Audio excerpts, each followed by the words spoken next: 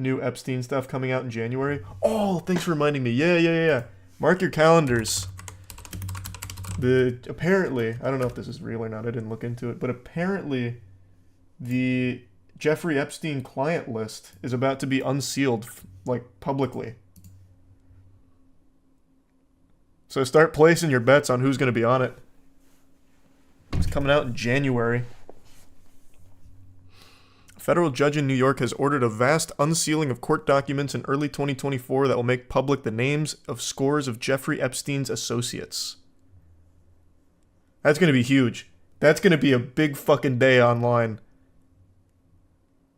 It's not even the full list.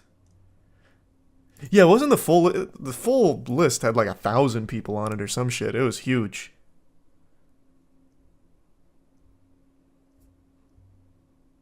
But still, I'm curious what the 150 here are going to be. I feel like Elon Musk is definitely on that list. Well, he has that famous picture with Ghislaine Maxwell. So, yeah, I think that's already confirmed that he will be on it. Hey, good to see you. Nice wig. Thanks for the resub.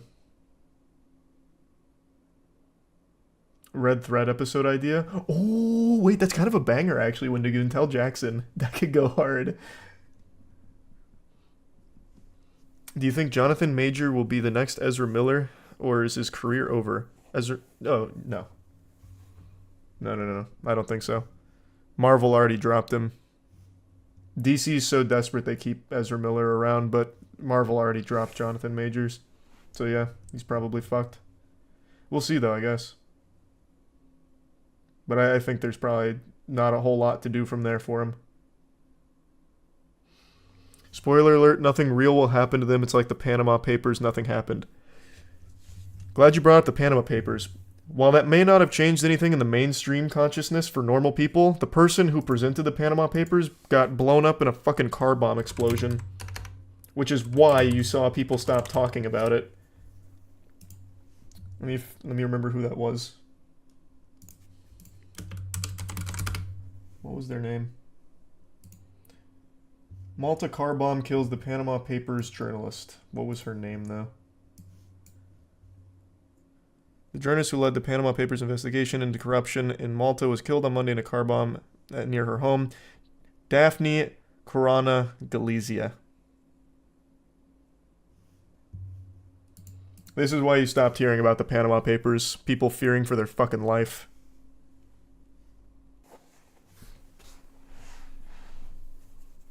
That's actually horrific. Yeah, what's even crazier is that most people don't even know what happened. Did you hear about the first guy to tear his windpipe by holding in his sneezes? No, but luckily I don't do that anymore. Thanks to the Prime Zonk. Hoping he gets a speedy recovery, though. Thanks to the resub Clash. Yeah, we can play a little game here. Let's do 10. Let's see if we can predict 10 people who will be on the Epstein list. No cheating, though, and choosing people who are already there like Bobby Kotick. I'm imagining the 150 they're revealing in January are going to be new names.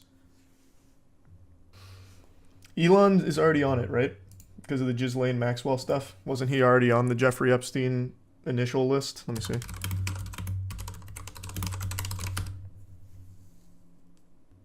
Tom Hanks.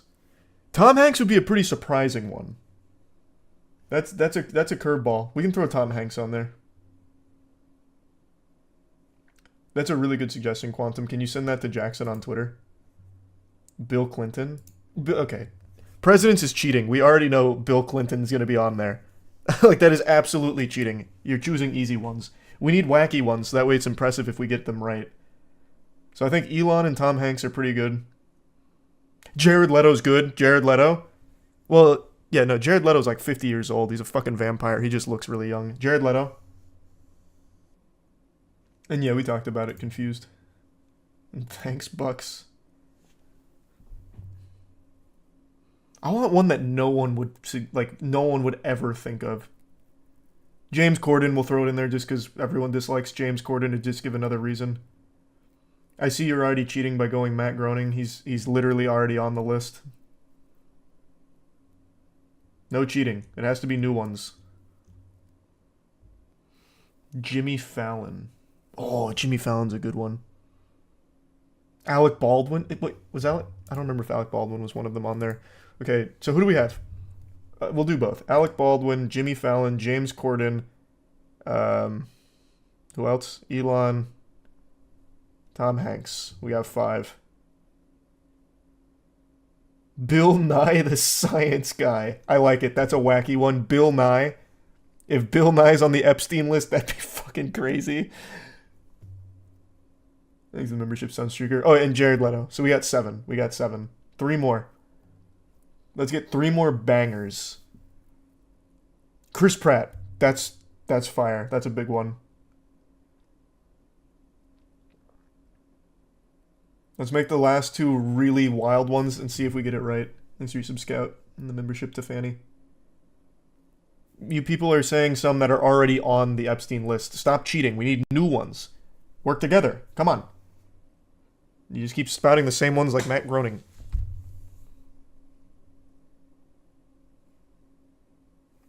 Donatella Versace. What the fuck? Okay, you're just throwing away one of your votes.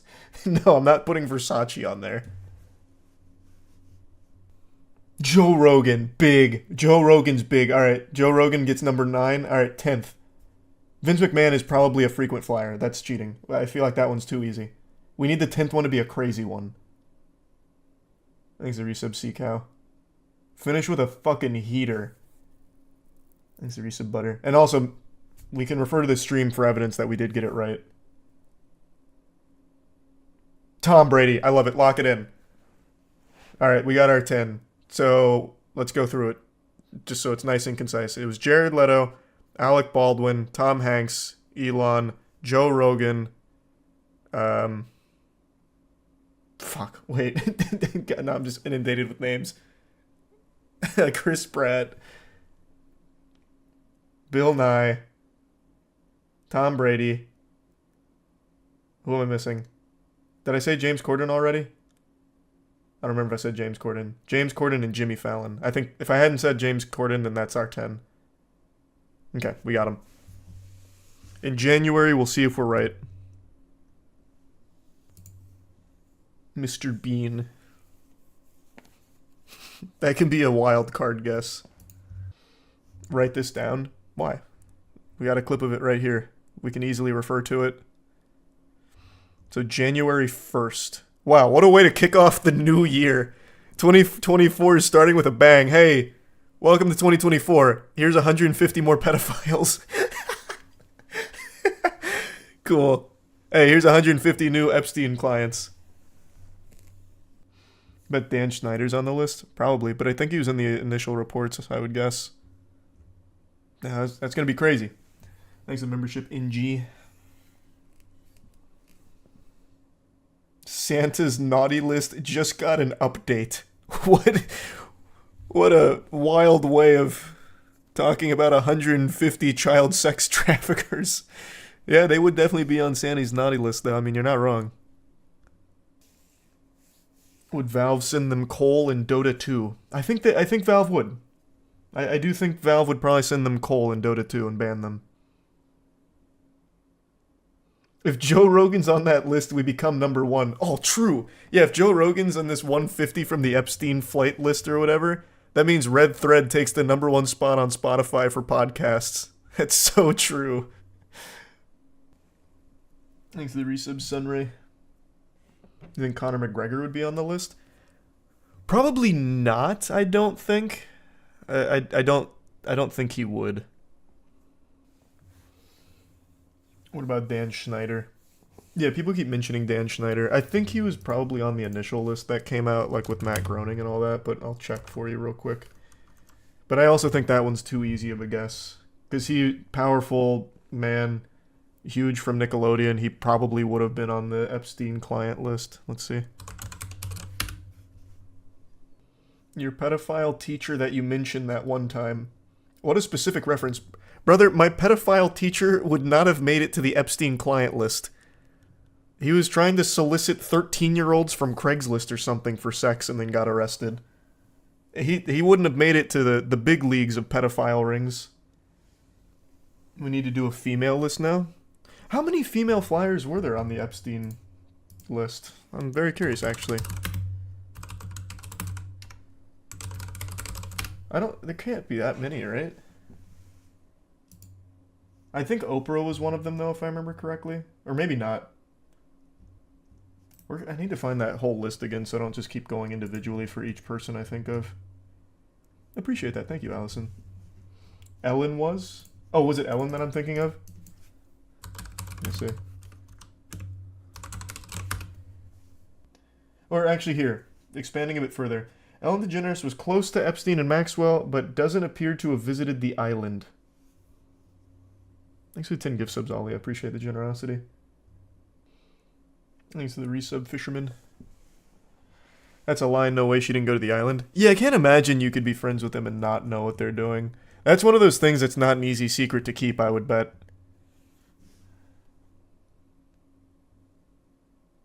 And yeah, we talked about it earlier, but I haven't watched the whole thing yet. Hold on, give me 1 second.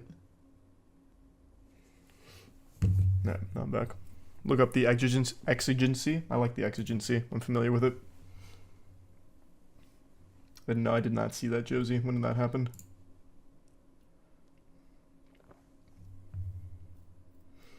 Probably a bunch of random billionaires no one's heard of. I think this 150 is going to be very spicy. I don't think it'll just be like random billionaires or anything. Why can't the list be released earlier? Well, it has to go through a whole legal process, so they have to like make the motion to unseal it, which I think they have successfully, so now it's set to release on January 1st. Did you see Bet Online is letting people bet money on who will be on the Epstein list? I'm doing that right now. Wait, what? An official betting pool for it? Is this that website that you can bet on actually anything? Because this is just fucking garbage, though. I want to put our guesses on the list. I want to bet on R10. Oh yeah, that's the sports betting one, isn't it? Yeah. Christ.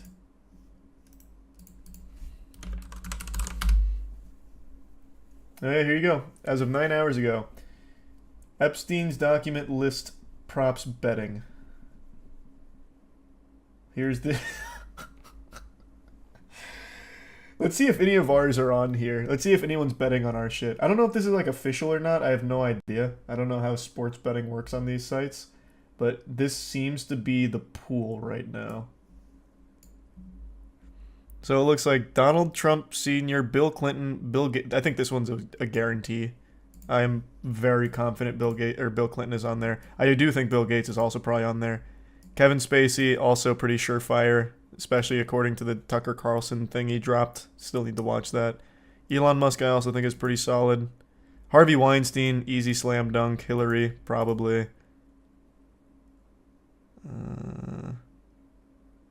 Bill Cosby's. Fuck, that's such a good guess. I think it's a tier 1 muff.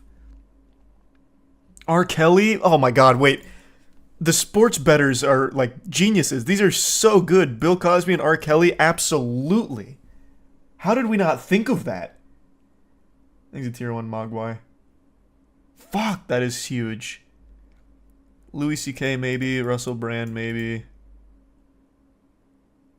Hunter Biden maybe. Joe Biden. I think he's probably too old. Like, I don't even think he knows what planes are right now. He's still catching up. Tiger Woods, maybe. George Bush Sr. Sam Bankman-Fried, now I know it's a little too...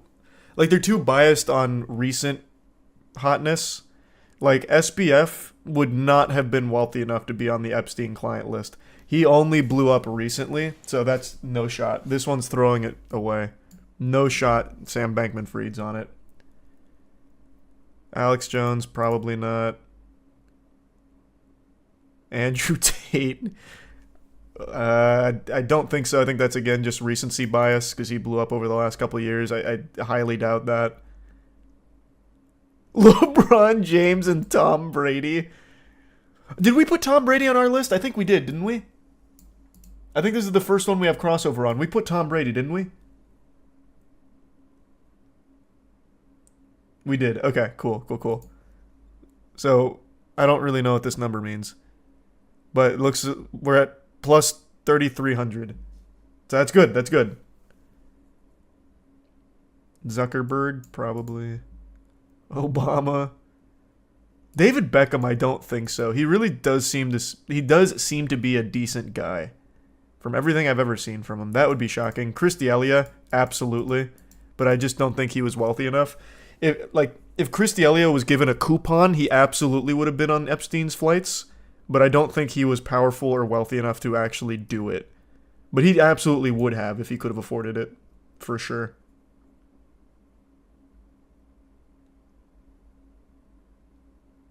Ronaldo and Messi are here. Here's The Rock. Putin. Okay, so we only had crossover with one, Tom Brady. That's the only one of our 10 that was on here.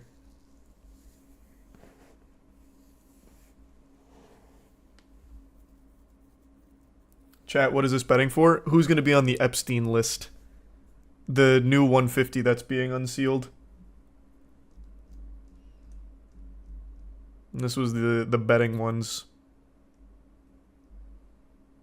Like the prime iron. I think it's worth pointing out that the release order is for people named in court documents relating to Epstein, meaning victims will also be listed. This has in no relation to his client list. No, that's part of it though, right? Because it's not only just the victims. We did talk about it. It's the victims plus also people that fought to keep their names off of the initial release, right? Or am I misremembering? Because I'm almost positive it is. Because it's unsealing and putting through some of the other names that fought to get off. Documents may not make it clear why a certain individual became associated with the lawsuit, but more than 150 are expected to be identified in hundreds of files that may expose more about Epstein's sex trafficking of women and girls in New York. Where is this not the same source I used last time?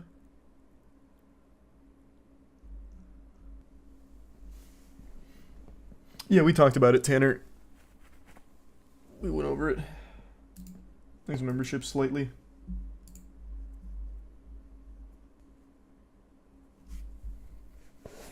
Is this Santa's naughty list? Yeah. Yeah, this is Santa's naughty list. You think Billy Mitchell should be on there? Billy Mitchell would be another crazy one. That one would be fucking absurd. Well, no, Billy Mitchell's not going to be on there. He's not nearly rich and powerful enough to have made it onto the Epstein client list. It just would be a crazy one if he was. That would be the biggest shock probably I'd ever experience. Seeing Billy Mitchell's name on the Epstein list. Do you think any non-celebrities will be on the list? Well, just extremely wealthy, powerful people that work behind the scenes, yeah. Not necessarily celebrities per se, but still rich and powerful people that you just don't know about.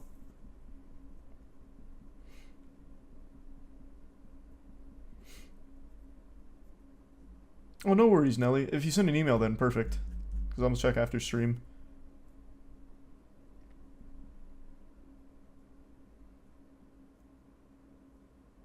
Don't you dare disrespect the greatest gamer alive. You think he's not worthy of becoming a pedo. Well, yeah. Not this level of pedophile, at least. I just don't think he'll be on there. We'll see. Hey, we got like a week until we got the new 150. Bill Clinton just confirmed. Well, Bill Clinton, that's been known. There's a decent Mickey Mouse public domain game called MoistCr1TiKaL. Never heard of it. Thanks for resub, Ghost Kid. And good luck, Ember. Hope you're enjoying it. Dan Schneider's probably a given.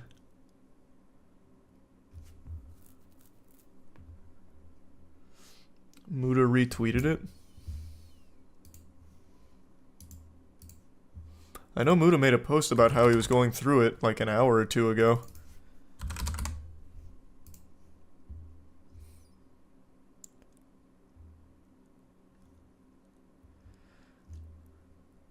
He said, reading through the Epstein list, that was 4 hours ago, but he doesn't have like a link to it or anything.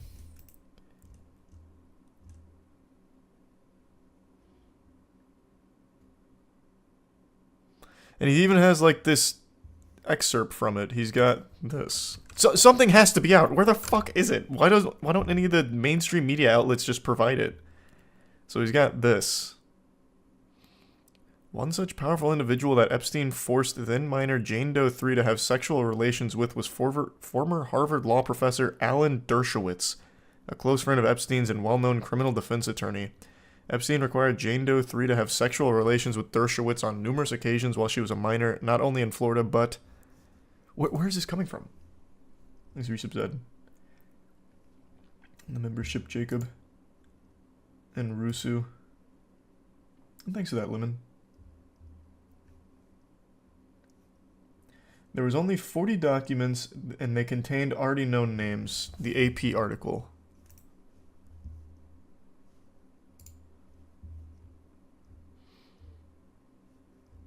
I don't remember Alan Dershowitz's name anywhere. So I feel like it maybe has a lot of known names, but maybe some new. I have no clue. Where's the AP article? Okay, how about this?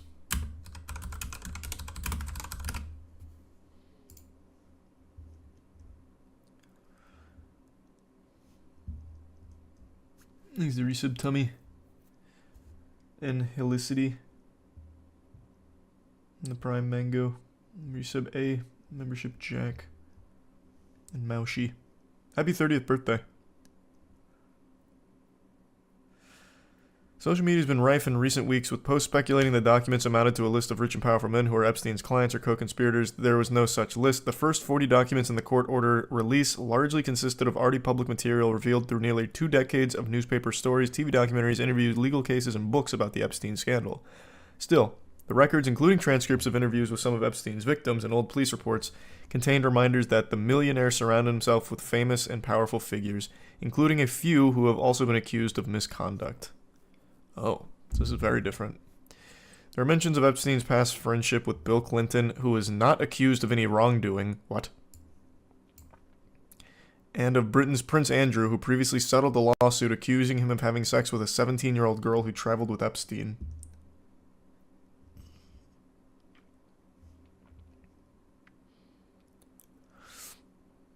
What do you mean? Who was not accused of any wrongdoing? Is it Prime Logan? What was Bill Clinton doing there? The Guardian has it.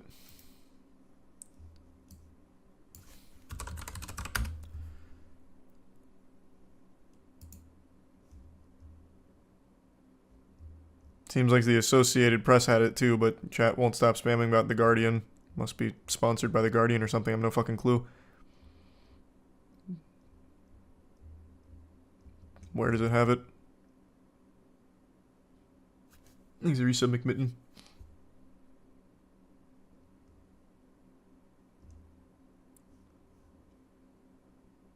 I'm not going to fucking R. Epstein. I'd rather go to an actual source that's not Reddit. Thanks, Prime Lance. Go to the red text at the top. Oh. So not in the... Oh, here we go.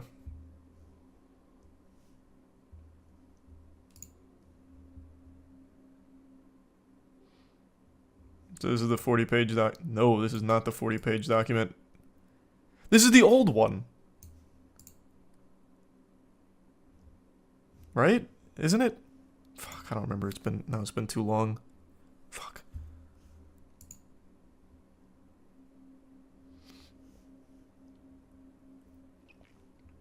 It says the date on it.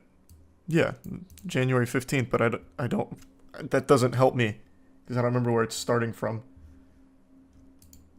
Oh, you're talking about on the top. I gotcha.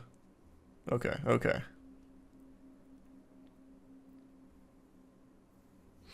He's a tier 1 tune.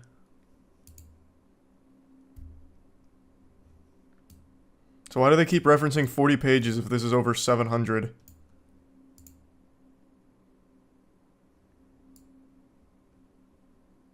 It's 943. Yet everything references a 40-page document being unsealed. There's a Prime Cricket in the Resub Luge. It's 40 documents, not pages. Must have misunderstood then. Well, it's no shot I'm reading through 963 pages in one evening. 43 pages in one evening.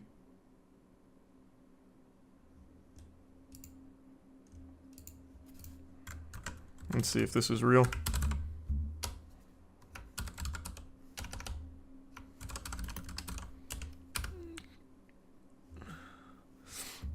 So here's Bill Clinton.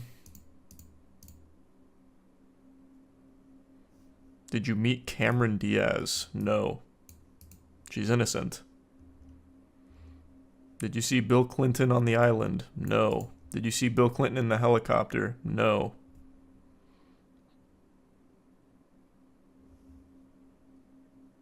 Page 926. Identities of individuals likely to have discoverable information relevant to disputed facts alleged with particularity in the pleadings.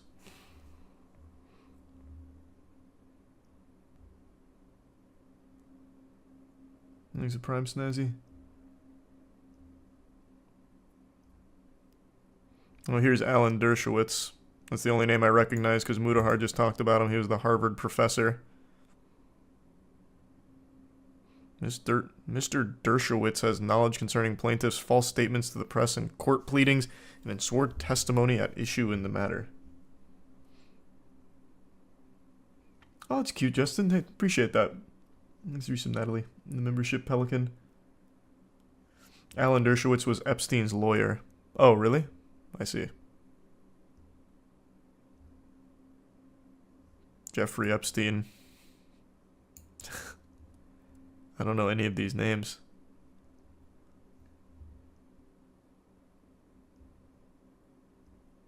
I know 2 names on here, so 3 names on here so far. Jimmy Kimmel. No, I don't think so. Not yet.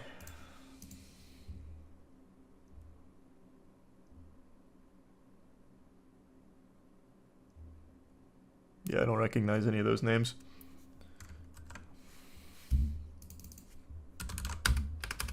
No Stephen Hawking mentioned here. Oh, wait. Here's an email. You can issue a reward to any of Virginia's friends' acquaintance family that come forward and help prove her allegations are false. The strongest is the Clinton dinner. And the new version in the Virgin Islands that Stephen Hawking what the fuck? Participated, maybe? Why is there a dash there? In an underage orgy. What is this?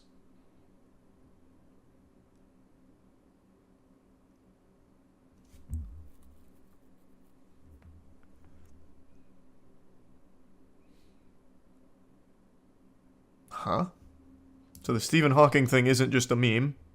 Chat was wrong about that. I mean, he is mentioned here, assuming he's Stephen Hawking. That's fucking crazy. Here's his name here. Al Gore. Wait, what is this? All photographs or video containing any image of you and the following individuals to the extent you have set... Okay, wait, what section is this?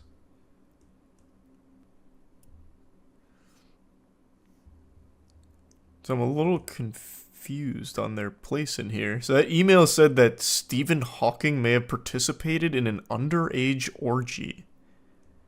That certainly wasn't in the initial release from what I recall. A couple years ago. Holy shit. And that was an email from Jeffrey Epstein, I think, is the sender?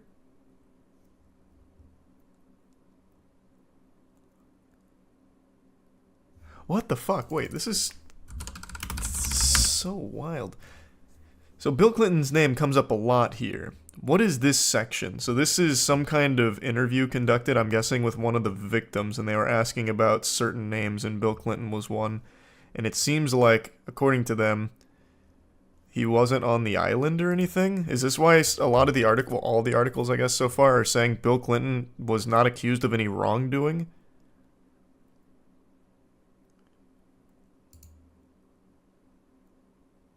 So here's this. Did Jeffrey ever talk to you about Bill Clinton? He said one time that Clinton likes them young, referring to girls. Do you recall ever taking a trip to Jeffrey Epstein's home in New Mexico? Yes. Do you recall who you went on that trip with? Sarah Kellen was there. Ghislaine was there. That's all I recall. And then Bill Clinton was mentioned again somewhere down here.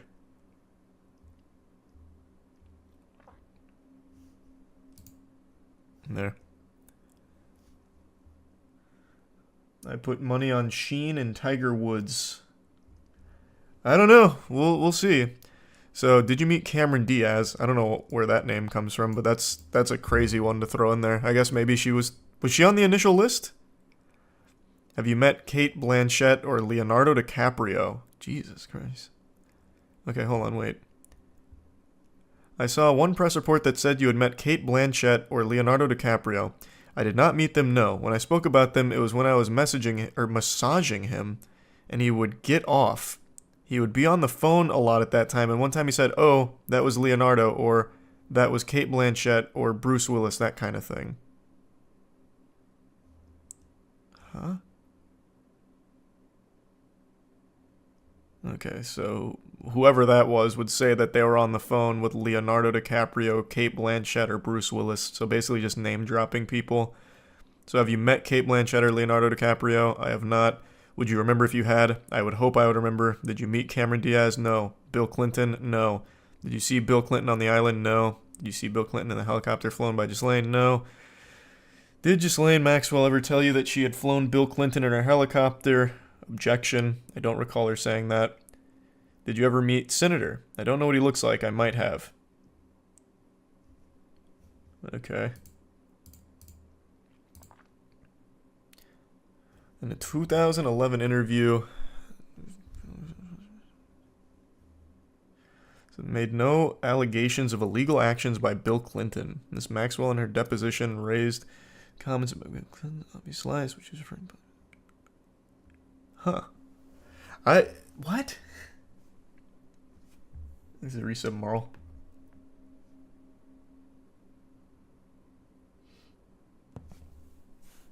Is Donald Trump on there? Here, let's look. Not that I've seen so far scrubbing through this. Yes, we went to one of Trump's casinos. That's one mention. Jeffrey said, great, we'll call up Trump and we'll go. I don't recall the name of the casino, but we'll go to the casino. Donald Trump, no. Did you ever massage Donald Trump? No. These are 5 gifted members, Simper. And thanks for the membership, Kiwi. Hey, happy belated 25th birthday, Tim. I'm glad to hear you're great at Destiny. And I still remember that gift, Kiwi. It was very sweet. It's much easier to just read the news article. Is there any that break it down concisely? A nice, succinct debriefing on it? There's a Prime Cam. And the Prime Jasper. Someone said Michael Jackson is on it.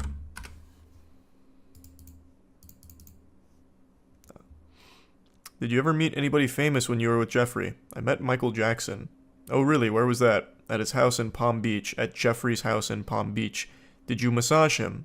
I did not. Anybody else you remember? I know you mentioned David Copperfield earlier. Anybody else? No, I'd remember that. I have played the finals, but only their tech test. I haven't played the full thing. Anyone but MJ.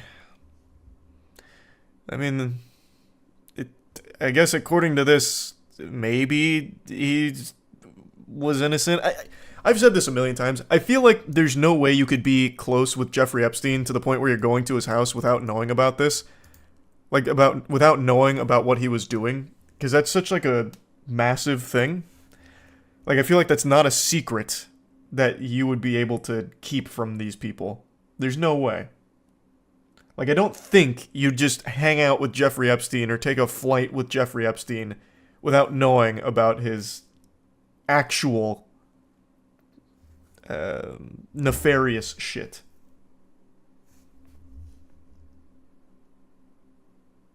A live-action Killer Bean movie. That sounds fire. I still stream on Twitch, Benjamin. I just simul-stream. Bill Gates is on the list. Well, okay. It doesn't seem like this is a list so far. Also, his name's not even mentioned here.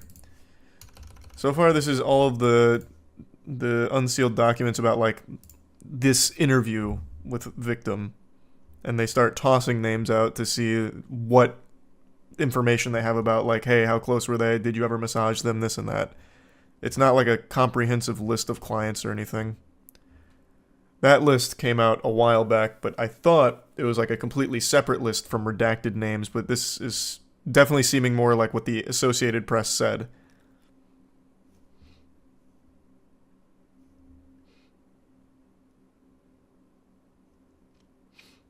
There's more info on David Copperfield he apparently knew. Let's see. He couldn't make the Jeffrey Epstein stuff disappear, I guess. David Copperfield was at a dinner at Epstein's, and there was another girl present who looked young, and Johanna asked what school she went to, and Johanna did not recognize the school name as being a college, and she said it was possible it was a high school-aged girl. Johanna said Copperfield questioned me if I was aware that girls were getting paid to find other girls. Have you met David Copperfield? Yes. This was the second trip that I took to Virgin Island. Do you recall who was present at the time that she made that comment about children? And then says it was their second trip to the Virgin Islands. And then asked if you've met David Copperfield. Did you observe David Copperfield to be a friend of Jeffrey Epstein's? Yes. Did Copperfield ever discuss Jeffrey's involvement with young girls with you? He questioned me if I was aware that girls were getting paid to find other girls. Thanks for the membership, L. That whole Michael Jackson thing was back when Jeffrey was helping him with his financial battle against Sony. Thanks for 5 gift subs, Fox. Is that right? I don't know anything about it. Yeah, Bill Clinton's name comes up quite a bit, but so far from what I've seen there, it's them saying that they've never seen him get like a massage or they've never done anything or witnessed anything. And that article said that he's not being accused of any wrongdoing. And long time, Benjamin. If you like 2D platforms, play MoistCr1TiKaL. Maybe I'll check it out.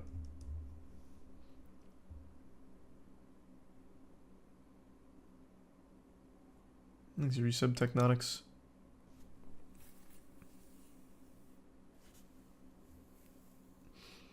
So where's like a article with a good comprehensive breakdown of it so I don't have to just keep control F'ing through all of the sections?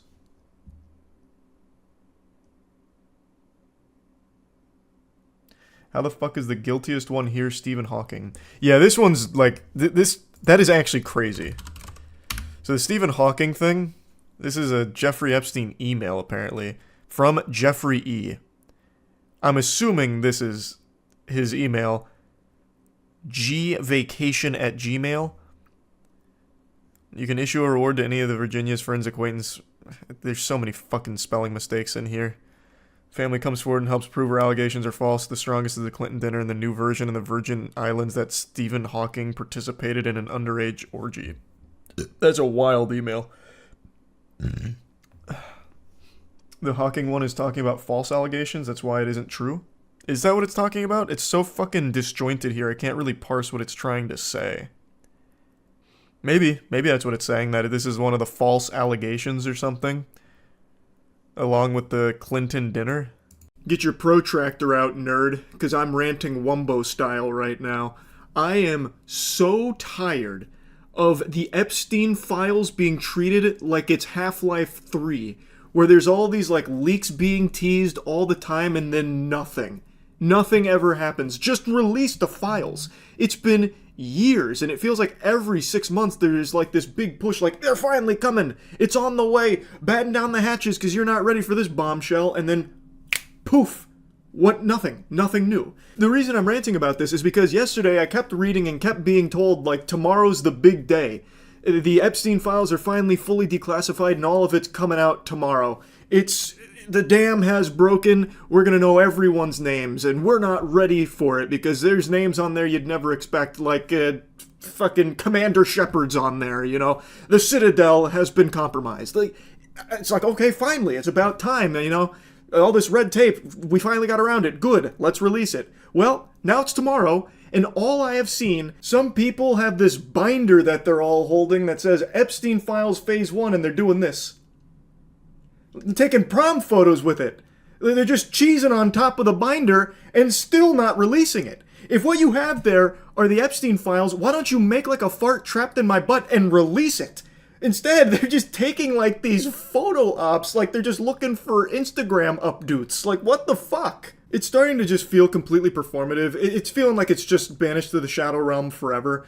because I have seen this as a talking point for a while now when people are looking for like approval on things or trying to get into a position of power. I've seen this as a big talking point, like, hey, if you choose me, when I get in there, come hell or high water, I don't care whose feelings get hurt, I'm releasing the Epstein Files. I'm gonna go in there, I'm gonna take a power stance, lat spread, and teabag this shit, going right into the department, marching in there, slapping the files out of their hand, and I'm putting it in the American public's hands. Take my word for it. Well, now there's a lot of people that can do that, and it's still not happening. The names are still not being released. The most we ever get is these little tiddlywinks of Epstein file morsels that have been known for years, and they parade it around like it's new info. It's so stupid, and I'm beyond tired of it, because there is no doubt so much redacted information that is still not publicly known that I'm fully confident they have access to, especially judging by these pictures they're all posing with, like, here's the Epstein Files, I've got them right here. Well, how about you open it and let us take a peek inside if we're that close to releasing it? Like, today was supposed to be the day. At least that's everything I kept reading and getting told. So when is it? When will we finally know all of these names and all of this information? Because it has been so long of the same song and dance. Now, as I've been making this video, a new article just dropped that states that after review of the release documents from today, most of the information has been heavily redacted and previously reported. Also, it's called into question if the information was ever even classified in the first place, and it's drawing, of course, heavy criticism because apparently it boils down to being some of Epstein's phone book. And now I just read another article that said it's being pushed to tomorrow because the FBI director is withholding thousands of pages. It's such a mess. Like, I am fully expecting tomorrow to roll around and still nothing to be there. Hopefully I'm wrong about that. We'll see. But based on what I'm reading from the people that did have access to this huge new information, it boils down to mostly redacted shit, as well as things we already knew, and then some of Epstein's phone book. So when are we actually getting the meat and potatoes, the fucking spaghetti and meatballs of all of these Epstein names and all of this absolutely evil shit that they apparently have had access to for so long but still haven't released? It just feels like I'm perpetually reading BuzzFeed slop headlines in regards to this. The first arrest will shock you. The Epstein Files are coming. Okay, that's exciting. When? I'm ready to be shocked. When's that first arrest happening? Why hasn't it happened yet? Like, who is it? Who are you trying to catch? Is it fucking Adam Warlock? Like, why can't we get a handle on them? When is that first arrest happening? Like, if these headlines just keep popping up over and over and over again in regards to the Epstein Files, and then there's still nothing that ever gets released. It's at the point now where I really feel like there might not ever be an arrest that comes from it, and there may never come a point where the Epstein Files ever get fully released. I also read a couple days ago that allegedly the FBI was working to delete some of the files, so it's just such a fucking disaster. It's so infuriating. And I keep hearing time and time again, like, it's coming, it's almost here. It's set your alarm clock. But it's become like the Bloodborne 2 of documents. It just doesn't exist, it feels like. I guess when Jeffrey Epstein mysteriously found a way to kill himself in prison, like, you know, Tony Stark of suicide, he killed himself with nothing but a box of scraps and toilet paper. Somehow, all of the evidence and everything he had vanished with him. And now it only lives on in headlines occasionally about, like, well, it's coming, maybe. No, it's actually coming this time, and then it never does. But again, hopefully I'm wrong. Maybe tomorrow is the big day with a lot of new information, a lot of new names, and maybe, God willing, some fucking consequences for the people on the Epstein list. Here's hoping. Fingers crossed. But anyway, just wanted to rant about this briefly. That's about it. So, yep. 2 days ago it was tomorrow. Yesterday it was today. Now look at us. In the present. Today. And still no Epstein Files. They treat these like Bubble Bass treats pickles on a Krabby Patty. Still no pickles, but it turns out he's just hiding them. They have the files, it seems, and instead of releasing it to the American public, they'd rather just give these binders that say Epstein Files Phase 1 to some influencers, so that way they can pose with it like a prized fish, where they're smiling and laughing about it like they're about to go to homecoming, instead of just releasing that information. It's so fucking weird. They're treating these extremely serious files with child sex traffickers in them as if they had just got like a baseball from their favorite MLB player who threw it into the crowd for them. It's just not being taken seriously. Not only by the people that have the binder, it seems, but by the actual GOP. I was going to mention this yesterday, but I decided to, sit on my swamp ass and just stew. We'll wait to see what they say about it tomorrow, because I thought there was a chance maybe the House Judiciary Twitter account got hacked with this post. Like, surely they'd release a statement today, but no. They're just going to plug their ears and pretend it didn't happen. But I'm sure a lot of you saw yesterday the actual official House Judiciary Twitter account rickrolled the Epstein Files. I shit you not. They posted this tweet, and when you click that link, it takes you to a rickroll. The tweet eventually got deleted, but it was up for hours. It wasn't like a brief thing that some random person scooted into the office and did as a joke. This was something that they posted and kept up for a while. This shit is so outrageous, it has my voice cracking. My vocal folds are left in disbelief like they just watched a David Blaine stunt. Except this isn't like a magic trick or an illusion, this is all very real. They are treating the Epstein Files like some kind of joke. This is one of the most infamous child sex traffickers in American history, and they are treating it as if it's not serious. What? And now they're just not going to ever address that this happened. They're just going to ignore it. That's craziness. Now, like I said at the beginning, I didn't expect the Epstein Files to be released today because it's been very clear that that's just not coming. And I think we're at the point where even if they do ever release the Epstein Files, there is no faith left, no trust that they won't be tampered with. Like, heavily redacted. They did release some things yesterday, but it was all old information. It wasn't anything new. There was like a couple of like tiny new tidbits, but not really. And at the end of the day, like I said, there's going to be so little trust that this hasn't been heavily fucking flubered with. Made that word up, but it sounds like it could apply. Like, it's a Schmeckeldorfing, it feels like, where the information, it might not even be accurate anymore.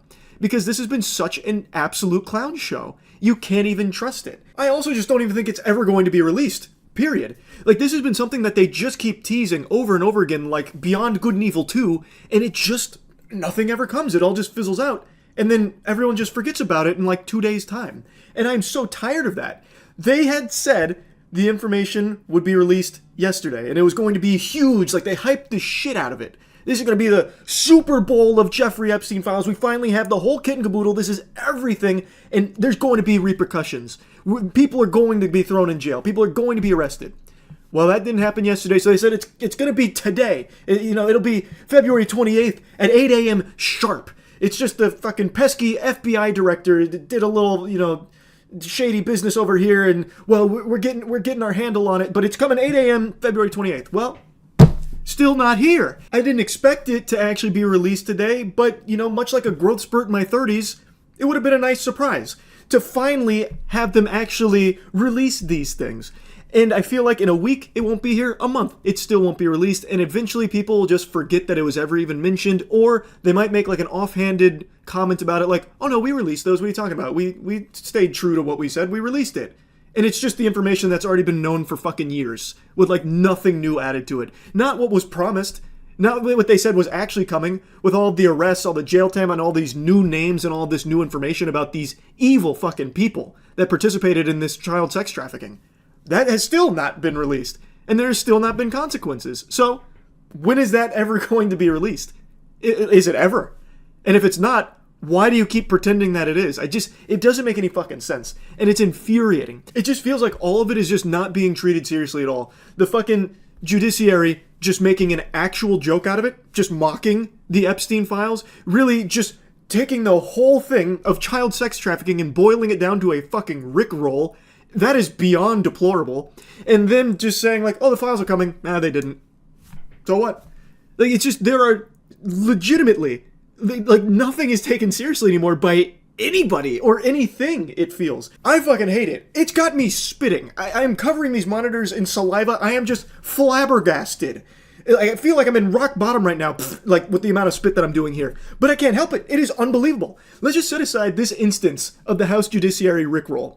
Why in tarnation on God's green earth would you want your House Judiciary to be cringe, meme lord, Reddit tier losers making rickrolls in the year 2025 of our Lord on anything, let alone something as serious as the Epstein Files? How is that not embarrassing?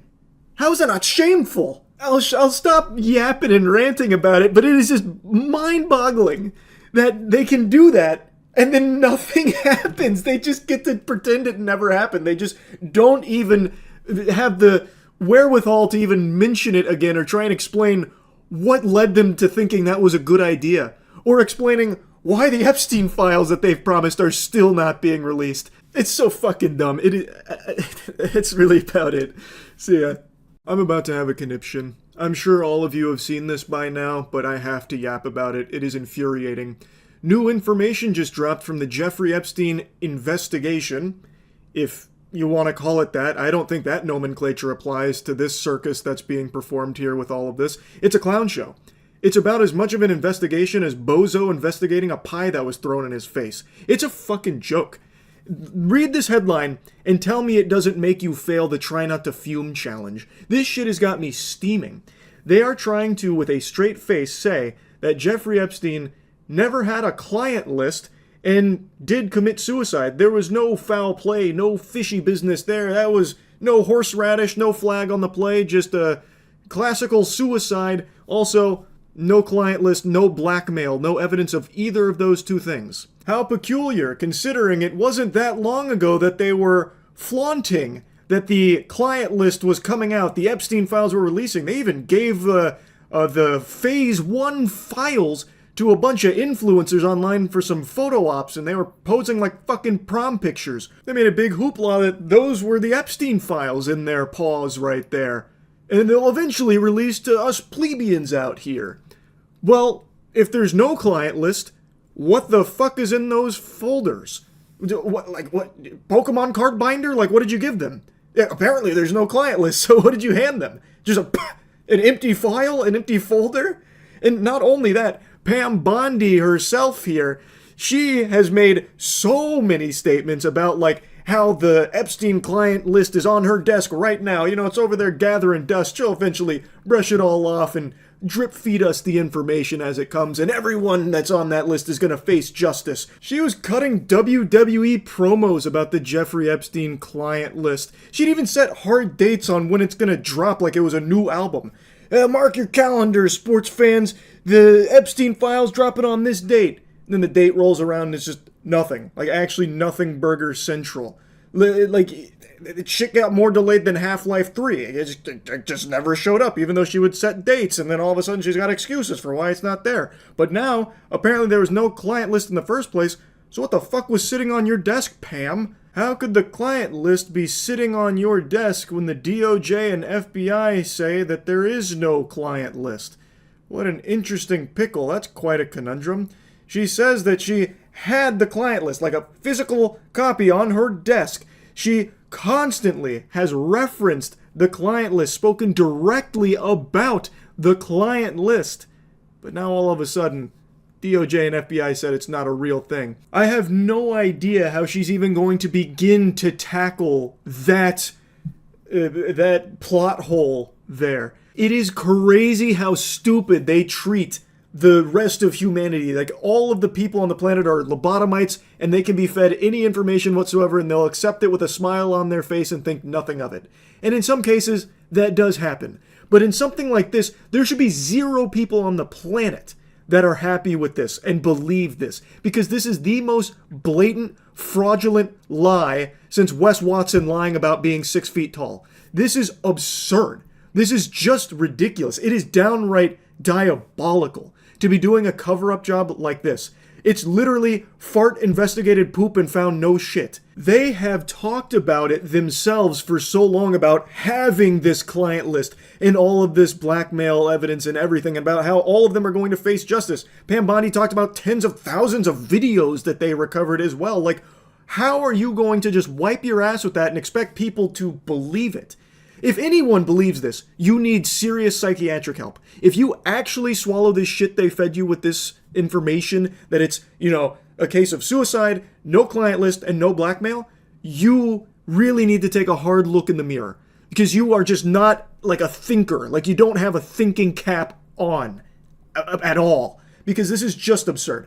There should be no one on the planet that is fooled by this. This should make you mad. It absolutely should make you very upset, because this is blatantly covering up for corrupt, evil people in high positions of power. I saw this said as a joke, but I actually think we're pretty close to them just denying Jeffrey Epstein ever even existed in the first place.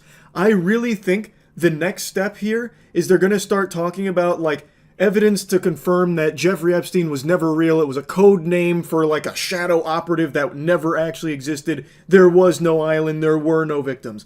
I think we are not far away from them trying that play, because they are using every weird tactic in the book to try and bury anything even remotely related to Jeffrey Epstein, while trying to put on a strong face about how everyone's going to face justice. Well, where's that? That hasn't happened. And it hasn't happened for years.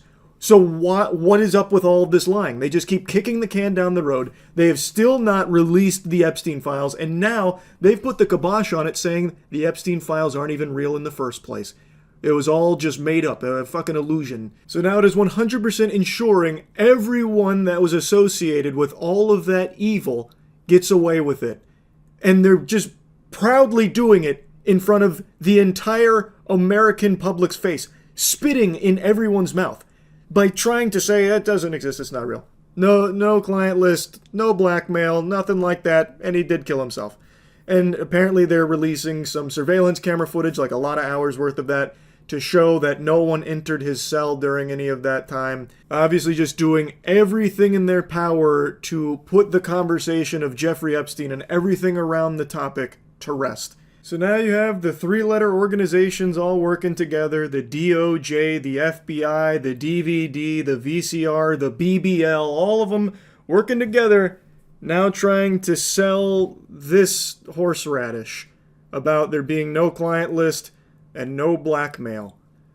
Like, I cannot believe that they are just trying to just say that, even though it's been something they've supposedly acted on and investigated for years and made huge progress on, and want to get the information out to the American people because of these dangerous individuals that need to be held accountable and face justice for the crimes that they engaged in on Jeffrey Epstein's island. It was even used as a political talking point for some individuals to gain positions of power, using it as part of their platform about how they're going to fight for justice and release these Jeffrey Epstein files that have been, clogged up for so long and not, the information not out and available to the public. They were going to be the ones to break that dam. They were going to pursue this, come hell or high water, fighting night and day for it. And now those people have been elected only to flip-flop, and now they're totally fine burying the Jeffrey Epstein subject entirely. You should be asking yourself, why?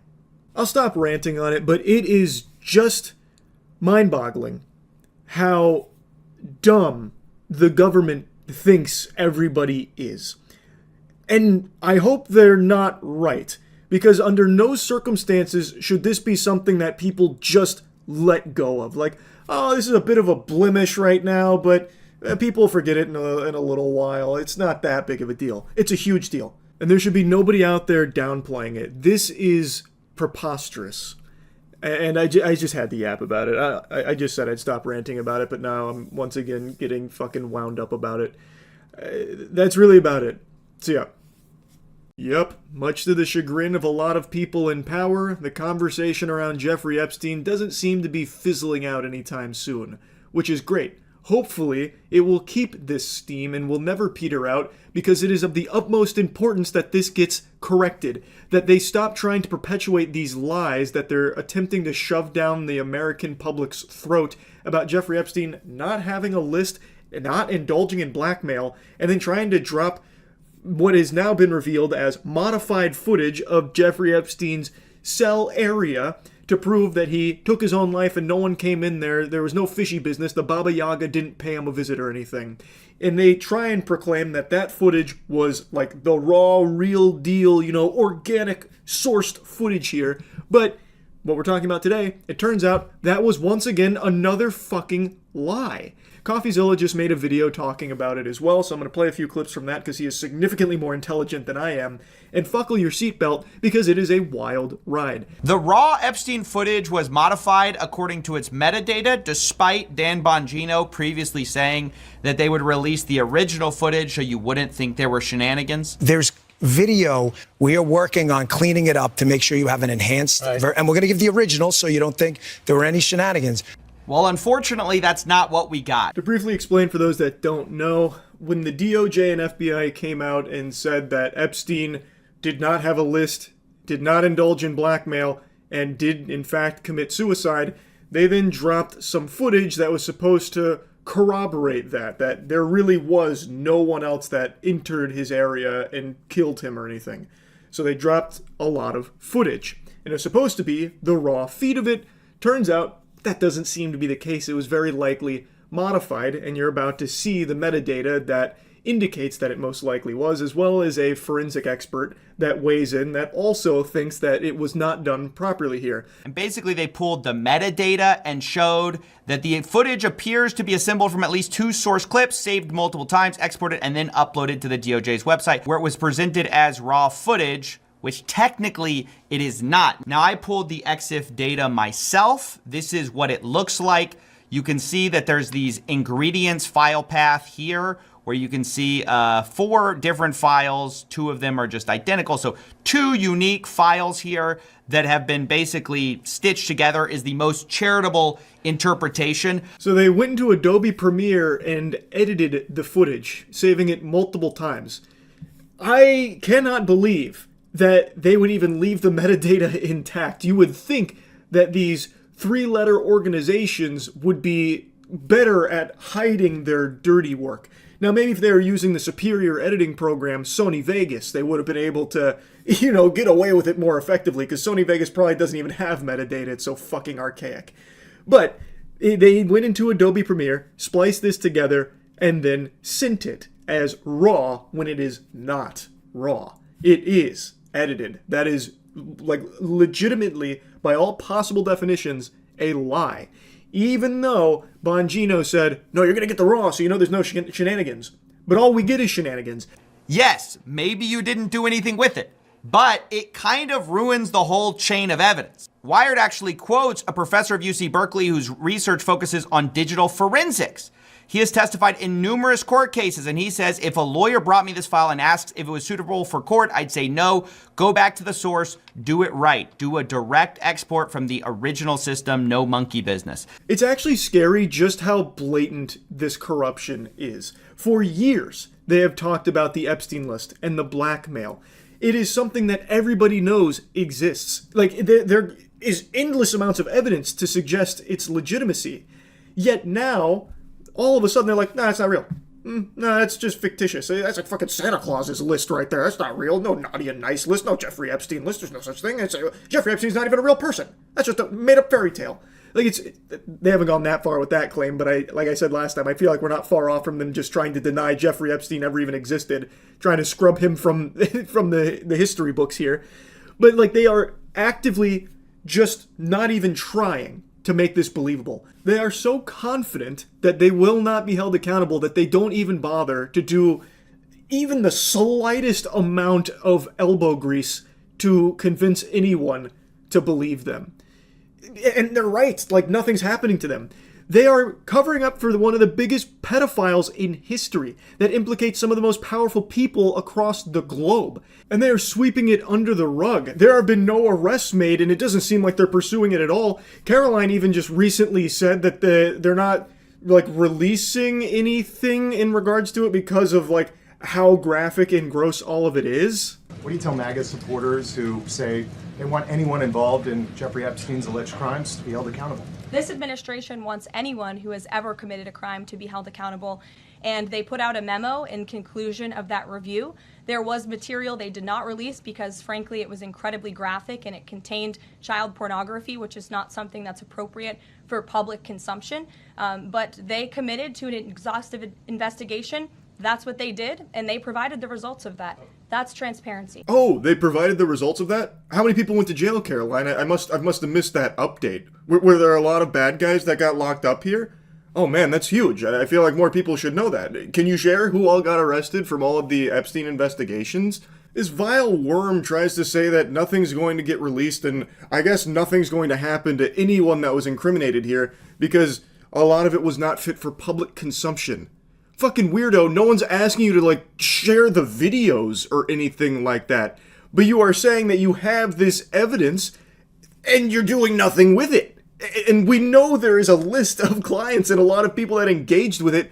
Fucking arrest them! What the public deserves is that you will follow through with your duty of arresting these evil people that you have unbelievable amounts of evidence on, which is not happening. This is the furthest thing from transparency, unless she's trying to argue that this cover-up is so blatant, obvious, and terrible that everyone can see through it, so you can immediately know how guilty some of the most powerful people are. Then I guess that makes sense, because this is such a poorly done attempt at burying this that everyone can see through it. Is that the point she was trying to make? Perhaps, I guess. Every step of the way here, they are lying and trying to cover up everything related to Jeffrey Epstein, including this footage that was supposed to be raw footage. The video aspect ratio suddenly shifts as the tape changes over, or whatever they claim. You can see that right here. There's like a sudden shift in the video. I have not changed this video in any way. I have it in the Premiere Pro timeline, which I guess they had as well. So this is as intended. So there's this just weird shifts in the footage. I mean, this was done in actually a very sloppy way after they explicitly talked about needing to do it in the right way so the American public could rely on it. Now, as CoffeeZilla says, it could be all just incompetence, like actually just fucking troglodytes here in charge of all of this. So even though they called attention to needing to do it the right way, they're just so fucking brain dead, like actual lobotomites, and just couldn't even do it the right way, so then they just farted this out. Like, it could be, like, no manipulation here, like, this is just how it's done, like, for some reason it dumps a minute, like, as it's switching over, and they had to put it into editing software and fuck up the aspect ratio. I guess it could be incompetence, but I would not be that charitable with this. They are doing so much lying. Again, we already know about the list existing, and we know about the blackmail. That is all real stuff, and now they're denying it. And now they're doing this modifying of footage while trying to fight back against the conspiracy that Jeffrey Epstein didn't kill himself. It's just insanity. They are so confident that the public will do nothing about it. They'll get upset, but they'll just swallow it and be done with it and move on. And some people are, but I'm happy that most aren't.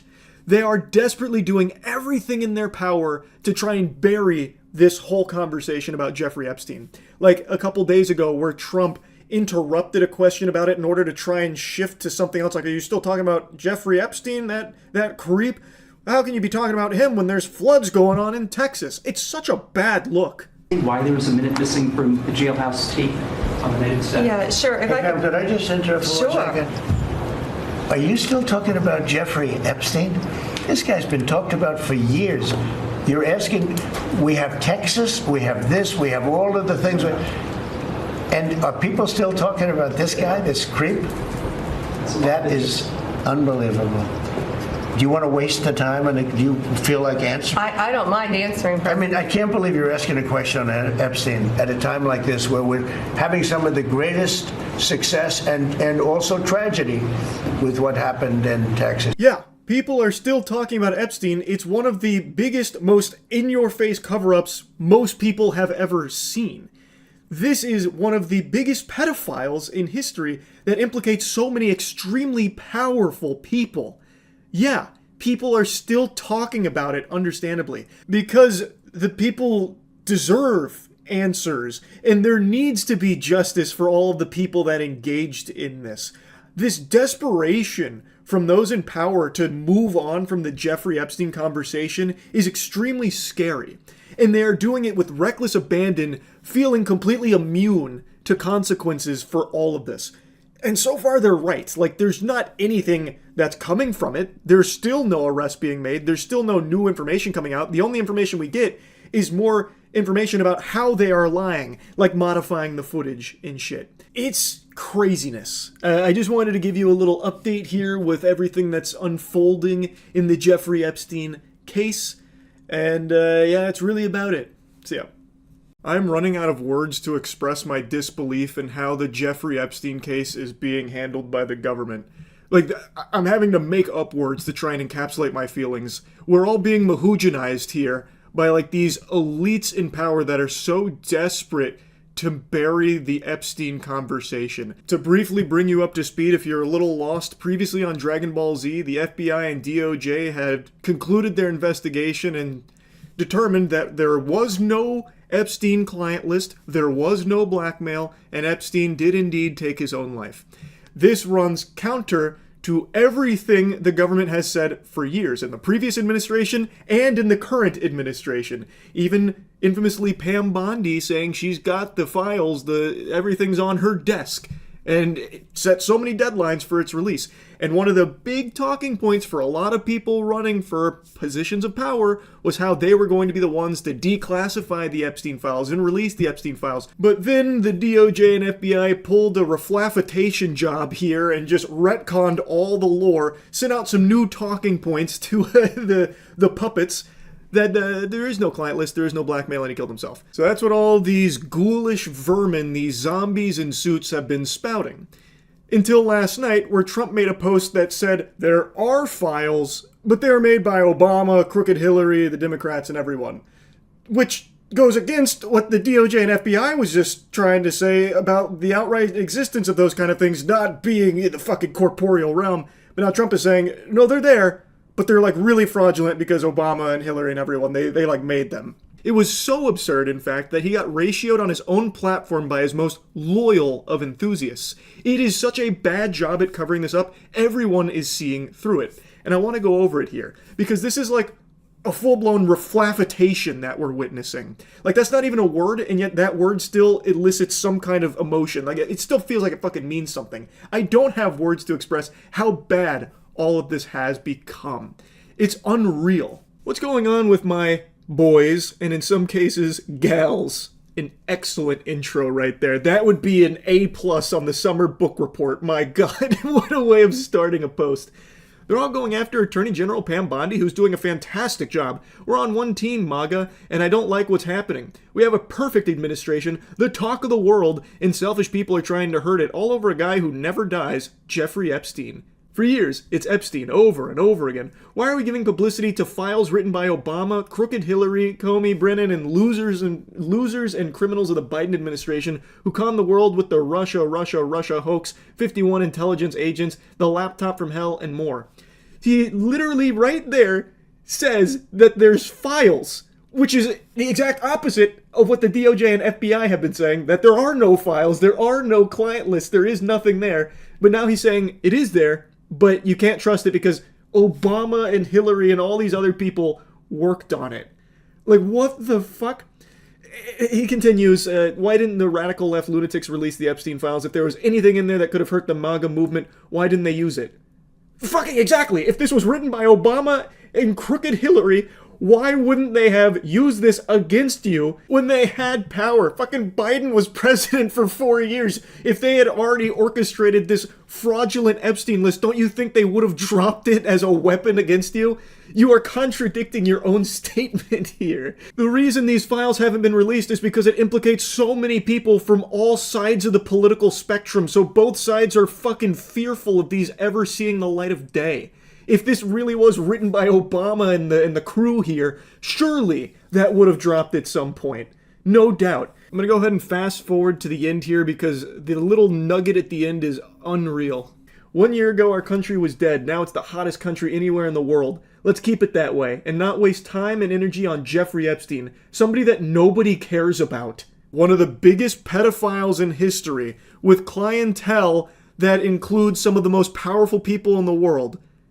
And now all of a sudden nobody cares about Jeffrey Epstein? What? What are you trying to even say?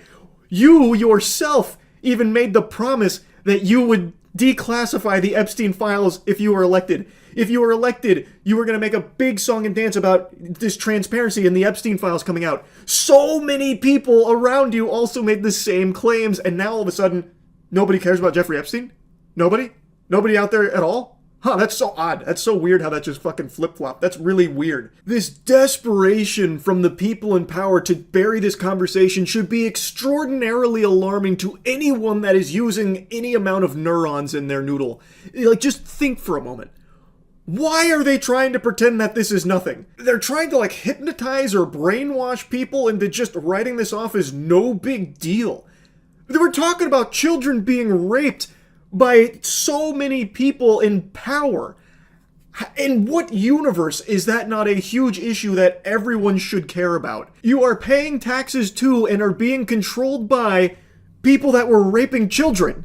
And they are not facing justice, even though justice is what was promised by this administration and had been repeated so many times to the American public of how they were going to be pursuing justice come hell or high water. Everyone that Epstein ever associated with, everyone incriminated in these files, is going to face the piper. So put that in your pipe and smoke it, criminals. And now they're just saying, no, it's not real, it doesn't exist, there's no evidence of that, we're not doing anything. And not only are they not doing anything, they're actively lying to the public about all of it and now trying to convince the public that it's stupid to make a big deal out of it, and that you're wrong for making a big deal out of it. Again, keep in mind, a lot of people that are currently in power use the Jeffrey Epstein talking point as a huge piece, because the previous administration completely fucking failed in delivering anything of substance in regards to that investigation. So, this next cycle, a ton of people were using it as a way of trying to win over a lot of people about how transparent they're going to be and how justice is going to be a priority. And now that they're in a position to actually deliver on that justice, they're just burying it, outright just denying its existence, and making sure all of those that were implicated get away with it. I don't know how any sane human being with a functioning frontal lobe could look at this as anything other than a complete betrayal and a lie in using their power to protect these elite pedophiles on the Jeffrey Epstein list. It should be something everyone cares about, but they're trying to tell you to reject what you know to be true and just mindlessly follow their every single word. Words that change every single day. There's no one story. They are constantly flip-flopping. They're not even in agreement with their own stories at all, but you just need to swallow all the shit they feed you. They were already telling you how important Jeffrey Epstein and everything in regards to that case was. Now they're telling you it's not important and it's not real, so get over it. You need to not let that actually take hold in your psyche. This is the most blatant, bad cover-up ever. This is a worst cover-up job in history, yet somehow it is actually still working for some people. There are people that are now just writing it off as no big deal. Guys, can we get on to the next thing now? This is stupid. We're so hung up on this Epstein thing. I've never even heard of Epstein. Epstein? I don't even know how to say his name. I have no idea what any of this is about. All I know is there's no big deal. Fucking goofball Stephen A. Smith recently had this to say about it. It's really, really surprising that this matters. Of course, I think there's a list, but I don't know. I suspect, but I have no knowledge, nor do I care. It's Friday night. I'm getting ready to go out and enjoy myself. I'm getting ready to have a nice weekend. I could give a damn about the client list, the Epstein client list. This has no effect on me whatsoever. I have a life. I don't understand for the life of me why this matters so much to these. I'm talking about people losing it. They're crying on camera. They're talking about resignations. They're pissed off about everything. I'm like, really? That's a fascinating perspective there, Stephen. I see you put on your stupid cap for this. That's very interesting. So it's no big deal to you that children were being raped by Epstein and all of his associates, many of those associates being very powerful political figures? That you don't understand why that would be a big deal or something that people care about? Oh, but you're going out on Friday night to go eat fucking shrimp or something, so you're having a great time. It doesn't affect you. What is even the point you're trying to make here? You're just implying that because you're about to go have a nice Friday night, you have a life, thus you can't be bothered to care about these absolutely heinous crimes that other people seem to care about that you don't understand why. Good news, everyone. Stephen A. Smith is not directly affected by the unthinkable crimes committed by Epstein and all of his associates, so the case is closed. There is no point in even pursuing justice against all of the criminals that were involved. There's certainly no point in talking about it any further. In fact, he is criticizing people that are talking about it still. He doesn't think it's that big of a deal because he's busy. He's a busy guy. He's a very social guy. He's got a function on a Friday night where he can go enjoy some hors d'oeuvres. He doesn't really seem to care all that much about this whole Epstein thing and all the victims there, I suppose. That's what he's implying. So move on. That's the message he's delivering here. It's crazy. He is directly implying that it doesn't affect him. He doesn't seem to care and doesn't think anyone is justified in caring. It doesn't make sense to him why people care so much about these heinous, evil crimes That is crazy that he is just confidently saying that with his whole chest. He's unafraid to just say how little it matters to him with how evil this shit is. You can see the talking points have now actually hit the desks. So there's a lot of people that are now trying to regurgitate this vomit about, like, it's just not a big deal. It's so surprising anyone cares. And you can see that his cohort here is giggling. His handlers went and programmed some laughter into his protocol so that way they could try and, like, turn this into a joke.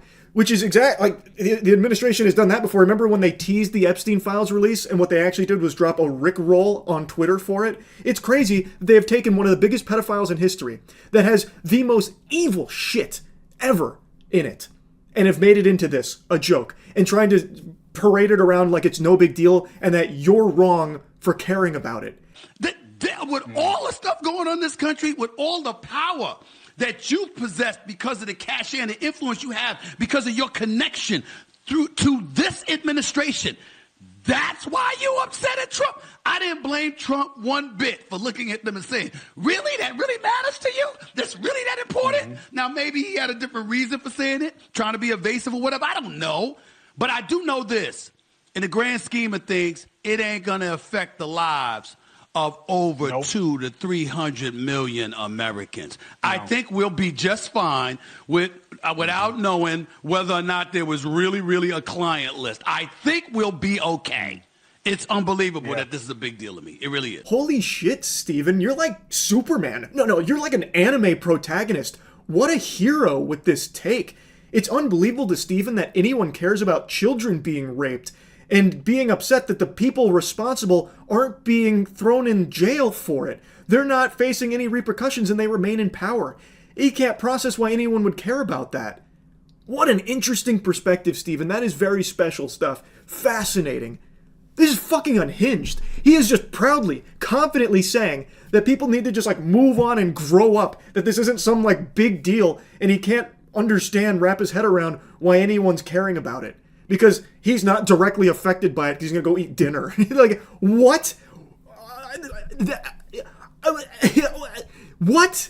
Like, I'm actually having like a fucking Scatman level meltdown right here at a loss for words. How people can actually have that mentality. Everyone is affected by this, by the way, because it now proves that there are people that are above the law. And those people are people you directly pay taxes to in a lot of cases, Steven. Everyone is affected here, you fucking goober. He's not the only one. This has become like a common talking point. I guess the talking point emails went out maybe with a little bit of money under the table for it as well.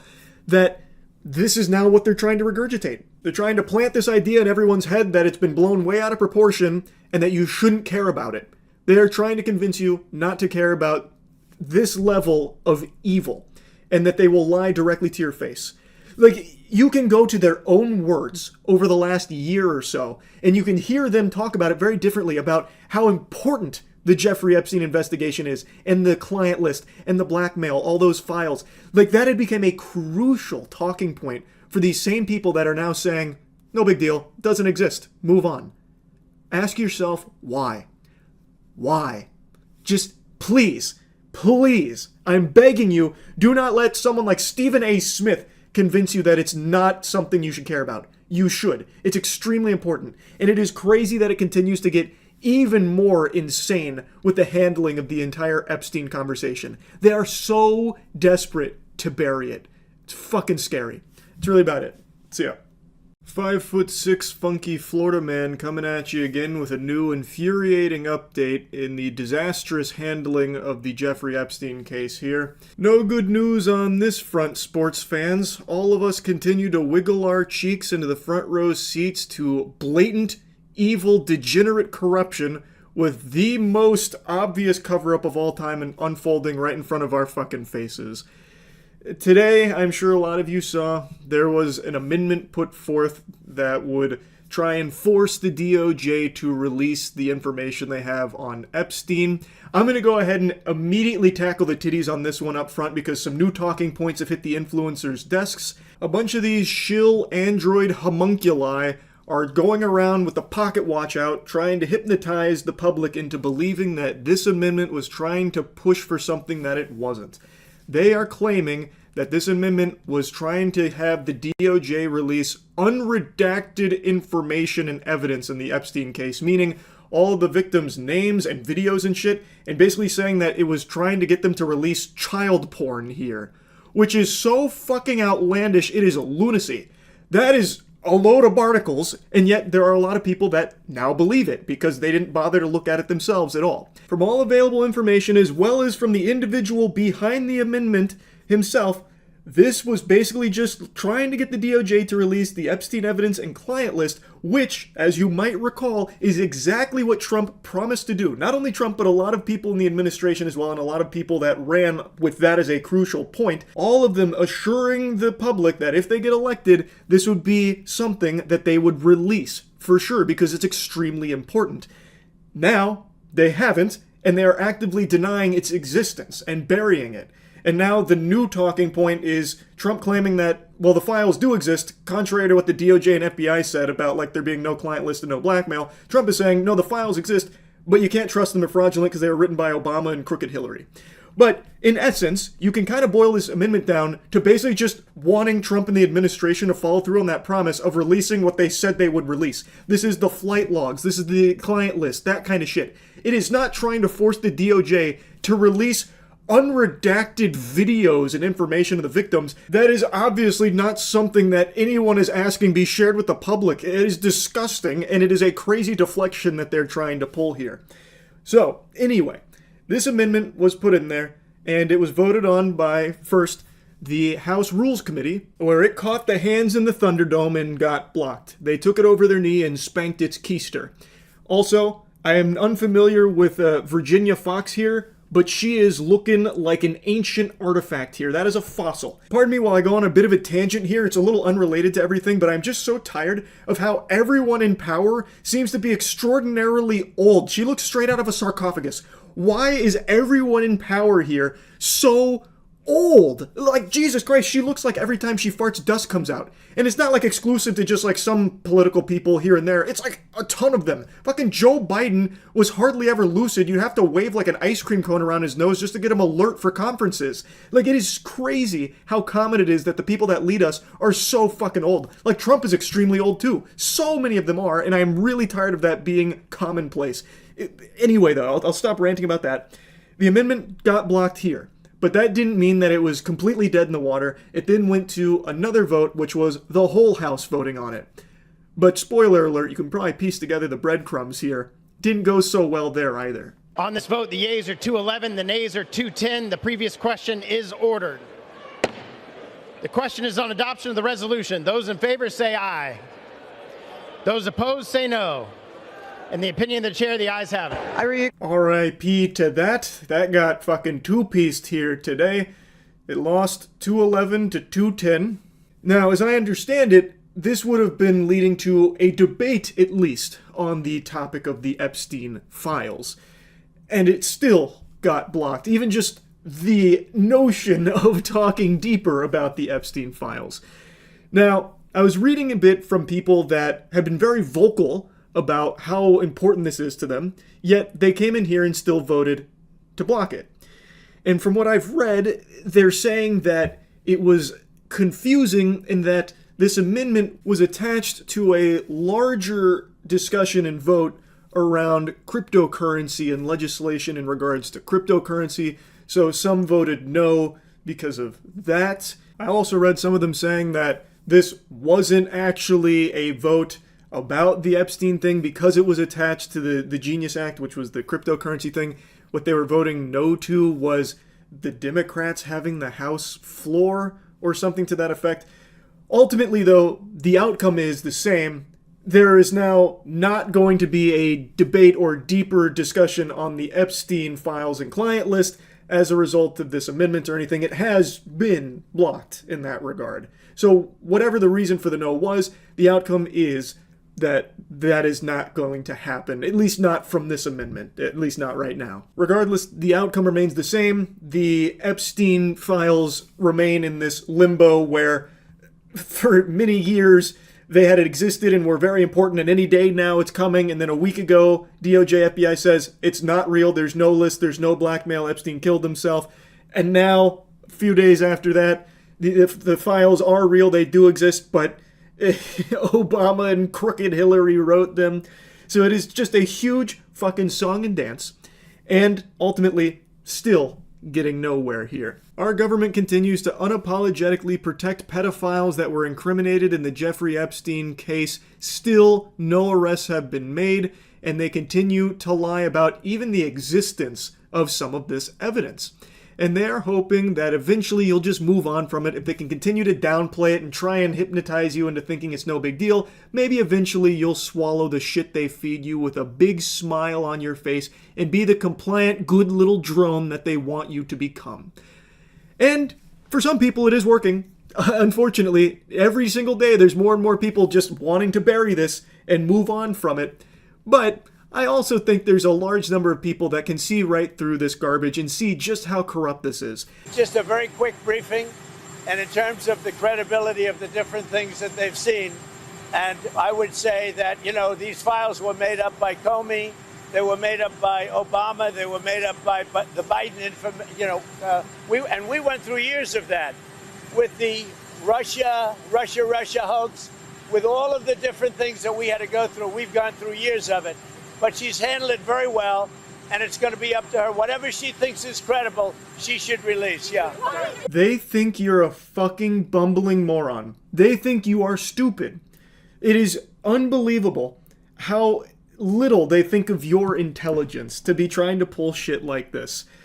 Trump continues to try and assure everyone that, well, I guess the files are definitely real now because Trump keeps talking about them, but don't trust them. They are altered. They're fraudulent because they were written by Obama and, the whole crew there, the Democrats. It was all part of this big hoax.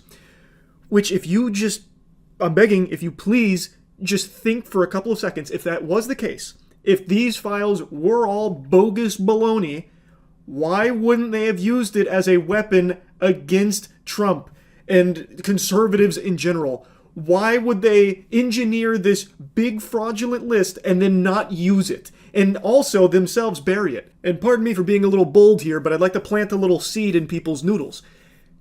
The Democrats have had ample opportunity to also make the Epstein investigation, the files and client list, a priority to release to the public and actually try and hold these criminals accountable. They had years to do this.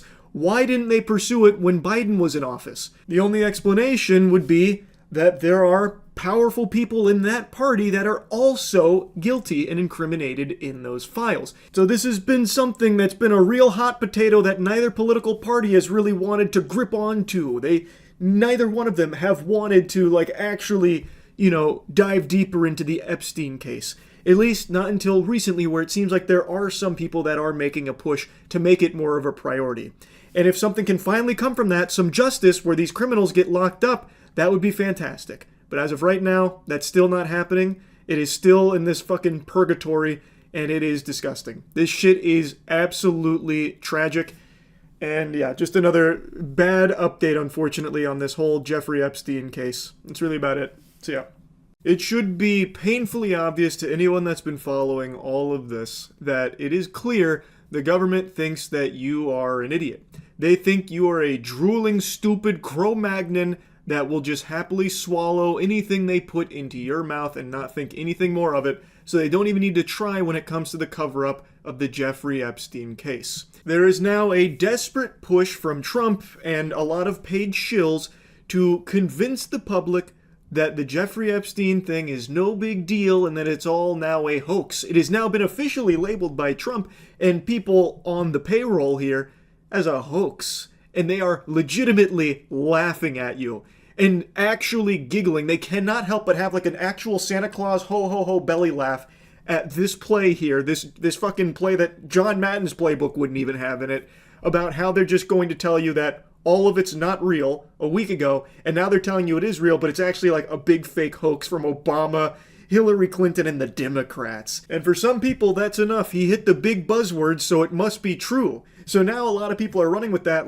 we gotta move on from this Epstein thing. It's all fraudulent. He said so. Even though Trump literally campaigned as one of his promises to deliver this Epstein information, the client list. Now he is calling it a hoax. Now I want to mention something up top here that I'm very curious to see how it plays out. Yesterday I covered the amendment that was put forth that got fucking smacked down at the Royal Rumble, where there was an amendment put forth that would try and force the DOJ to release the Epstein client list and all that shit. And it got voted against unanimously by the Republicans voting to block it. Democrats voted unanimously to not have it be blocked, so that way they could at least have a debate about the Epstein Files and the handling of it. It didn't go to the next step. It got stopped there. And there was a lot of like citing of confusion and how like, well, actually, no, that's not what the vote was for because it was attached to the Genius Act, which is a different cryptocurrency legislation. So they were voting to not do that. And then this was slapped on top of it. So they had to vote no or else it'd give the floor to the Democrats or something. But ultimately, the end result was the same. It got blocked. Well, today, there's a new proposal that's getting put forth that is aiming to do something similar in a different way that has support from all the Democrats and 7 Republicans as of now, but apparently even more will be co-signing it, about releasing the Jeffrey Epstein client list and that kind of shit. So I'm very curious to see how that unfolds. I'll go ahead and play you a little bit here where they interviewed. And tomorrow. And this is this is a discharge petition, right? It's going to force this bill onto the floor of the House, and then what does it say? So it's both the discharge petition and the bill. It's the discharge petition is to force it on the House. The way it works is Thomas Massie and I introduced it yesterday. It takes 7 legislative days before you can actually go through the discharge petition. We're likely going to be in August recess. So the reality is it probably will come up for a vote after the August recess. And the bill says to release all evidence for the Epstein file, but it makes it clear that does not include any of the victim information. It does not include any child pornography. It gives the DOJ the ability to protect the victims, but to release all the other evidence and files. So here. Now, I'm not the most knowledgeable person. I'm a fucking Neanderthal when it comes to most things, but from the sound of things here, it seems like this is a step in the right direction to maybe finally getting justice for the victims here of Epstein and all of his clients, instead of what's currently happening where the current administration is just trying to bury it and being very clear that they're not even fucking pursuing any kind of action against all of the people they have all this evidence on and not releasing any of the client list information. This seems like it's trying to force that to come forward and maybe eventually, hopefully, get those criminals thrown in jail for all of the crimes they've committed. I guess we'll see how it all shakes down, but I wanted to mention this up top because it seems like it is finally getting to a point where there is some kind of legislation being drafted to try and push this issue more forward. Now, let's talk about how Trump continues to handle this. He is like full-blown melting down about the whole thing and fully lashing out at his own base now. He is attacking even his most adamant supporters over the Epstein case. He's even saying with his whole floppy chest that you are a bad person if you care about the Epstein stuff, saying that it's boring and nobody should care, even criticizing his own base, calling out his most loyal MAGA supporters, all the enthusiasts, calling them weaklings if they care about this and how they're falling for a big scam, hook, line, and sinker into a Democrat galaxy brain chess maneuver here. And actually, like, I wasn't exaggerating, they are literally laughing about it. It's pretty boring stuff. It's sordid, but it's boring. And I don't understand why it keeps going. I think really only pretty bad people, including fake news, want to keep something like that going. But credible information, let them give it. Anything that's credible, I would say, let them have it. So there you hear it. Now, to some of you, the copium's going to set in. You're going to say, hey, he said the credible information, we can release it. We should release it, and we'll talk about that. But they also say in the same interview, we already released the credible information.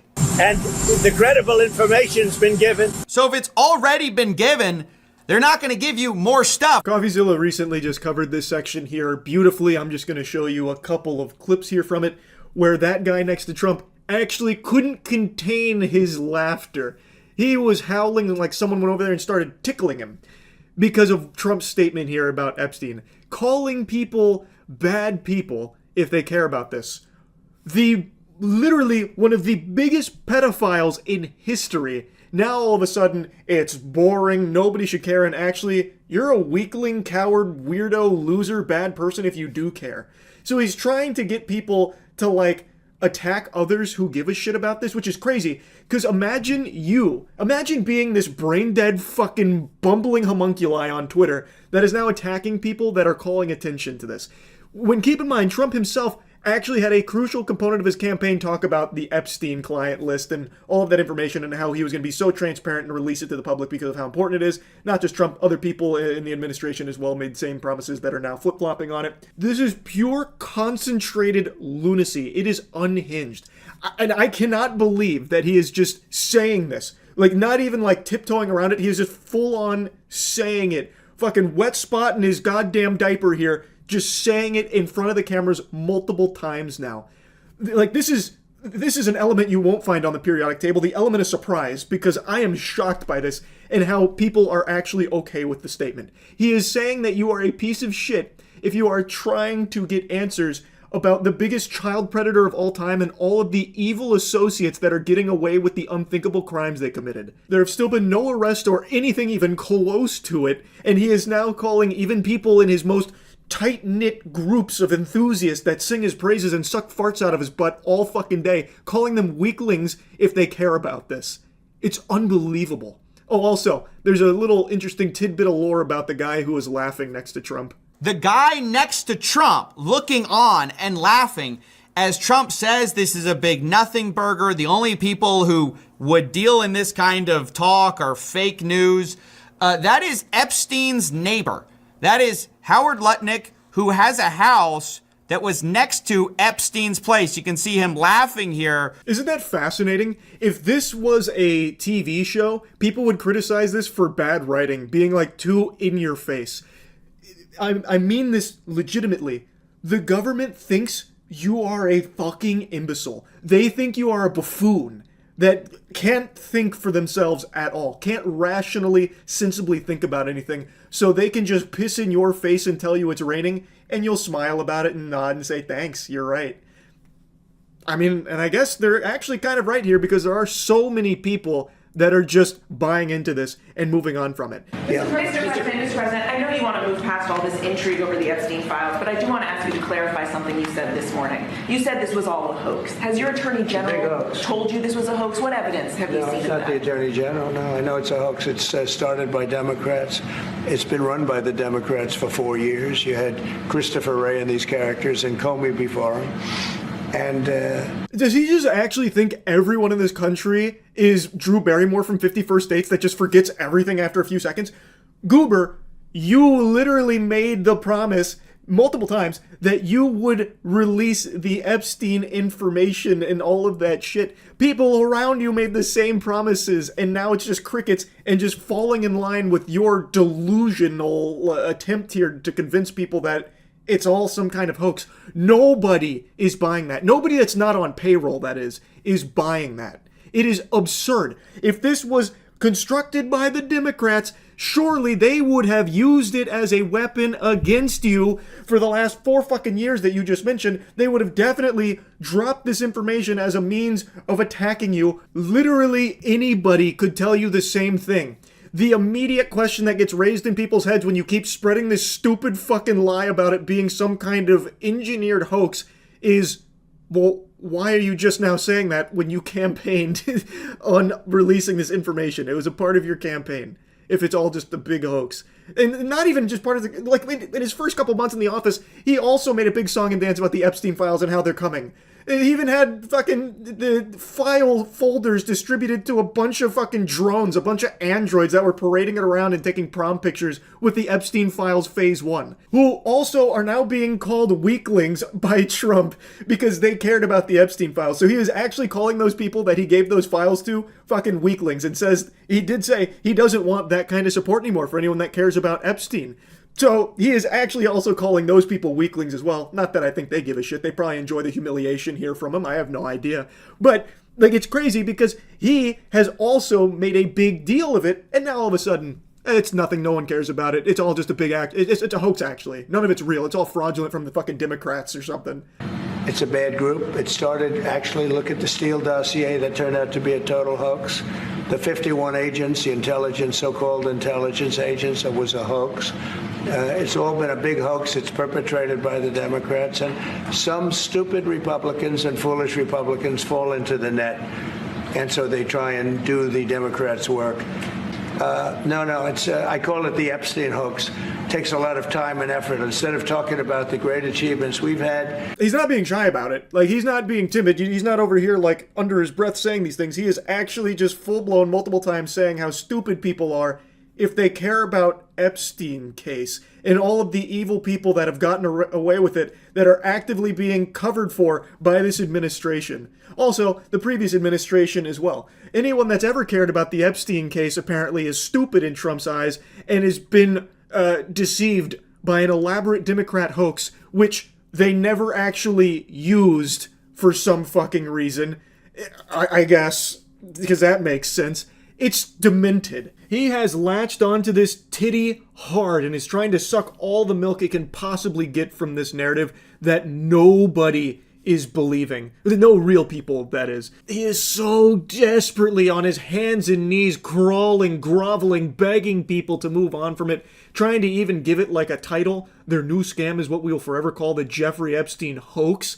And then again calling out his supporters, saying that they bought into the bullshit and that they haven't learned their lesson, never will. And it's just crazy. Like, he is actually even attacking his own base now. He says, let these weaklings continue forward and do the Democrats' work. Don't even think of talking of our incredible and unprecedented success because I don't want their support anymore. You can literally hear him crossing his arms in that statement. Well, I don't want their support anymore anyway. Like a child mad at their parents because they didn't get a cookie after dinner or something. It's so pathetic. I really don't understand how just a normal person could see all of this and still just write it off as no big deal and be supportive of the way he is handling this shit and the administration, the way they're handling it. It's incomprehensible to me. Now, I understand people who are pretending to be okay with it because they're getting some doubloons under the table for it, no doubt. But this, like, any sensible person would see this and immediately smell the shit. It's just so fucking nuts how blatant this is. And it's, I just can't help but keep talking about it. I can't stop yapping about it. It is unreal. So anyway, that's really about it. See ya. Everything happening with the Jeffrey Epstein case gets more and more unfathomable by the day. It's like the plot to Moonfall, how it just continuously gets more insane as it goes. We are now looking at the possibility that Ghislaine Maxwell might potentially receive a pardon of some kind. You know, the co-conspirator to Jeffrey Epstein, the most notorious sex trafficker, pedophile in the world, his partner, by the way, the only person to ever face any repercussions for their involvement in Epstein's crimes, is potentially looking at a pardon. Is that not the most sickening thing you could possibly imagine? So what's happening now is this administration has fully kegeled the orb of confusion and they've completely stopped pretending to give even the slightest fuck about the Epstein Files. They're not even dropping morsels of information regarding that anymore. Instead, they've shifted their focus to Ghislaine Maxwell, whom is somehow drumming up quite a bit of support from like chunks of the MAGA team, Squad MAGA. Like, there are people unironically cheering for Ghislaine Maxwell as if she's some kind of fucking hero right now.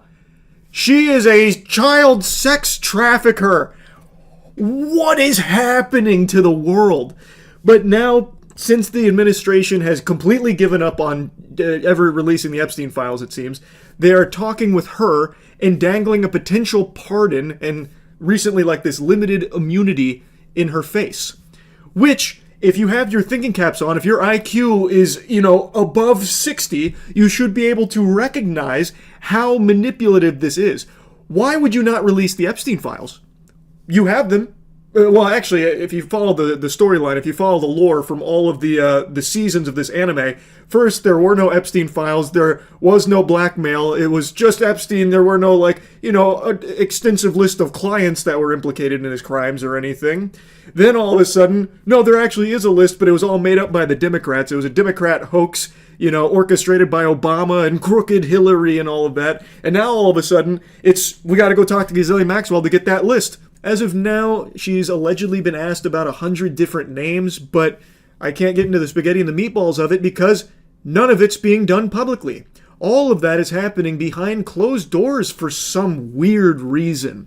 But if those names are people implicated in Jeffrey Epstein's crimes, they need to face justice, and the question needs to be asked, are they even going to be prosecuted at this point? Because it's been years and still nothing is happening.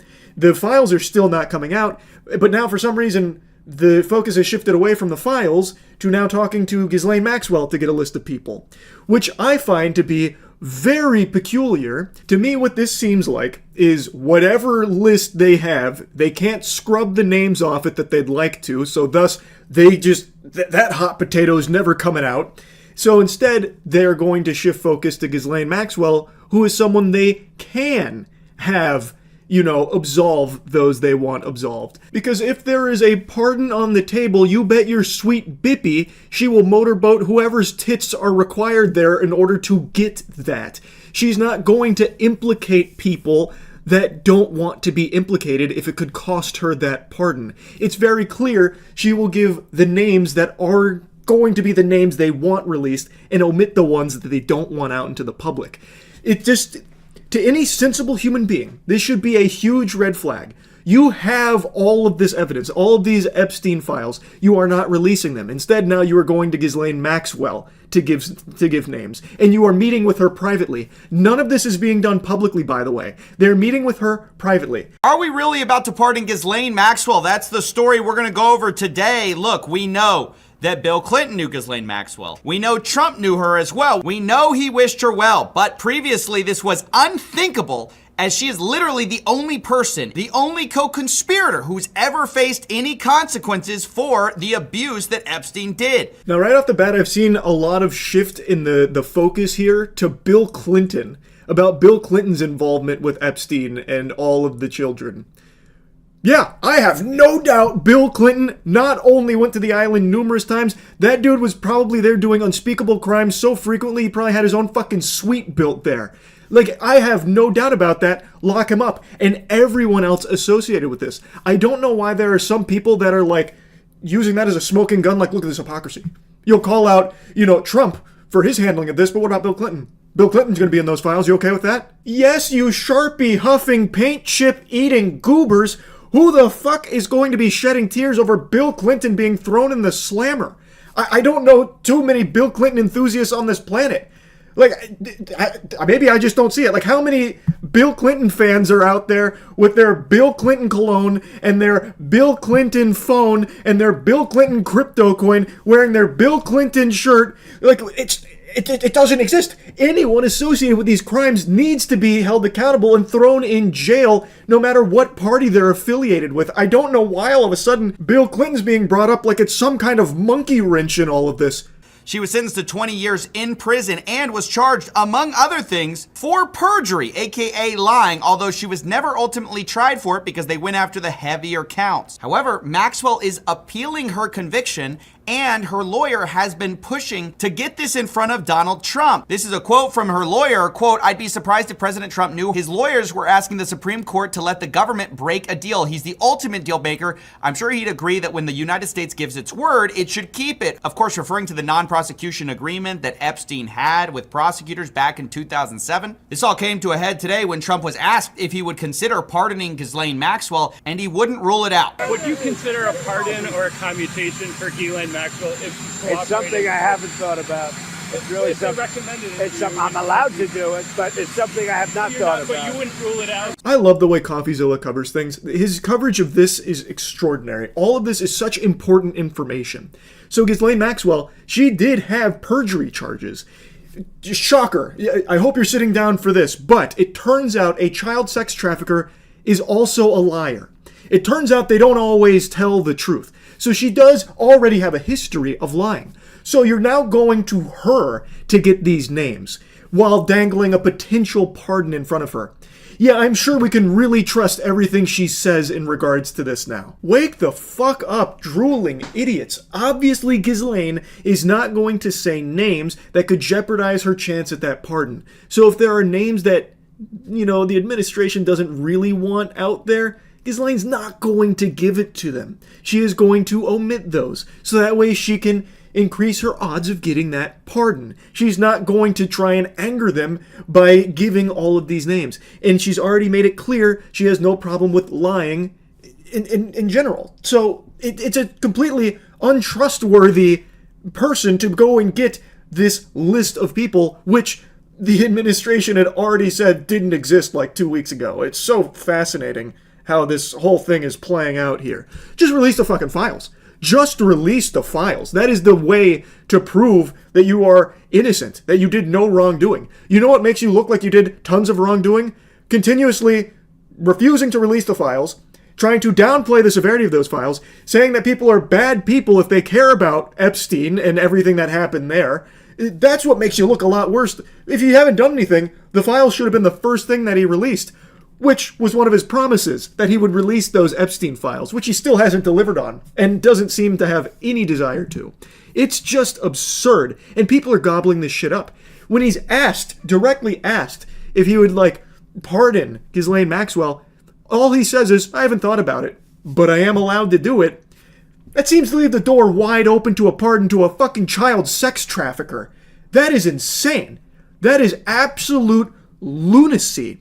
He didn't just say no or anything. He didn't even tiptoe around anything even resembling no. He just completely opened the door I can do it. Unbelievable. Just unbelievable. His deputy attorney general is meeting privately with Maxwell. Of course, everybody was okay with the idea of her testifying in public in front of Congress, but that's not exactly what happened. Instead, what Todd Blanche did was privately meet with her in a meeting that nobody was allowed to see.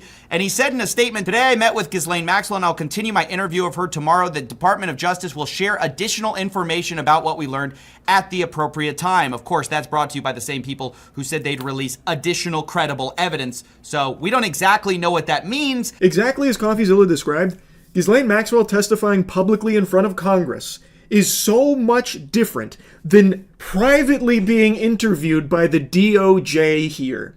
If this was all public, where she was disclosing these names and having these conversations, it would be so different. But it is behind closed doors and nobody gets access to any information that they discuss.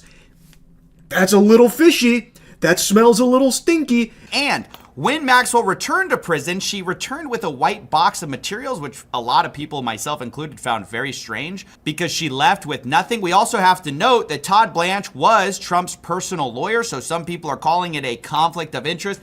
Even though he is no longer the personal lawyer, he is now the deputy attorney general. Well, now, isn't that the damnedest thing? What a fascinating coinkydink. Trump's personal lawyer, who is now at the DOJ, is the one spearheading these interviews with Maxwell privately. The only person that could potentially omit Trump's name in relation to Jeffrey Epstein if his name is implicated in there? What are the odds of that, huh? And I imagine that box of materials that she returned with was nothing of concern. I'm sure that was it was a box of Labubu, probably. They gave her a bunch of blind boxes so she'd be able to entertain herself by opening some awesome Labubu or something. I bet there was nothing important in that box that she somehow mysteriously returned with. Now, Ghislaine's lawyer gave some statements on the matter. He claimed that she answered all questions truthfully during her DOJ interview and now says she is seeking a pardon, though she says she hasn't approached Trump about it directly, but that they hope a pardon is in the works. We haven't spoken to the president or anybody about a pardon just yet. And listen, the president this morning said he had the power to do so. We hope he exercises that power in the right and just way. I love that statement. She answered all questions truthfully. Yeah, that holds a lot of water. As if the lawyer's going to come out and say, well, actually, she lied about a few things, but overall, she did say, mostly accurate things. Obviously, he's going to say that she answered truthfully. There's no way of knowing if she did or not. It's all fucking private in the first place, but she does have a history of lying. She did have perjury charges that weren't pursued, but they were present. Like, it is crazy to see this unfold, and how he is now saying, like, we hope that he'll do the right thing and use that power to pardon for justice here and pardon Ghislaine Maxwell, one of the most fucking infamous child sex trafficking co-conspirators of all time. Like, it seems like people are forgetting she herself participated in the trafficking of these children, calling them her slaves and shit. Like, what the fuck is going on here that this is even something that's a possibility? It is so sick and twisted, and it's unfolding right in front of people's faces. In fact, there are already rumors coming out from some sources at ABC News that Ghislaine Maxwell may have already been granted a limited form of immunity to testify in the first place, presumably only for the new information that she's talking about. But still, it does seem like a pardon for Ghislaine Maxwell is very much on the table, very much possible, and it's sick to imagine that the one person who's ever faced any consequences for the most notorious trafficker of all time might get away with it. It is completely deplorable. And that is what's been happening for years, with everyone involved in the Epstein crimes getting away with it. Except Ghislaine, she did face some punishment, but it looks like there is a chance that it might be overturned here, possibly. And the fact that it's even a possibility is horrifying. That is terrible. Now, as I said earlier, the names she gives, I would love to know if there will ever even be anything that comes from it. Like, the names that she does provide and whatever evidence she also provides, are they even going to act on it? And I don't know the answer to it, because I think there is a very likely scenario where she only provides names, like a curated list of names, where she will give them, and then they might pursue those names, but she leaves out tons of evidence and tons of other names because that would disrupt the possibility of this pardon. I think that is very possible, and hopefully, maybe eventually, we can actually get some justice here. Like, hopefully, there will be a pursuit here of these criminals eventually. Maybe it comes from Ghislaine Maxwell giving those names up. Maybe not. I have no clue. But once again, to tie it all back to the beginning, why not just release the fucking files? Just release the files and also get names from Ghislaine Maxwell. Have her testify publicly the right way. Have her give all of this information and this evidence over so the public can know that there was no fishy business going on behind closed doors. Why wouldn't you want that transparency? That's like been the number one buzzword for this administration is transparency, yet every step of the way with Jeffrey Epstein, it has been nothing but hidden agendas and like under the table dealings and shit. It's absolute insanity. So yeah, anyway, I just wanted to give you the update here to this. It's unbelievable. That's really about it. So yeah. Got another disgusting update for you here today. It has just been reported that Maxwell is being moved to a minimum security prison in Texas with no explanation for why, and there are no answers for any of the questions people have about this, but the timing is very suspicious considering she just started cooperating with the DOJ behind closed doors, which again, there is no transparency with in regards to anything that was talked about there. Now she's mysteriously just being pushed into a very, very minimum security prison, which is it's a camp, by the way. It's a minimum security prison camp where it is usually reserved for non-violent, like white-collar criminals, shit like fraud. And now she's enjoying a cozy stay there. Now, her previous spot was also like on the lower end of prisons. It wasn't exactly like Azkaban they had her held up in, but there were still serious offenders in there, and it wasn't nearly as lax as the place she has just been moved to in Texas, seemingly out of nowhere. The move comes a week after Maxwell met in private with Deputy Attorney General Todd Blanche at the U.S. Attorney's Office in Tallahassee. The details of that meeting have not been made public. It also comes after the family of one of Maxwell's alleged victims, Virginia Giuffre, spoke to our own Hallie Jackson, urging the president not to pardon Maxwell. Isn't that just fucking preposterous that the family of one of the victims has to come forward and beg the president to not pardon a convicted child sex trafficker who was a co-conspirator to the biggest pedophile and sex trafficker in this country's history? Because there's a very real possibility that it's something he's considered because he keeps fucking teasing it, him and his administration. The big question here is, do we know why Maxwell was moved? It is the big question, Zinkley, and the United States Department of Justice spokespeople are refusing to provide any answer or comment this afternoon. We have called them, we have texted them, we have emailed them. They're staying extremely tight-lipped around the reasoning with this sudden move. It's very suspicious. I think anybody that's activating neurons should be able to tell you that something smells very fishy here. Instead of releasing the Epstein Files, which it seems like is never going to happen here, which has gone through the craziest song and dance. It's been like 10 seasons worth of plot twists in regards to that from this administration. First, they're going to release them day one when Trump's in office. Next, they're coming. Next, they're on Pam Bondi's desk. Next, turns out it was a figment of everyone's imagination. It was a made-up boogeyman. Everyone just fucking, ayahuasca tripped and envisioned these files, but they were never actually real. No such thing as the Epstein Files. Then, no, the Epstein Files are real, but they're a Democrat hoax. Next, the files are compromised, so instead we're going to Maxwell directly to get all the names and dangling a pardon in front of her face. Now, all of this happening behind closed doors, by the way, this conversation with Maxwell, whom I imagine will be squealing and singing any names that the administration wants her to, omitting the ones they don't want her to say, and saying whatever names they'd like to put in her mouth. And now, all of a sudden, she's just being transferred to a very minimum security prison that sounds almost like a summer camp that also has another celebrity resident there. Elizabeth Holmes from Theranos. You remember that huge scam? This is one of those like cozy bougie prisons where like the rich elite get privileged to go to.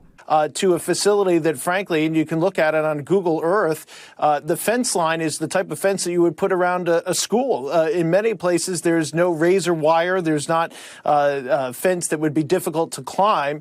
The gates of it look more like the gates of a country club than they do of a federal prison. So this is one of the camps that people like to go to.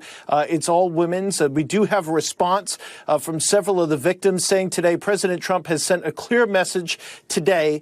Pedophiles deserve preferential treatment and their victims do not matter. That's coming from Annie Farmer, Maria Farmer, and the family of Virginia Roberts Giuffre. Yeah, it really does seem that way, huh? It's very weird, so peculiar how Trump is so buddy-buddy and cozy with so many pedophiles, and even just last night proudly presented and brought aboard a registered sex offender to be part of the sports commission that will be overseeing things like the youth presidential fitness test, which is being brought back. You want to say a few words? Come on up. Come on. He's a little shy, but once he gets going, nobody can stop. Oh, no, that don't stop. I'm just proud to be on this team. I don't know why. I don't know what we're supposed to be doing, but I'm here to serve, and I'm here to serve you. Okay, so I'm going to do the best I can for as long as I can. Thank you very much. Nobody like him. If you know anything about football, you probably recognized who that was immediately. That's Lawrence Taylor. He is a Hall of Famer, probably still to date the hardest tackler in NFL history.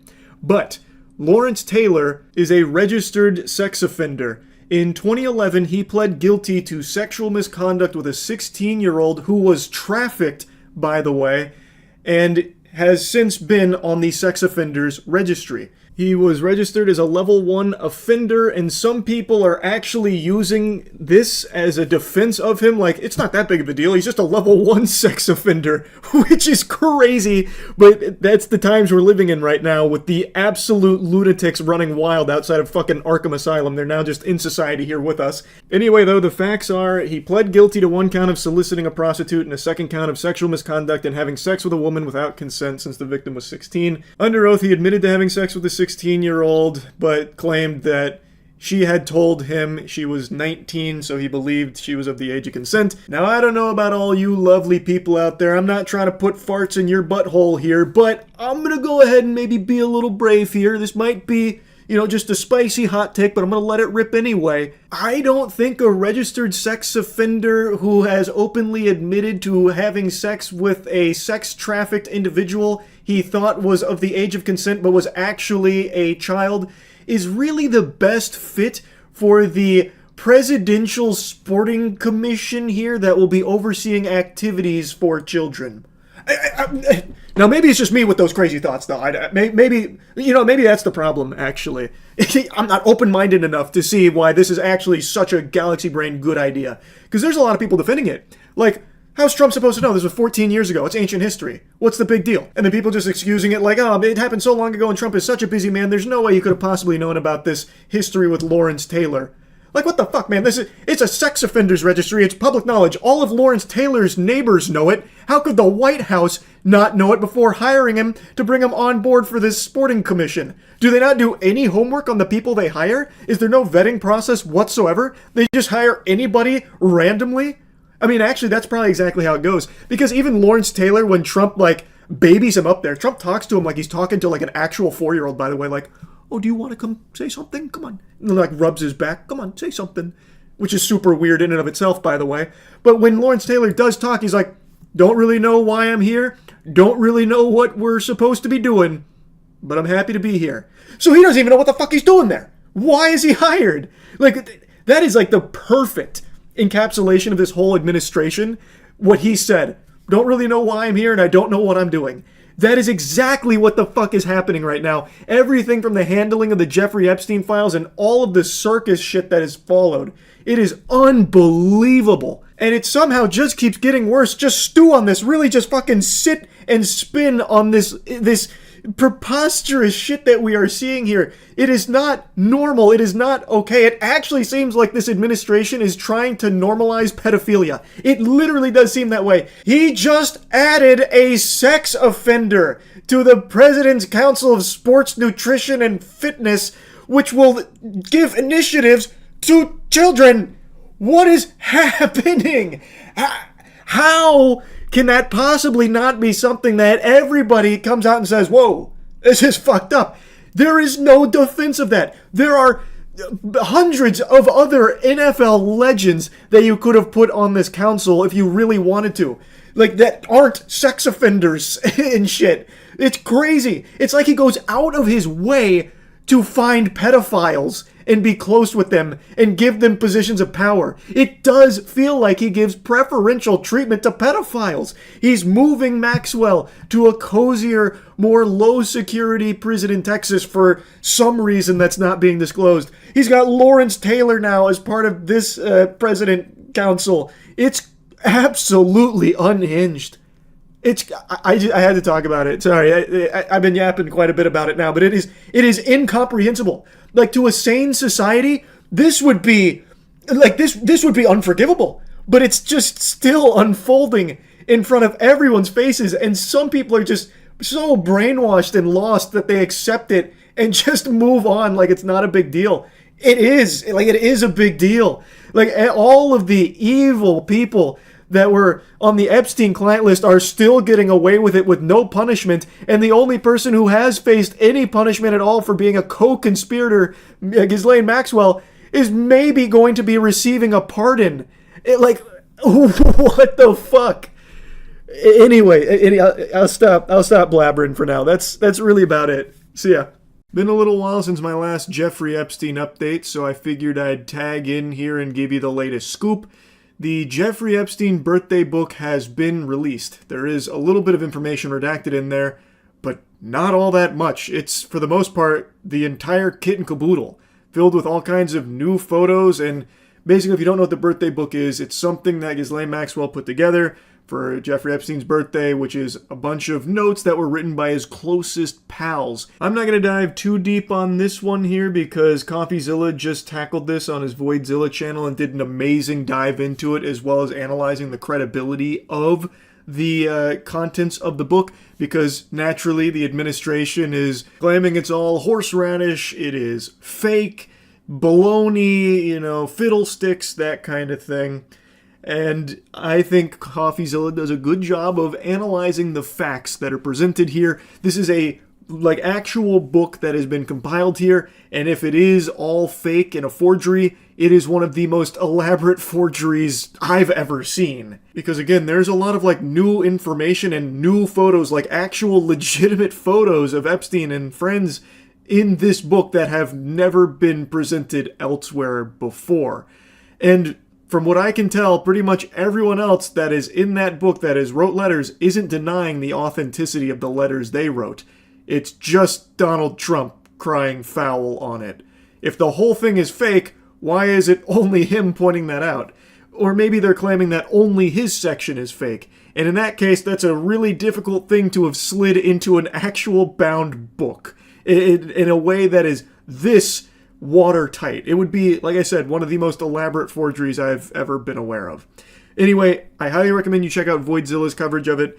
I'm not here to talk too deeply on that. The one I want to focus on is by far the wackiest claim I have seen yet from this administration in regards to Donald Trump's ties to Jeffrey Epstein, where they're trying to claim, or at least they were briefly trying to claim, that he was actually an FBI informant working to take down Jeffrey Epstein. I shit you not, they actually tried the classic, 5-dimensional chess move of, well, actually, simpletons, this was a bold strategy from Trump here, being the brave, courageous man that he is. He only got close to Jeffrey Epstein and flew on his plane numerous times because he was compiling evidence against him so that way the FBI could bring him down. His actual quote was, when he first heard the rumor, he kicked him out of Mar-a-Lago. He was an FBI informant to try to take this stuff down. What a preposterous, absurd claim.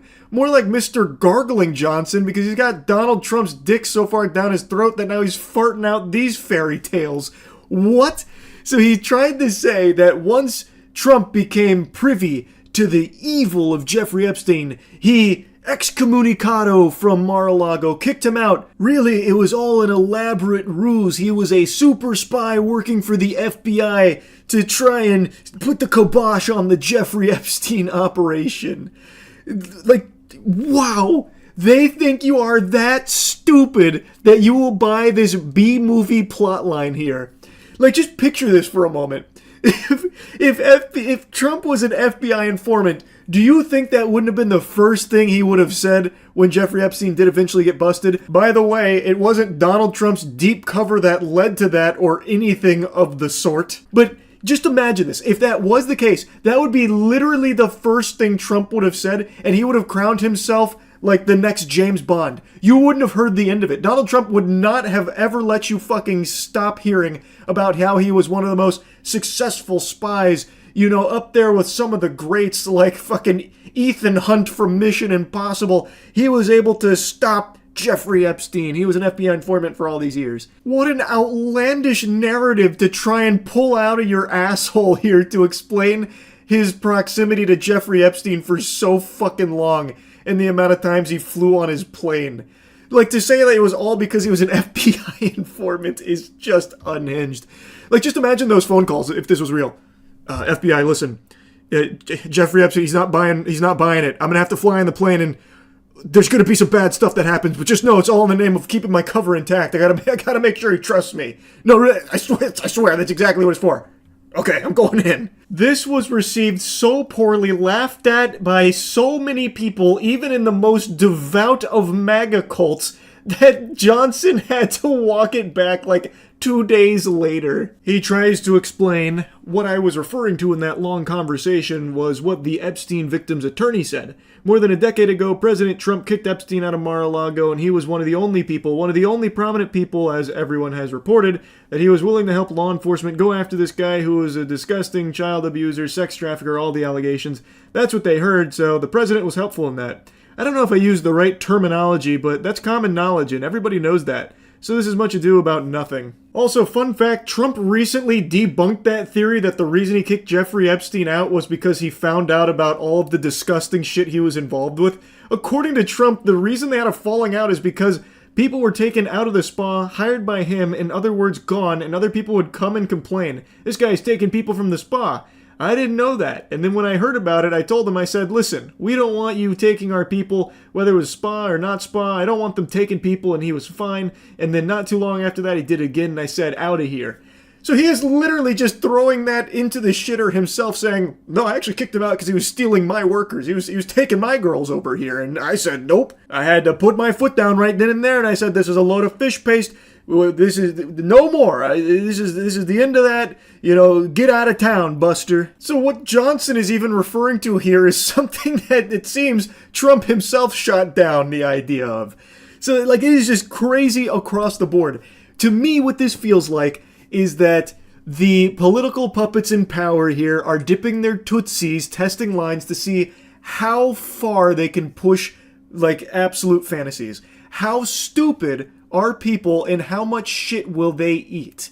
And he tried this FBI informant angle just to, you know, test the waters a little bit. Will people buy it? Can we get away with something like this? But in this case, stove was too hot, so he took his hand off it and said, no, it was a misunderstanding. This is what I was referring to. Because the backlash was a little much. It was too stupid. So they're trying to find that perfect line of insanity that people will buy.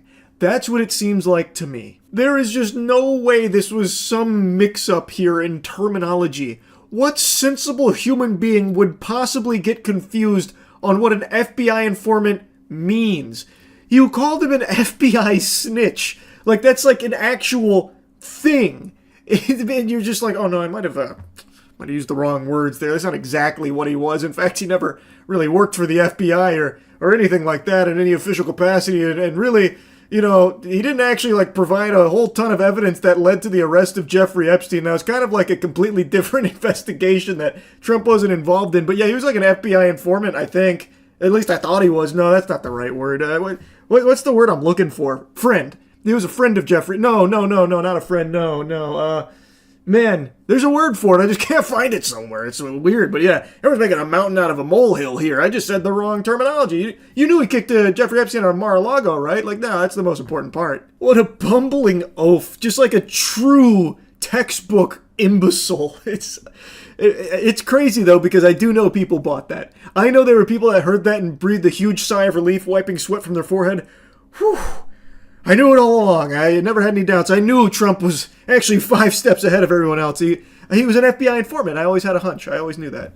It's so fucking sad. It's so pathetic. Anyway, I just wanted to give you the little Epstein update here. Again, I highly recommend checking out the Voidzilla video covering the most recent Epstein development here in regards to the birthday book. And yeah, anyway, that's about it. So yeah, Epstein Files are coming out. I'll believe it when I see it. This is the most progress I've seen, but I'm very skeptical. I really feel like what they're going to do is just re-release the same files they've done like 10 times already. I think it's just going to be the same shit again. You see, Trump gave Bill Clinton a blowjob in the Epstein Files. You're talking about the emails, the blowjoptimus prime that Trump's accused of delivering. I think it's very possible. Very possible. Did you see Clay Higgins' response on Twitter after being the only one to vote no during the Epstein Files vote? No, what did he say?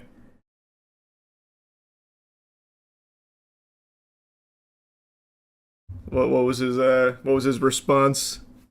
It's a long-ass tweet that also got community noted. I'll take a peek. Clay Higgins, that's the guy who voted no for the Epstein stuff. Representative Clay Higgins. Oh, this guy looks like a goober, holy. Okay, let's take a peek.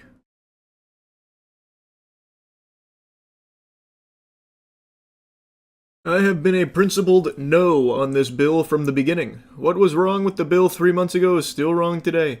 It abandons 250 years of criminal justice procedure in America.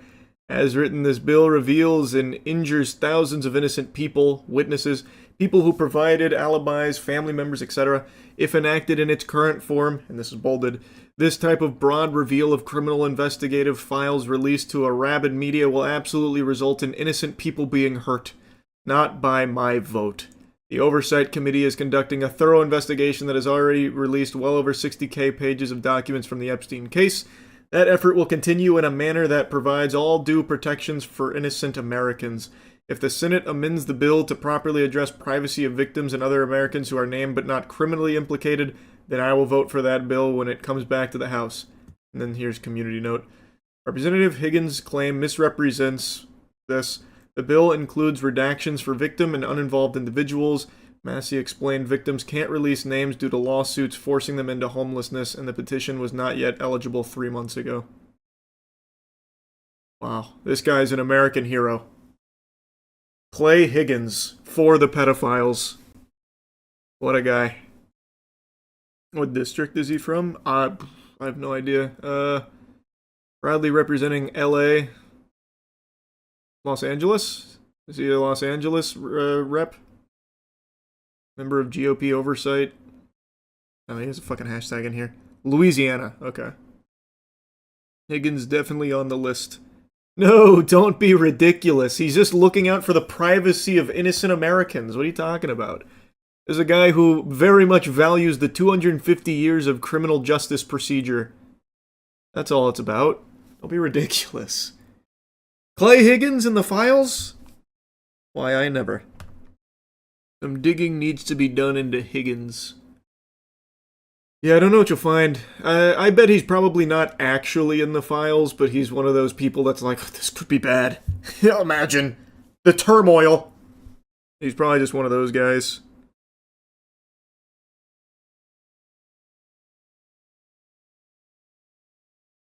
His donors, probably. Yeah, probably the people who pay him.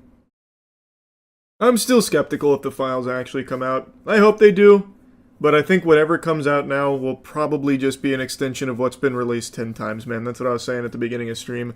I really think it's just going to be the same fucking package, different wrapper.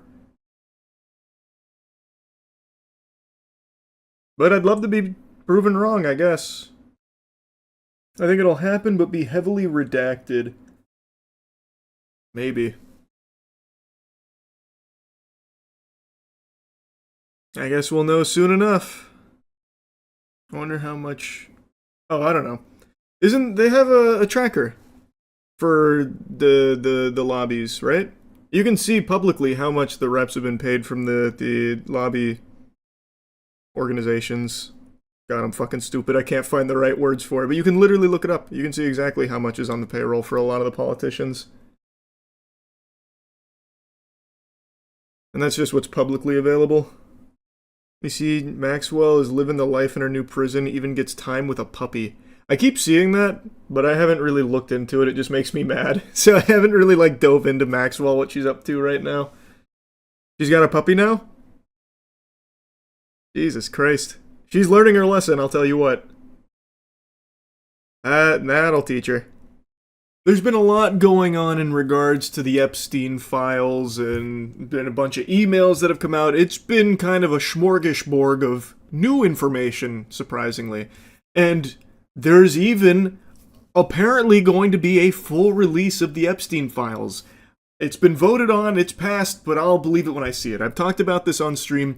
I am fully expecting this to be the same shit, different toilet, repackaging the same material that's been released from the Epstein Files 5 times now. I swear to God, these Epstein Files have been remastered more times than Last of Us. They keep re-releasing the same information over and over again with a different coat of paint. They're not actually releasing new Epstein Files, but they keep pretending that they are, or that what they drop is new Epstein file information. But when you actually look at it, it's the same thing that was released years ago. That's what I'm expecting here, but I would love to be proven wrong. I would love if this is finally some real unredacted new information that implicates some horrible evil people and real punishment comes their way, actual justice for the victims. We'll see. I have my skepticism about that. But another thing that's happened in regards to everything Epstein related is those emails that the committee has released. And there's a lot of mysteries there, of course, the biggest being who is Bubba and what cock was in Trump's mouth potentially. And along with that, there are a lot of other people that have now been thrust into the spotlight here for their close association with Epstein, one of them being a goober named Larry Summers. Now, maybe I'm just a Neanderthal who's living under a rock, but I'd never heard of Lawrence Summers until this. But just look at the political power he's had for so many decades now. He was the 8th director of the National Economic Council under Barack Obama's presidency. He was the president of Harvard from 01 to 06. He was also the United States Secretary of Treasury under Clinton. This is a very powerful guy. And when these emails came out, people were quick to notice Lawrence Summers was very chummy with Jeffrey Epstein, even going as far as to have Epstein as his fucking wingman. He was trying to suck farts out of Jeffrey Epstein's ass looking for tiddlywinks of advice on how he could fuck one of his students, a mentee, as he referred to her as. It is so creepy. It is vile, disgusting shit. Larry Summers has been married since 2005. These texts and emails were from 2018 to 2019, him trying to get Jeffrey Epstein's input on how he can have sex with this student of his, and it's just this series of whiny messages from him, this pathetic loser-ass shit that you'd probably find in like the foulest corners of Reddit. And Larry, no carry about his marriage, Summers, is begging on his hands and knees for Jeffrey Epstein to bless him with the guidance so he could have sex with this mentee of his. It is so fucking gross. And these are just what is now publicly available in their messages exchanged. Like, it is probably a lot deeper than this connection between Larry Summers and Jeffrey Epstein. This is just what they have, like, physical evidence of with these messages. I have no doubt Larry Summers being this close, where Jeffrey Epstein will refer to himself as Larry's wingman, I have no doubt these two have probably been in cahoots for a long fucking time. It is scary. Now, I also saw a clip here that someone recorded in their class at Harvard where Larry teaches, and he actually addressed what students were seeing from all of the Epstein information. This was after he made his statement of regret about his connection, calling it like a major error in judgment to communicate with Jeffrey Epstein, the most infamous pedophile in our fucking history. And he had a little bit to say about all of this, hoopla going on. Some of you will have seen my statement of regret, expressing my shame with respect to what I did in communication with Mr. Epstein, and that I've said that I'm going to step back from public activities for a time, but I think it's very important to fulfill my teaching obligations. And so, with your permission, we're going to go forward and talk about the material in the class. No, Larry, you don't have my permission to continue teaching. How about instead of going over the material, you go over to the nearest prison and throw yourself in one of the fucking cells? Because it feels like the justice system's never gonna do that for anyone that's closely associated with Jeffrey Epstein and all of his fucking crimes. So why don't you take it upon yourself to do that for us? Now, this video's like a day and a half old. There was an update to this story last night. He is not going to be finishing his teaching obligations at Harvard. They're investigating his ties to child sex trafficker Jeffrey Epstein, and they have made the correct decision to remove him from his position teaching here, which to me sounds like a no-brainer. One of the things in the emails that was revealed is Larry Summers trying to fuck his mentee, one of his students that he was mentoring. So it doesn't make a whole lot of sense to keep him in that position. That's like keeping the big bad wolf in a classroom with a bunch of little piggies there. So that was the right call, taking him off of that position during this investigation. And I feel like it's probably a pretty easy investigation when there's already a ton of evidence to his close ties to Jeffrey Epstein. The question that remains is, how close are those ties? Did he visit the island? It seems like he was very buddy-buddy with Jeffrey Epstein. I cannot imagine that these 2018 and 2019 exchanges are like the only things that they ever talked about. If I was a betting man, I would make a strong wager that this communication is not the first time they've been closely talking. I don't think Jeffrey Epstein would jokingly call himself Summer's wingman based off of only a few text messages over the course of that year. I would wager that they have been very close for a long time, and I imagine Larry Summers is implicated very deeply in a lot of the Epstein files that we just haven't seen all of yet. And it seems like that hunch is corroborated by a lot of outlets reporting that his correspondence with Epstein had extended for over a decade after Epstein had already been sent to jail for soliciting a minor for prostitution. So it's not like Larry Summers wouldn't know this about Jeffrey Epstein. He was talking to him all the way up until like the day before he got arrested in 2019. There's no way Larry didn't know who Jeffrey Epstein was and what was going on there. I just don't believe that. He can call it like an error in judgment all he wants, but he literally had already been arrested for soliciting a minor for prostitution, and that is the guy that Larry Summers was going to frequently for advice on trying to fuck one of his students. I feel like there is no world where Larry Summers wasn't closely tied to Jeffrey Epstein for a long time and wasn't privy to what was going on behind the scenes with Epstein's operation and all of that shit going on there. Now, going back to that video briefly, I find it baffling that Harvard didn't immediately relieve him of his position after the information came out, like while they were about to conduct an investigation. I don't know why he was allowed to go into the classroom and give his statement, like his POV on everything here, and it seems like was even going to continue teaching in some capacity to this classroom. He went in there with, his PR speech like, hey guys, listen, look, you may have read some not so good yucky things about me and Mr. Epstein. I know, not a great look, but we have to remember your minds are hungry and I'm the chef. It's my duty to teach you, so we're here. Get your pen and paper out. Let's go, Poindexters. I have a teaching obligation to fulfill and I plan on doing that. Also, unrelated to everything, I have slots available for mentorship if anyone wants to be mentored by me, to see me after class. Anyway, though, it's time to get back to the teaching. Like, it's so weird to me.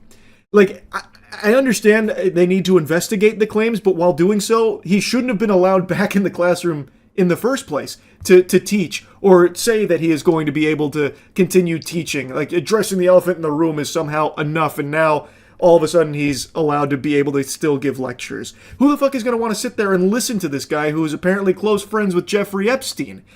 Like, I'm surprised everyone didn't immediately just get out of their seats and walk out of the class. Maybe they did. It's a very short video. It's entirely possible they did. I just find it odd, is all. Anyway, just wanted to yap a bit about Larry Summers for a bit, and that's really about it. So, yep. Boy howdy, I can't believe it. The title is not clickbait. This is big. Color me blue and call me a smurf. I'm looking real stupid right now because I've been quite the Scrooge bah humbugging, saying that it'll never happen. They'll never release the Epstein files. And look what happens. Random Friday evening, they drop these puppies. Oh, the same Epstein files that the government also tried to say aren't real are actually a huge hoax and you're an idiot if you believe in them. They're like the Tooth Fairy or something. No such thing. Oh, well, here's those Epstein files that we said not long ago weren't real, by the way. Finally, all of the information on all of these evil pedophiles right here at our fingertips. We get one sentence and then pretty much everything else redacted. And this isn't some isolated incident where I'm cherry picking shit. The bulk of these files are heavily redacted and heavily doesn't even do it justice. It's so beyond that. Like, it is redacted to a comical degree where it would be laughable if it wasn't just so blatantly evil. Like, look at the thumbnail here. You could close your eyes and see the same thing that these files show you, which is just nothing. Darkness. I always said if they do release it, it'll probably be heavily redacted. I didn't even expect it to be this extreme. This is crazy. They don't even let like a couple of like rogue words fly, like random like the or and. It's all just blacked out emptiness. They released hundreds of pages of it's unfucking believable. Yeah, we've really got these evil pedophiles on the ropes now that the most transparent administration in history has dropped these puppies fresh on our laps here. Look at this. Wow. We've really got them now. We've got them cornered. Surely they'll be held accountable with this out there. Talk about blacking out. I don't know if I can get a close-up of my phone. This is one of the documents that the Justice Department released. It's 100 pages. Right. This is what it looks like. I don't know if you can see. It's all black. It's just 100 pages of redaction. That's the transparency we're getting here. Right, and I'll point to... This is like the LaCroix of Epstein Files, where it's the idea of the files themselves, not actually providing anything. Imagine scrolling through those 100 pages of just pure void emptiness. What the fuck? That is absurd. Now, it's not just these empty files that they plopped out there in the open. They did also provide a lot of new photos that show people like Bill Clinton with Jeffrey Epstein and Maxwell, as well as like Chris Tucker, even Michael Jackson. Like, there were a large amount of photos that weren't previously public. And in those photos, there are individuals whose identity is redacted. They have like the giant black square over them. They've been censored. And I thought that was supposed to be for victims, you know? But according to what I read, this actually comes from Fox News. They said the Justice Department redacted the names and identifiers of victims. Fox News Digital has learned that the same redaction standards were applied to politically exposed individuals and government officials. What the fuck? Why would those same redaction standards be applied to politically exposed individuals? That's like the most important individual to be exposed in these Epstein files. Why would that under any circumstances be suitable for a redaction? That's fucking crazy. So like they can just be censored out like it's fucking Super Smash Bros. Melee when you're about to unlock a new fighter through like a challenge approaching you. Why? That makes no sense. That should just be reserved solely for the victims here. I don't understand, if this is true, why they would be able to redact that kind of information on politically exposed individuals. And it doesn't apply to all politically exposed individuals, clearly, because Bill Clinton is completely unmasked here. He is just like raw out in the open in these photos, as well as others, like I mentioned. So it was, I guess there was exceptions for some of them. I'm not exactly sure how the ruling all worked.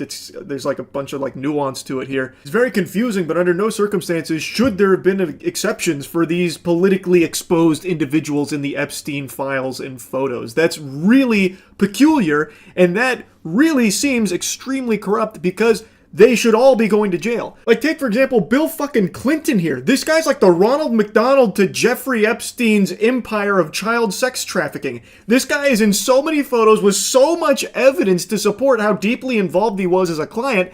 We now have even more photos of him, and still nothing has happened to Bill Clinton. The only person with more photographs with Jeffrey Epstein and Maxwell is Trump. And speaking of Trump, he is doing everything in his power to ensure Maxwell has the easiest time imaginable. Maxwell, the only person, by the way, who has ever faced even an iota of punishment for all of the innumerable, unthinkable, heinous crimes with Jeffrey Epstein's empire of child sex trafficking, the only person who faced even the slightest punishment, he has now ensured went from a prison to a fucking summer camp where she gets to, like, pet training service dogs now, and she lives luxuriously there. It's pretty weird. I think it's very odd that these files are so heavily redacted.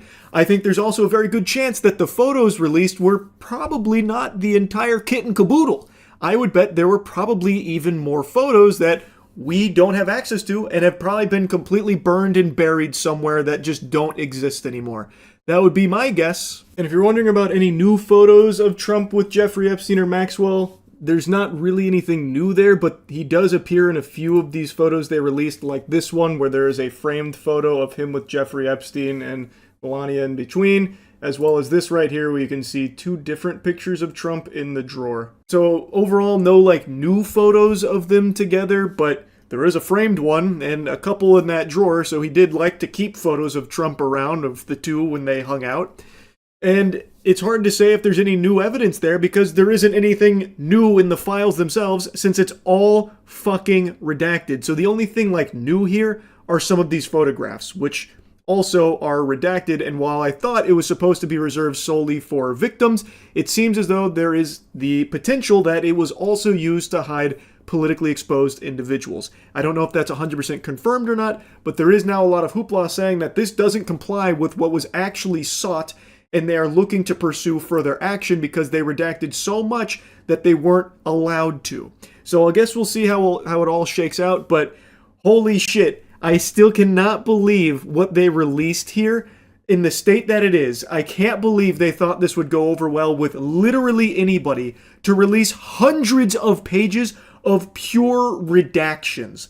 That's unbelievable. But as far as the new photos go, I don't see how that's not actionable to at least try and investigate further. In particular, someone like Bill Clinton, who's here constantly. This guy's popping up like it's Where's Waldo, but he's really easy to spot. I don't understand how, if all of this information has existed for this long, and even in this administration that was denying its existence, why don't they do anything about what they have? I feel like it should warrant, at the very least, some further poking around to see what the fuck was happening here. Like, it just makes no sense to me until you start to realize that all of these people in power, this administration, the previous administration too, who also didn't release anything of substance when it comes to the Jeffrey Epstein case, still nobody's been punished. It's very clear when you realize that there are people on both sides of the political aisle here that are implicated, and should someone like Bill Clinton fall, there's a chance that many others do too that they don't want being exposed. I think that's probably why there's been so little action being taken. It's just so fucking sickening how blatant this corruption is, just out in the open. And now with these documents they released, if you can even call them that, it's even more clear as day just how deep this rot goes. It's fucking absurd. Anyway, I had to yap about this a bit. That's it. See ya. I was also surprised about the Bill Clinton released the files statement. Yeah. You saw the DOJ... Oh, I was going to go over that too. Yeah. It's crazy they put a CGI animation in the files. Yeah, this was certainly something interesting. So the DOJ, as part of their file dump, released a video of Jeffrey Epstein killing himself, which, very surprising stuff considering there was apparently no video of anything. Turns out it was an old 4chan video, which is just a joke video that's on YouTube. And they released it in their files. It's actually crazy, the level of incompetency. What's the orange stuff all over? I don't know, it's just part of the 4chan animation. I couldn't tell you. But the DOJ released it in their file dump. Crazy. Video was posted without explanation to Justice Department's website as part of its Epstein file dump, with the footage just the latest item among a trove of documents and images to be revealed after the complete hoard was ordered released in November. And this is literally a YouTube video from 4chan. Fucking amazing, man. Crazy. Another interesting little tidbit. I haven't looked into this too much myself. I just got home. But I saw that apparently if you download the files from the latest Epstein release, like the redacted ones, some of them you can actually unredact yourself because they didn't actually redact any of the information, they just blacked it out. So since it's a PDF, you yourself can unblack it out. So I saw a couple of them have been doing that. Like a couple of accounts have been doing that. I haven't looked into it too much, but it's apparently a very confirmed real thing you can do. You can download them and unredact the information yourself. Fucking unreal how stupid everyone here is. Like, it is crazy just how inept at literally every job at the higher level. I can't believe it. They actually hire fucking lobotomites. So all of them will be unredacted soon. I don't think it works for all of them. Again, I can look it up now. I just got home and only saw tidbits of information with people starting to do that. I haven't looked into all of it myself. Looks like the main ones floating around right now are a couple here. Let me... How can I pull this up since I'm not logged in on Twitter? I was hoping there'd be articles talking about it right now, but not from what I can tell. The most recent Epstein article is about Trump saying that the Epstein files are damaging completely innocent people who met him, like Bill Clinton. Don't know what that's all about. But I did see Bill Clinton said, "Release the files, pussy." Bill Clinton, whose face is plastered all over that motherfucker. He's like, yeah, can you just, release those, please? Maybe this is just too fresh. I'm not logged in on Twitter, so I can't go through all the threads here. Maybe I'll just wait for an article about the unredactions. Imagine what's going on behind the scenes. Yeah, I couldn't even imagine. Literally nobody is on the same page there. It's crazy to me how someone like Kash Patel is not in jail yet. There is overwhelming provable evidence of the bare minimum perjury, with him saying like, yeah, we have no credible evidence of Epstein trafficking minors to anybody. And now all of a sudden he's singing a very different tune. That was under oath. Why can he just infinitely lie with immunity? It's unbelievable. Perjury is never charged. I know, it's crazy. I don't even know why we even have it as a law. It is just never enforced. Do you think the Epstein Files will ever be released for real? No, I don't think so. They'll always find a way to snake themselves out of it. They'll always weasel out of it. And I don't think there's anyone in the government right now that's ever going to try and legitimately hold them accountable. It's all just posturing. I don't think Pam Bondi's going to get impeached or anything. It's all just going to be business as usual until the next big distraction. I think that's the sad reality of it. The pulled 60 Minutes episode got leaked. Did it? I did see that yesterday as well when I got back. They killed the 60 Minutes episode at the behest of the administration. Very cool. I didn't know the whole thing came out though. Or leaked or whatever. Wasn't really leaked, it aired in Canada. Ah. Hype. It's 5 a.m. I got a butt full of poop, but I cannot peel myself away from the computer to go take care of that business. I'm refusing nature's call, and it's not insomnia that's keeping me awake right now. We are in the middle of what I believe to be an actual big development here in the Epstein case. CoffeeZilla just made a video talking about this, as well as giving instructions on how you yourself can get your hands on this latest dump of documents that wasn't supposed to go out yet, but had been accessible to people savvy enough to get their hands on it, and now it's been disseminated. And these are some documents here that I imagine they were probably going to do a little bit more to hide some names and hide certain elements of, because, hooey, boy howdy, I imagine Trump and a lot of the elites are doing this right now. Yeesh. There is some big stuff in here, and I'm not saying that sarcastically this time around. Yes, the vast majority is still like hundreds of pages of completely blacked out, redacted garbage, like it's completely useless. But some of them that they didn't get a chance to go through and just, you know, fucking vanish to the shadow realm, has eye-opening stuff that directly contradicts a narrative that the government's been running with for a while. Here's what that looks like. It's volume 8 of the files, but you can see right now that they've only released 7 data sets. And so myself, the guys at Jmail, and the guys at DropSite, we've been investigating this. I've partnered with them to kind of look at some of these files. And they got access to volume 8 early. You would just type it in the URL. It wasn't like indexable on search, but you could just type in the specific URL and it would just come up. You could download the entire zip file, and that's what we did. Before anyone tries to cry foul questioning the authenticity of these documents here, this is the actual volume 8. They just made it accessible by pure accident because everyone that seems to be working at the highest level is actually like a thumb-sucking fucking brain-dead moron. Specifically, I want to draw your attention immediately to the 10 co-conspirators that are mentioned in some of these emails in 2019. Now, this is just alarming stuff because prior to this, remember that all we really had was Jeffrey Epstein and Ghislaine Maxwell. That's the only people who have ever faced any charges at all. Ghislaine Maxwell, the only one who actually faced consequences, right? But in 2019, apparently there were 10 co-conspirators. Now, the people who were sending this to and from have been blacked out, but at the bottom we see that this is the Violent Crime Section, Crimes Against Human Trafficking Unit. That is huge information, especially when you consider clowns like Kash Patel saying that there's no evidence that Jeffrey Epstein was trafficking victims to others or anything like that, making it seem like it was a solo operation and Ghislaine Maxwell, you know, was second fiddle and that's it. And also Maxwell, worth remembering, isn't exactly facing the harshest of punishment. Not real justice there now that she's at a summer camp prison for a little bit, petting service animals. So I want to also make a side note. Kash Patel needs to be in jail. Like, he literally needs to be arrested. I don't know why perjury isn't something that's taken seriously anymore.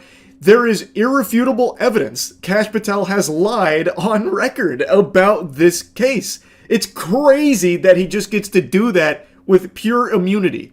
But I won't start shitting and spitting about that too hard right now. The important thing about this piece that CoffeeZilla is highlighting is that we now have information that confirms that authorities were looking into other co-conspirators in this operation. Co-conspirators that clearly they must have dropped the leads at some point. They stopped sniffing around, said not worth pursuing, but at one point they did have other co-conspirators and apparently quite a bit of information on them, as the documents seem to hint at and reveal and talk around. So, what the fuck happened, and why are they now pretending that there aren't co-conspirators when we now have hard proof that there was and that they were pursuing for however brief a time? And additionally, some of the details on this are revealed later because we see this subject line. It says co-conspirators at the top. And it says, blank does not need to head out. We made contact with blank last night in New York City. Blank last night in New York. Contact was made with blank, blank, and blank. By the way, I love how these potential co-conspirators are people who are being blacked out. Like, why? I thought the whole point of this was you couldn't redact people for personal information reasons or for public embarrassment. You could only redact on the basis of it being a victim. And I'm not sure how these people could possibly be victims here. Epstein Files Transparency Act prohibits redactions, quote, on the basis of embarrassment, reputational harm, or political sensitivity. Has anything been redacted on that basis? Absolutely, positively not. Liar, liar, plants for hire. His nose about to grow fucking 5 feet with that big old fib. This is inarguable that they are redacting names of people that aren't victims here. As CoffeeZilla points out, these are co-conspirators. The evidence is overwhelming. There's no wiggle room here, no way to weasel out some kind of explanation for why these would be justifiably censored and blacked out and redacted. These are clearly not victims. This is about the co-conspirators. So there should be no exceptions made. Their names should be revealed here in these documents, but they're not. It's been redacted. Why? Who are they covering up for? And why? This is illegal. You cannot do that. And this is inarguably them redacting names of people that are not victims. It's craziness, and it's so blatant, it's right in your face. Like, the proof is in the pudding, and yet I know people are going to deny it still. It's fucking unhinged. There is no world where you can spin a narrative here where these redactions in these places make sense, because there's no way that what they're talking about right there can possibly be minors or victims. These are co-conspirators that are being protected. That's fucking insanity. But anyways, you can see that it says attempts were made to blank and Brunel, that's Jean-Luc Brunel, the famous who's now dead. Blank is confirmed to live in New York, was away for the holiday weekend. We did not have a good address, but an attempt was made in New York. Attempts are made to Maxwell today.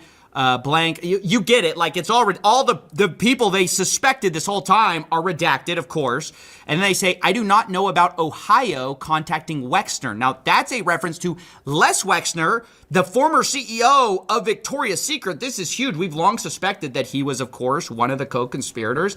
And obviously, the fact the FBI suspected it isn't a 100% proof confirmation. But clearly, they were serving grand jury subpoenas. I mean, that must be who they're talking about, one wealthy businessman in Ohio, because later it's confirmed by this whole idea of Ohio contacting Wexner. Even though most of the names are redacted, it's not all of them. So Wexner's name appears here, as well as Brunel, but as CoffeeZilla mentioned, he's dead. He's already burning in hell right now. But Wexner, this was someone that they grand jury subpoenaed, seemingly, and I don't think I've heard a peep about any kind of consequences or justice being served over there, or any kind of like pursuit on analyzing his connections here to all this, even though he is here in one of the emails here about being a co-conspirator. What happened there? The well ran dry or something? Like, it turns out he was completely innocent? That seems kind of hard to believe. That'd be a surprising, shocking twist, more so than a fucking Darman video. I don't know about that. That seems a little fishy. And again, why are other names here blacked out? Why are co-conspirators being protected? Why aren't their identities being revealed? Food for thought. And you can see at the bottom, this is from the FBI New York. When you get a chance, give me an update on the status of the 10 co-conspirators. This is really bad to know that we knew as early as 2019 the right people to target, and yet our FBI, who's had evidence of this the entire time, or leads on it, has declined to prosecute, right? Because this is what the FBI now tells us. Oh, don't bother. Don't worry about it. That's what they wanted us to believe in July. Fast forward to December, we find out there's 10 guys that they knew about since like 6 years ago. It's insane. It is insane because their position has been like, oh, there was nothing actionable in there, so, stop asking us. Just pipe down. We're busy covering shit up. Stop asking questions, has basically been the philosophy. Our hands are tied. There was nothing. It's all a hoax. Actually, no, the files are on Pam Bondi's desk. No, the files don't exist. It's all a hoax. Wait, actually, here's a ton of fucking files. Nothing's actionable, though. And according to Kash Patel, it was just Jeffrey Epstein. Nobody else. Why? It doesn't go deeper than that. That's it. Case closed. It's a fucking mess. It's a complete circus. And now that we have this kind of information out there, it's even more sickening to know that they are just blatantly protecting these pedophiles, these evil, evil people that engaged in unthinkably heinous actions. They are still getting away with it. And they know, and have known since 2019 apparently, that there are others out there, still at large, and are just not doing anything about it, and would instead rather lie saying, oh, there's nothing actionable or anything. Yeah, there was really nothing in there at all. In fact, it was all make-believe. In fact, Jeffrey Epstein was never real in the first place. Jeffrey Epstein was the friends made along the way. What are you guys talking about? It's so absurd. It is downright diabolical. The corruption is so blatant, it is right in your face. And even when we are getting drip-fed the tiniest tiddlywinks of information about this case that have been heavily redacted, mind you, we are still seeing just how depraved this is. There is so much evidence that they can't even sweep it all under the rug. We are still finding just how bad this is. Now just imagine what they're keeping from you and covering up and what they've already probably burned and fucking snapped out of existence. And imagine if they actually did follow the rules here and only redact victim information. Just imagine how many people we could point to as blatantly corrupt and needing to be thrown in jail. For the last 6 years, having this kind of information and not acting on it. And to this day, having so many people in the highest levels of government denying its existence and trying to pretend that it's all fucking phony baloney, make-believe, dirty barnacles, horseradish, it's a hoax, it's not real, that kind of thing. Can you imagine if this information did actually properly release with only victims' information redacted? Even over here, we see that in one of the lawsuits, I believe this is with Maxwell, the government actually wanted to refer to people at trial as co-conspirators of the defendant, aka Maxwell, for the purposes of a rule. And then they say Jeffrey Epstein, and then there are two names listed there who are going to be listed as co-conspirators. Again, who are those people? We were told that the only co-conspirator now is Maxwell, and if you don't believe that, you're crazy, you're a conspiracy theorist. But back in 2020, this was an idea not just promulgated by wackos, it was promulgated by who? The FBI themselves, the Department of Justice. Look at this. Co-conspirator question transcript. This is from USA NYS. They say, question, when Jeffrey Epstein died, a lot of people asked, who's next? Is the government going to hold people who are accused of helping him recruit these girls? Are they going to hold them accountable? And then the answer is, well, I'll note that the original charges against Jeffrey Epstein contained a conspiracy charge, and we allege that there were conspirators involved. Jeffrey Epstein couldn't have done what he did without the assistance of others. And I can assure you that our investigation is moving forward, except I guess not. Yeah, that investigation hit a brick wall. That investigation went off the tracks and fell into a fucking nitroglycerin facility and just blew up because that shit has not been pursued clearly. As CoffeeZilla mentions, this idea of there being more than just Epstein and Maxwell, the highest level of authority has been saying, you're crazy if you believe that, you are falling for, nonsense fairy tale garbage. But even the FBI years ago was saying the same things internally here. And even agreeing that it couldn't have been done alone. They were even moving to call other people associated with this co-conspirators. Information redacted on those names there. But they knew certain individuals to target for this that they were going to be looking into with the investigation and assuring them that the investigation is moving forward on these co-conspirators, and then it doesn't. Why did it magically stop? What happened? What changed? And why, if all of this information is still at the government's fingertips, do they continue to lie and pretend as though it doesn't exist and that there's nothing here at all that the public didn't already know? They've already given out justice by sending Maxwell to a summer camp. You know, that's all they can do. That's the only power they can muster here.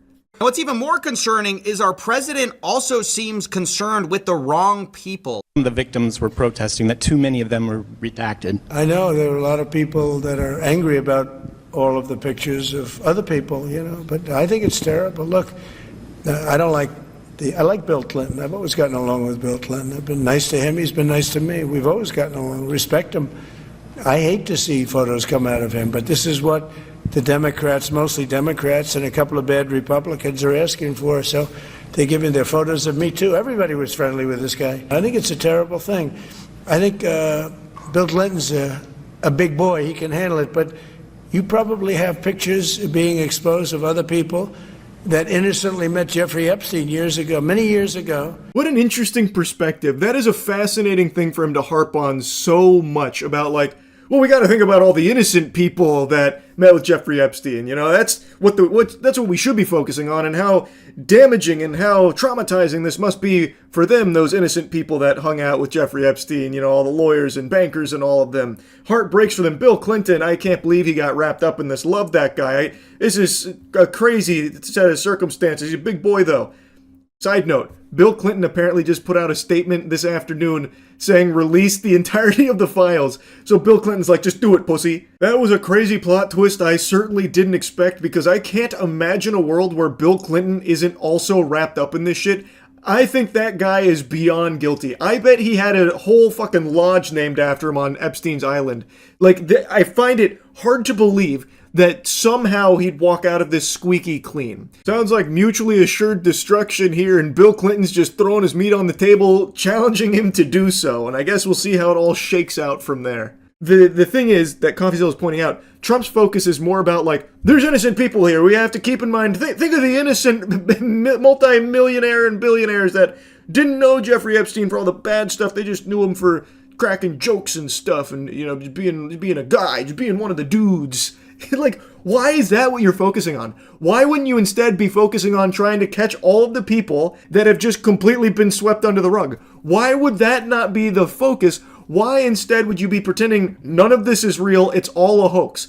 That's very peculiar. I think that's pretty concerning. And when you do have an opportunity to release the files, why are they so heavily redacted with hundreds and hundreds of pages completely blacked out? That looks very guilty. That looks like a really big admission of guilt. Now, I'll be honest, he gets off track from here, but the point he was making is that those poor, innocent, you know, bankers who were meeting with Epstein, the poor lawyers who were meeting with Epstein, like all of Epstein's friends are just caught up in this unfortunate thing. And it's just such a reversal of what previously the DOJ and FBI believed. In fact, they believed it so much that they got a federal search warrant for the SDNY, and they got it, and part of the seizable data, part of the stuff that they commanded them to seize as part of the search warrant, and part of it says evidence concerning the identity or location of co-conspirators of Jeffrey Epstein, including blank and Ghislaine Maxwell. So again, who is blank? Well, they keep redacting the names of these co-conspirators, uncharged, remember, and now they're saying we have no evidence to charge anybody. Clearly, they had evidence for a search warrant, and it's just completely ridiculous that some of this stuff is redacted and that we're viewing the rich and powerful people who are mentioned as the victims here. Once again, just further evidence that they are indeed scrubbing the name of co-conspirators. These are not victims or minors that they are taking the names out of here. Thus, they are breaking the rules of how this is supposed to go. It is blatant, this cover-up. There is no world where that is somehow a victim there, yet their name has been redacted. Why? Why are they hiding the co-conspirators' identities? It's fucking outrageous. And people should be very mad about this. But I have no doubt, again, it's 5 a.m. right now, so I haven't seen like the full response to all of this now being out there, but I know there's going to be people that are butt-chugging the Kool-Aid to such an unbelievable degree that the delusion has fully taken hold that they're going to go through these mental gymnastics to explain why, actually, there's nothing fishy going on here. This is totally normal. They did everything by the book, and you're making a mountain out of a molehill. Clearly the most transparent administration in American history at work here, obviously. Which just, again, you have so much evidence to prove that this is not by the book here. This is indeed a co-conspirator's name and many other examples of co-conspirators' names being redacted. Not victims, not minors.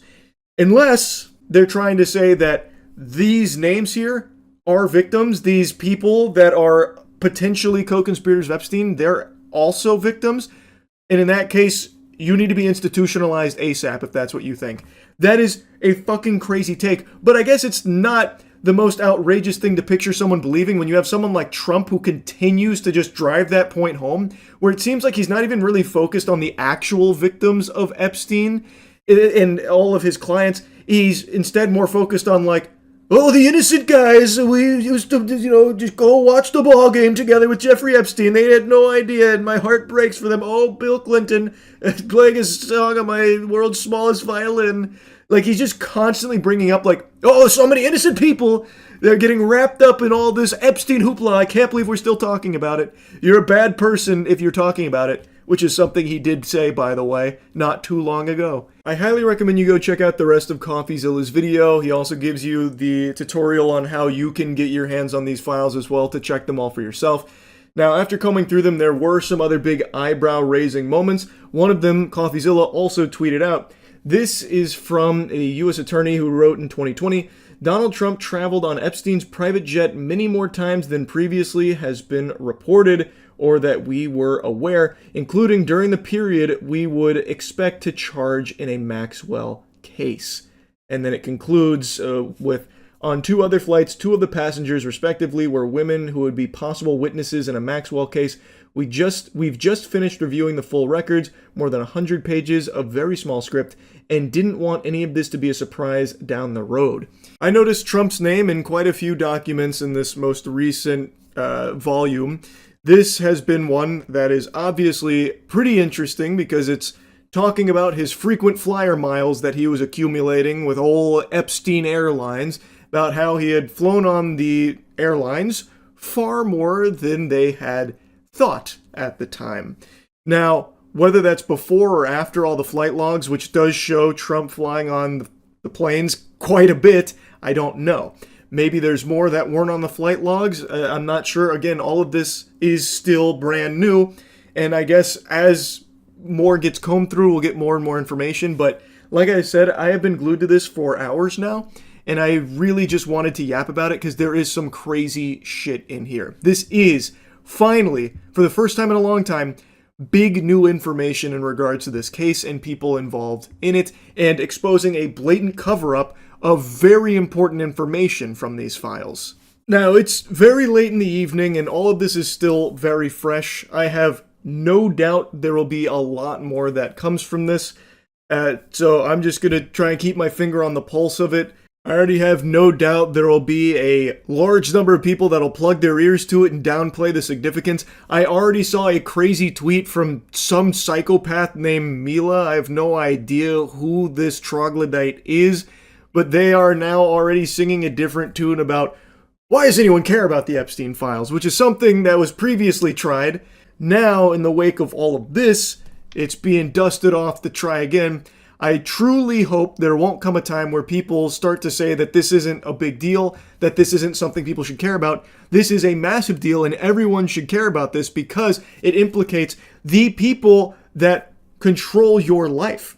The people in the highest level of power in this country that are actively making decisions on your life and how everything unfolds in this country. And if the people that are in these positions are these evil pedophiles that have been getting away with these crimes, then there's a huge problem there. They need to be held accountable and face justice. You shouldn't want to be ruled and controlled by people that were Epstein clients. Like, I don't know how insane people have become recently, where now they are with a straight face trying to say that Epstein isn't something you should care about. Get over it. That blows my mind. Mila Joy, I suppose, gets her joy from the suffering of children and does so with a big smile on her face. She doesn't care that children were being trafficked and raped by potentially the most powerful people in this country. She doesn't care. She doesn't want them unmasked or thrown in jail. She couldn't care less about that. That's pretty fucking unhinged, Mila. All I can do is cross my fingers and hope and pray that there's not a ton of people with a poisoned, smooth brain like she has. I am hoping there's sensible people out there that are seeing all of this unfold in real time and finally having that come to Jesus moment, that eureka moment of, wow, there's something very, very bad afoot here. But anyway, I'll stop yapping about it for now. I guess we'll see what else comes from Volume 8 here of the Epstein Files. Huge hats off to everyone that played a role in helping preserve that initial dump of these files, because I have a sneaking suspicion when these are officially released, when they pop up again, they might not be in the same state. I'm thinking there might be further redactions to them. It's just a hunch. I guess we'll see. Anyway, that's really about it. So, yeah. I was going to wait a bit longer before drooling all over this topic, just to see if anything would come from it, since it's such a big deal. But I've now very much learned my lesson that there is never going to be anything that comes from anything Epstein related. That's basically how it seems. So I'm sure you've seen by now that with all of those redacted files that they've been farting out, you can actually unredact a lot of them yourself, and you don't even need a double-digit IQ to do it. Here's a quick tutorial that even a Neanderthal can follow along with. Redacted. So you can go ahead and scroll down till you get to a redacted area. Here's a redacted area right here. Guess what? If you want to look at these files, all you got to do is copy it and paste it into Microsoft Word, and guess what? All the files are unredacted. There it is. So go back to justice.org, find all those files, and start unredacting before they figure out how to stop you. I've seen only a teensy tiny bit of media coverage on this, not a whole lot of buzz generated from the unredacting techniques here, but from the couple that I've seen, they say things like this: hackers unredact Epstein files. Hackers didn't do it. Your fucking grandpappy sitting down in front of his goddamn iPad could do it too. There's no hacking here. It's Control-C, Control-V. Holy shit. My god, he's like an elite XD hacksaw. Wow. Yeah, it really is that easy. You don't have to have a big brain like Jimmy Neutron for this here. And it doesn't work for all the files, but it works for a good portion of them.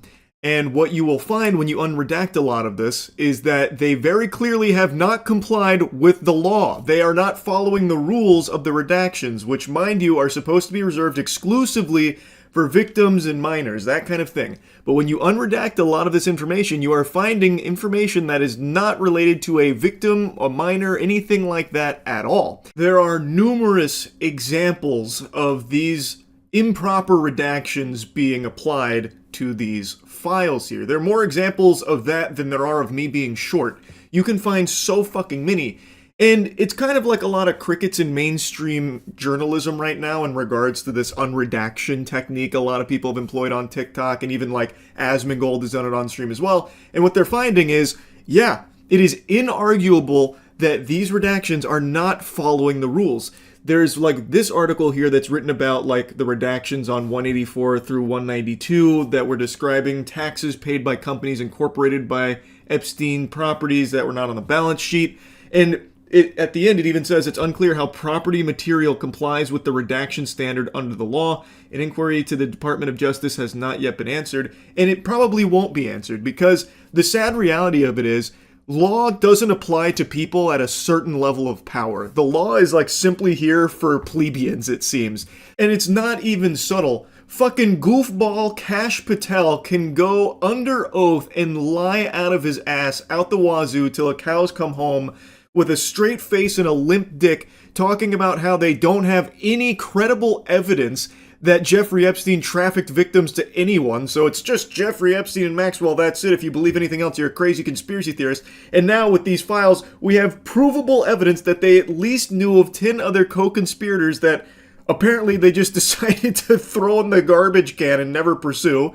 But we have so much evidence to prove beyond a shadow of a doubt he is lying, yet he won't face any perjury charges, he won't be arrested, he'll just keep fucking cruising podcasts like they're glory holes here about how he's doing such a good job and puffing up his chest and shit.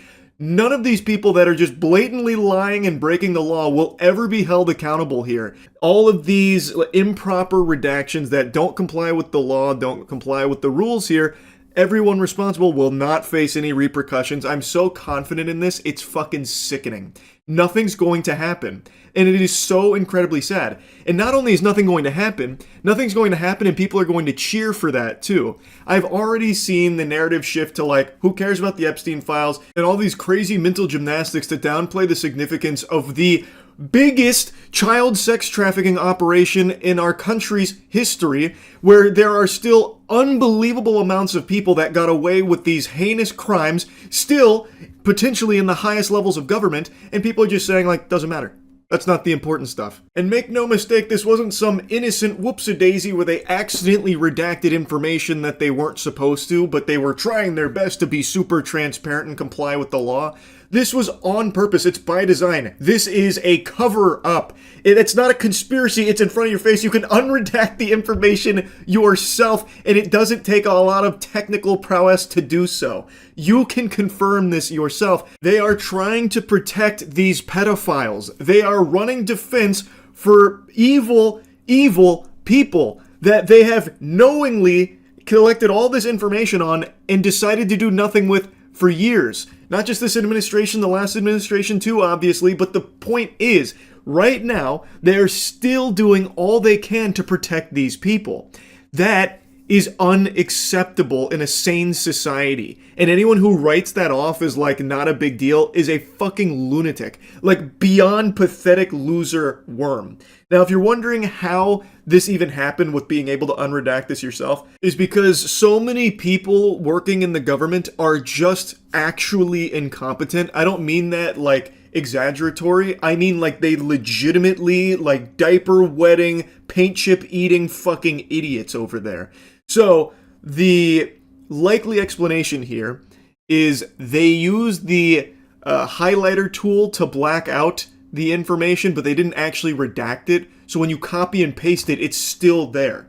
They didn't even actually redact it. That is how bad at their jobs they are. And I've seen a theory floating around that maybe this is on purpose from a whistleblower who was tasked with redacting information but wanted it to get into the hands of the American public, so they instead did like the highlighter tool as opposed to redacting it. And I'd be willing to motorboat those titties, play ball with that idea, if we hadn't seen so many examples of just pure incompetence at the highest level. I truly just think it's clear that the people in these positions are just like actual fedora tipping Reddit twerps, like based on how they shitpost on Twitter and everything, and that they legit just can't do their jobs very well. Side note, anyone remember this little golden nugget where they literally rickrolled the Epstein Files release, treating the most notorious, infamous child sex trafficker, as well as all of the information in regards to his clients and all of these evil crimes, as a joke? Anyone remember that? I think it's pretty evident that a lot of the people in these positions are actually just fucking dumb. So I'm not willing to believe that this was some kind of internal whistleblower trying to do the right thing. I just think that they are actually fucking lobotomites, just genuinely stupid, and didn't realize that blackout highlighter doesn't actually redact the information. It's wild they can't even do the simplest things correctly, like redact information. You can literally click like 2 buttons in order to do that. And they can't even figure that much out. They are knowingly making a conscious decision to violate the law here in regards to these Epstein file redactions.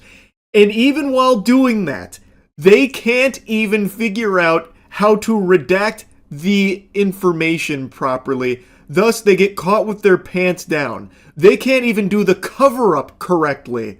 And still, even though their whole ass is out, goat seed, on full display for everyone, every single human being on the planet that wants to download the files and unredact it themselves, they can see that they broke the law by redacting things that aren't minors and aren't victims. Even this being 100% confirmed will still probably not lead to a single person being fired or a single individual in a higher level of power here even facing some finger wagging. It's just that bad right now. They can do anything they want with complete immunity, and it's just so outrageous. It's infuriating. I had to yap about this a bit because I've now learned that there won't be anything that comes from it, so might as well blabber about it now. That's really about it. See ya. Sailor's Log, January 11th, 2026. Epstein Files still not released, and still complete radio silence on the non-compliance exhibited from the administration with what they have released, where there is irrefutable evidence that they redacted, covered up names of people that weren't victims. They covered up names of potential perpetrators and people of interest, which they were not allowed to do. They have still not fully released the Epstein Files. They are still kicking that can down the road. They have still not complied with the law that they were supposed to follow with all of this. And yet, nothing is happening. They are not being, punished for it or anything. They just get to do whatever they want, or get to not do whatever they don't want to do. It's complete lunacy, and the Epstein name is conveniently starting to fall out of people's lips, and it seems like the people in power are just conveniently forgetting who that is. It's like the Duffer Brothers with the Demogorgon. Who's that? What is that? Who? Epstein? What in tarnation is that mumbo-jumbo? Some kind of Frankenstein spinoff? I've yapped about it a lot, so instead, let me yap about something kind of adjacent to that. Dan Bongino. Dan Bongino was a podcaster who actually got to serve as deputy director of the FBI last year, and one of his big promises, one of his big things that he was going to fight for the people, for the American public, being the patriot that he is, he was going to go in there, he was going to get the Epstein Files out, and he was going to get people held accountable. And guess what happened when Dan Bongino finally made it in there? Nothing. Less than nothing, really. Calling what he did nothing is a generosity that he doesn't deserve to be afforded. If you went into your bathroom right now and squeezed your empty tube of toothpaste, the fucking air that pops out of it would have more value than Dan Bongo's going into the FBI. It's so fucking pathetic.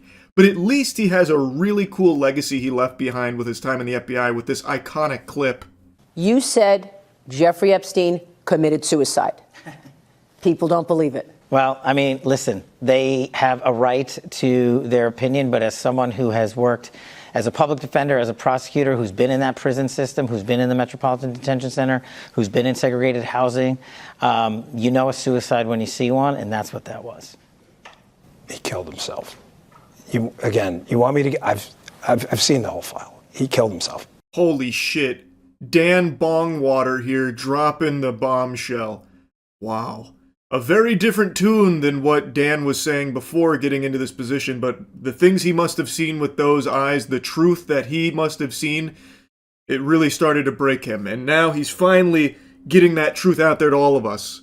Turns out it was a suicide and there are no other people to be held accountable. Really a profound, eye-opening interview here from Dumb and Dumber. The doofus duo here really put on quite the clown show. Kash Patel, by the way, I love to mention this, has provably gone under oath and lied about Epstein, where he said that there's no credible evidence that Epstein trafficked minors to anybody. And now, even with their complete sham of Epstein Files they released, that were just basically hundreds of pages of blacked out information, even with that, you can still see that what Kash Patel said under oath is a lie. That is textbook perjury, and he is not being arrested for it or anything like that because the laws just don't apply when you reach a certain level of power, it seems.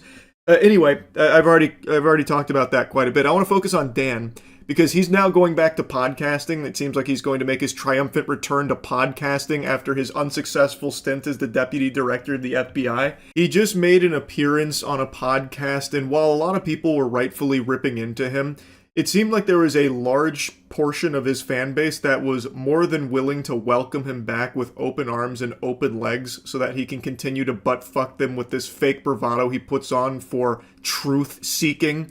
When it is clear, when given that position of power where he could actually find the truth and do some good to like follow through on his promises of releasing these Epstein files and getting this information out to the public, he folded and was more than willing to just bite that nipple and suckle because the government asked him to. When actually given a position of power, he was more than willing to just roll over belly up and just be a good little doggy for them.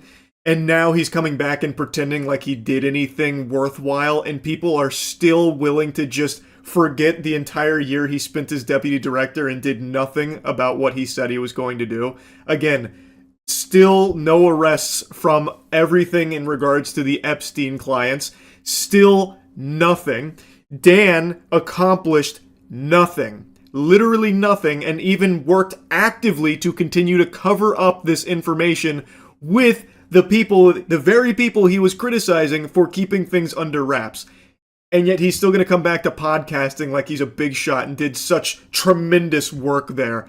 It's so crazy to me. He then has the gall to say like anyone still complaining about this kind of stuff is just black-pilled and it's so annoying, this and that. Really, it feels like a big betrayal of the people that were like propping him up, hyping him up, glazing him, excited that he was now in this position to start doing the things he was claiming he would do in that position. Which, again, was lobbying behind Dan because he was the one talking about how important this is to him and how he's going to fight tooth and nail to finally get the Epstein client list out there and get people, fucking thrown in the slammer. Start having deep space... Well, maybe deep space, but deep state agents arrested as well, and fucking deep space agents too. He's gonna start fucking arresting cosmic entities out there. I don't know. He was talking about all these things about how he's gonna, get all of these horrible people out of there, and it all starts with the Epstein file cover-up being blown wide open. Then when he finally gets there, he doesn't even begin to scratch the surface of that, and just goes with the flow. He doesn't rock the boat. He just becomes a good little puppet for them. And now he's back to podcasting. But the black pill complaining and whining all the time about the administration of it, it's just like, man, what team are you on? Holy Moses, man. So you don't have to watch. It's okay. There's a door, go find the freaking exits. Because I don't really give a shit. I'm not here for anybody's money or anything like that. I'm too old for that shit. Well, we're all very excited to have you back. If you're excited to have him back, you need to hit yourself in the head with a hammer ASAP. Try and reset your neurons. This is a guy who has now proved to you that he is all lip service and will not actually fight for the truth or fight for you. He is not some patriot. He is now not in that position, and when he had that position, did nothing that he said he would do. Nothing he promised the people he would do.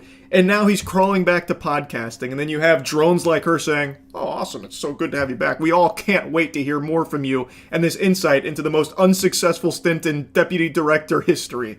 Yeehaw. It's crazy. It's fucking crazy. But on the bright side, now that he's gone back to podcasting, we're going to have more golden clips like this.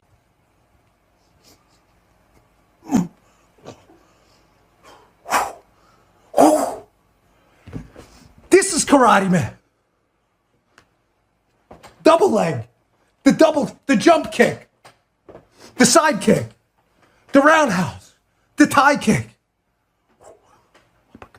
Body.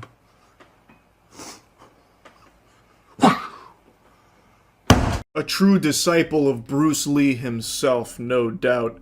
I've seen a lot of people clowning on him for this clip. This is going all over the place right now. I've also seen reports that he's blocking thousands of accounts on Twitter, so he is crashing out big time.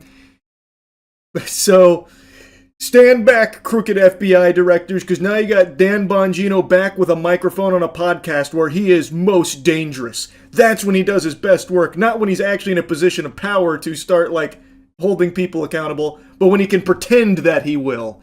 That's when you gotta be careful. So Dan Bongino back in Ultra Instinct mode. Fucking clown, man. That's really about it. See ya. Do you see it?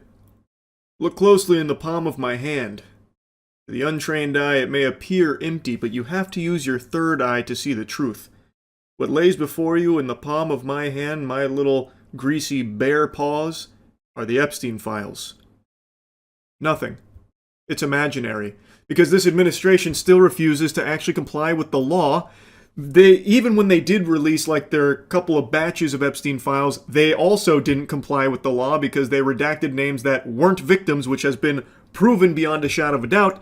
And now it's been, what, a month past deadline, and they are still kicking the can down the road. And now, like a bucking bronco, they're putting up a real fight where now the DOJ is basically saying in their most recent filing that no court can order them to release these Epstein files. They can't force the release. They're basically gloating that they're kind of above the law, is the impression I get from reading through this. Now, a lot of it's legalese, so a bit of it's a bit above my pay grade, but from everything I've read from the experts who have went through this filing, this is the DOJ once again refusing to cooperate and is now just kind of outright saying that no one can really force them to do this. It's fucking sickening.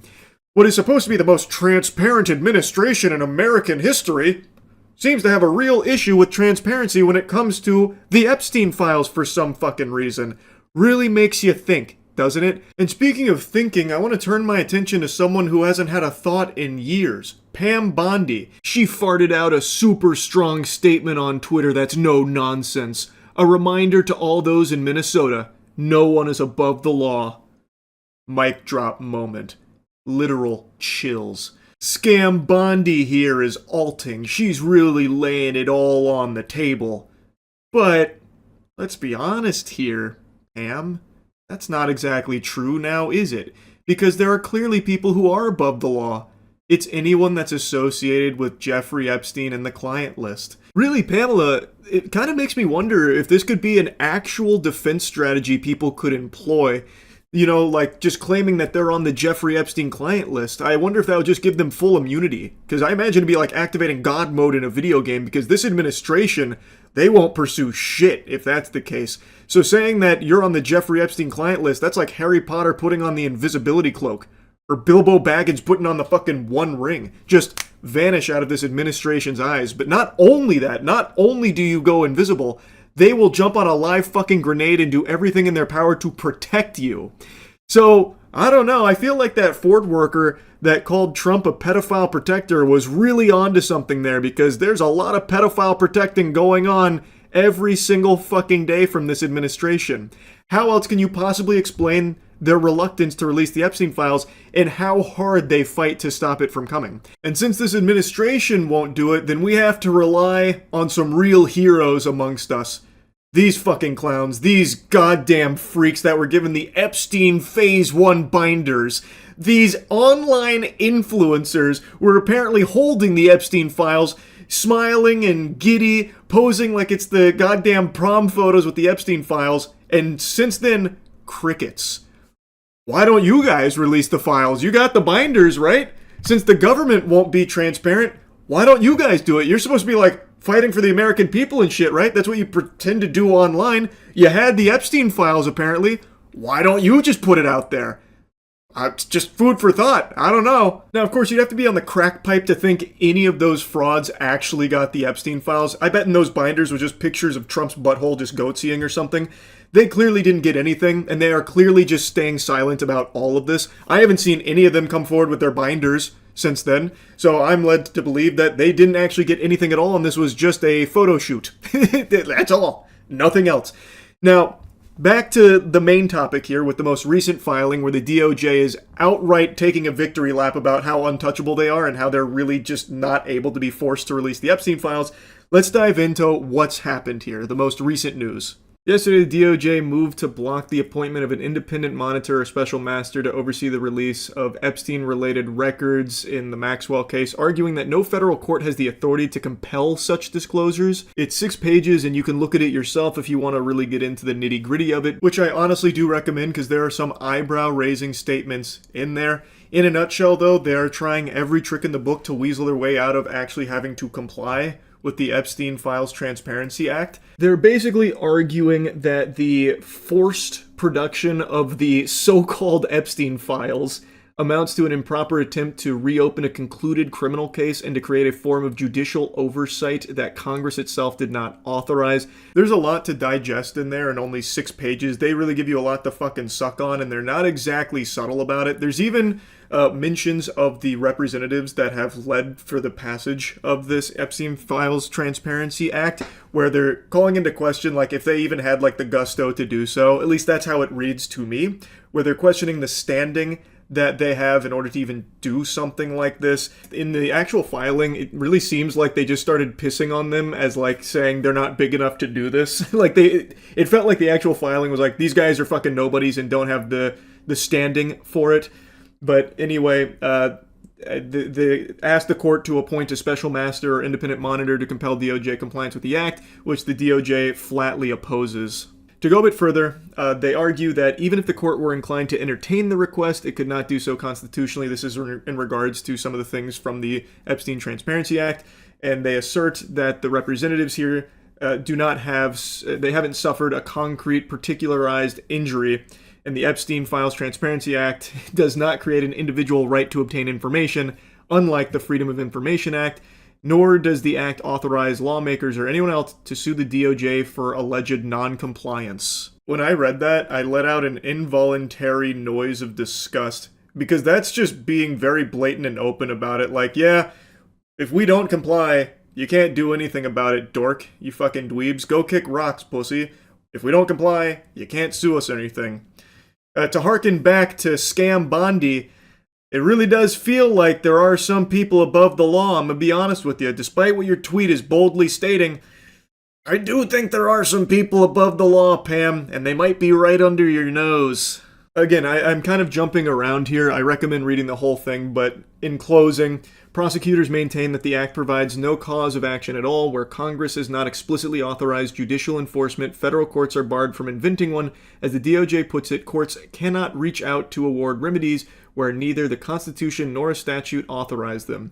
In short, the government's filing makes clear that absent new legislation explicitly authorizing court enforcement, the DOJ believes no court can force it to produce the Epstein files, regardless of public pressure or congressional intent. Real quick, to briefly tie this back to good old Scam Bondi, since she wants to bring up Minnesota, there's this big thing, this big talking point about comply. Well, why does compliance only apply to American citizens? Why doesn't it apply to the DOJ as well, who is not complying with the law? They are also supposed to be governed by the law too. According to Pam, no one's above the law, so why aren't they complying with it? They have been routinely violating the protocol set in the law with the Epstein Files Transparency Act. They are not complying with it, and in this most recent filing, they are even openly saying, if we don't comply with it, you can't sue us or anything. They are even saying in their own statement about non-compliance, why would they even be teasing that notion of non-compliance? Why won't they just comply? Why are the administrative authorities not talking about the DOJ's reluctance to comply with the law? I don't know, it just doesn't make a whole lot of sense to me. Pam, it feels like some people are above the law, doesn't it? I don't know, I'm just getting a whiff of that for some reason. Anyway, that's your most recent Epstein Files update. It's not looking like it's ever actually going to lead to anyone getting arrested in regards to the Epstein client list. Who would have seen that coming? Unthinkable that this administration wouldn't be pursuing action against those evil, fucking heinous villains in the Epstein client list. It's so odd that they wouldn't be transparent in releasing these files.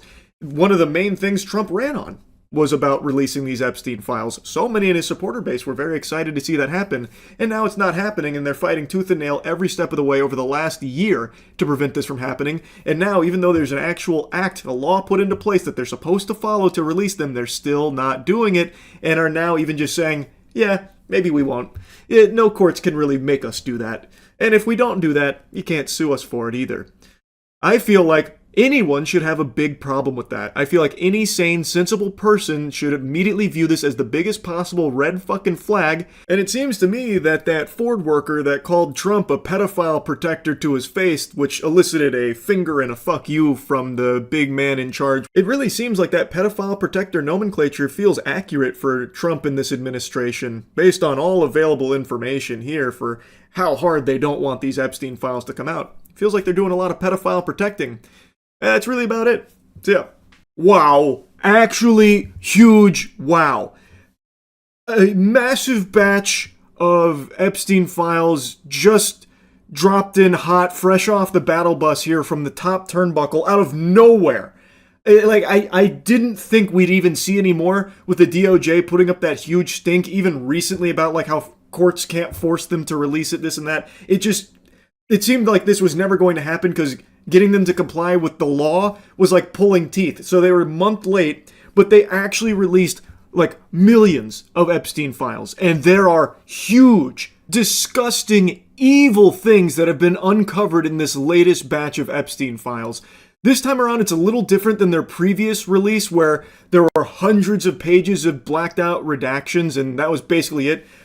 This is what you saw with the Epstein files, except I thought that was going to make the camera go black. You get the idea. It was basically just staring into the fucking void. It was just pitch black because everything was redacted. It was just a lot of nothing. But even amidst that nothing, they were so fucking incompetent that they left in the ability to unredact the files yourself, where people were able to catch them breaking the law, where a lot of the redacted names were not names of victims.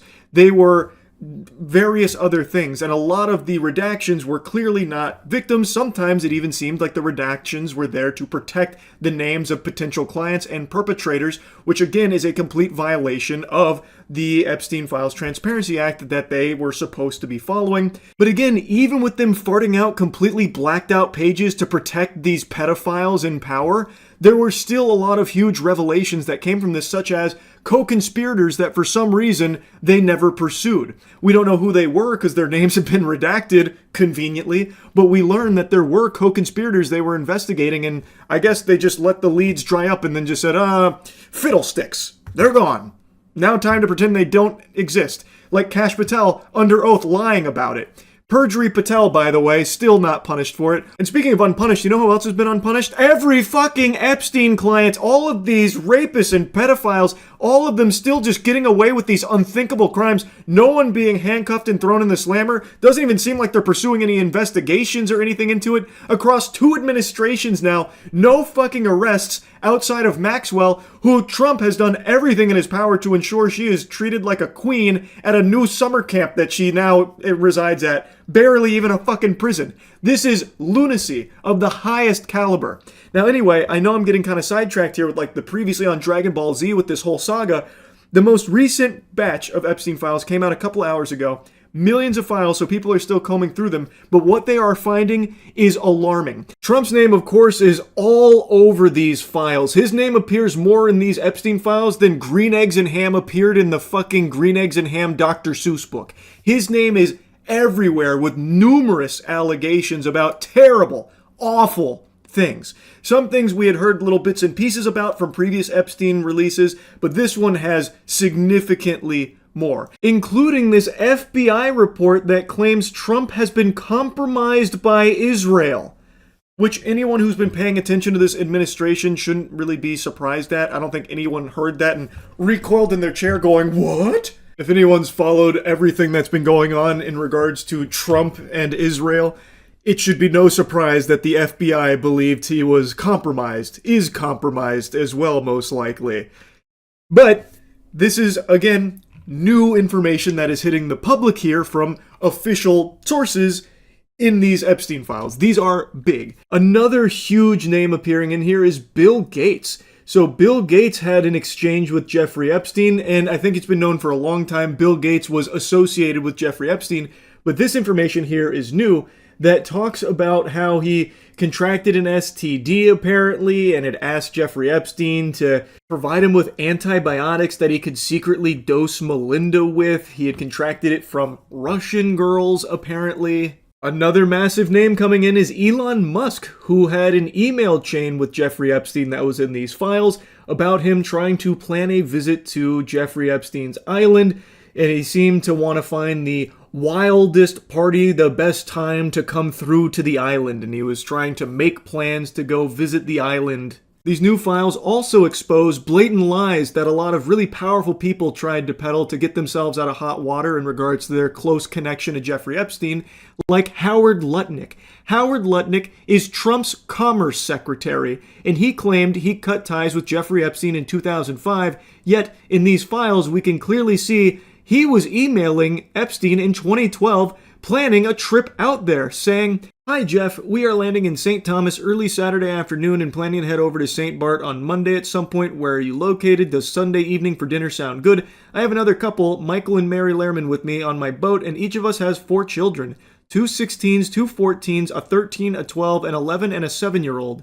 Thanks, Howard." What a disgusting freak. He's even listing out the ages of the children that are joining them on their planned trip to Epstein's Island. This is in 2012.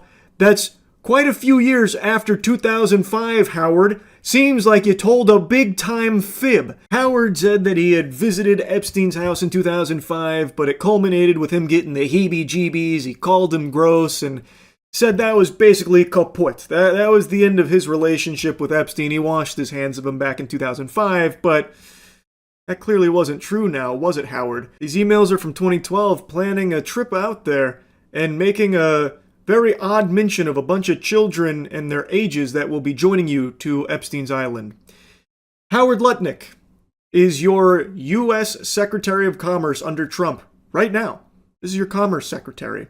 And he is one of many very powerful politicians whom you'll find in these new Epstein files and previous Epstein files as well. These are just a few of many names, new names as well, very powerful people who appear in these files with alleged horrible, horrible things that they have done in connection with Jeffrey Epstein and the island.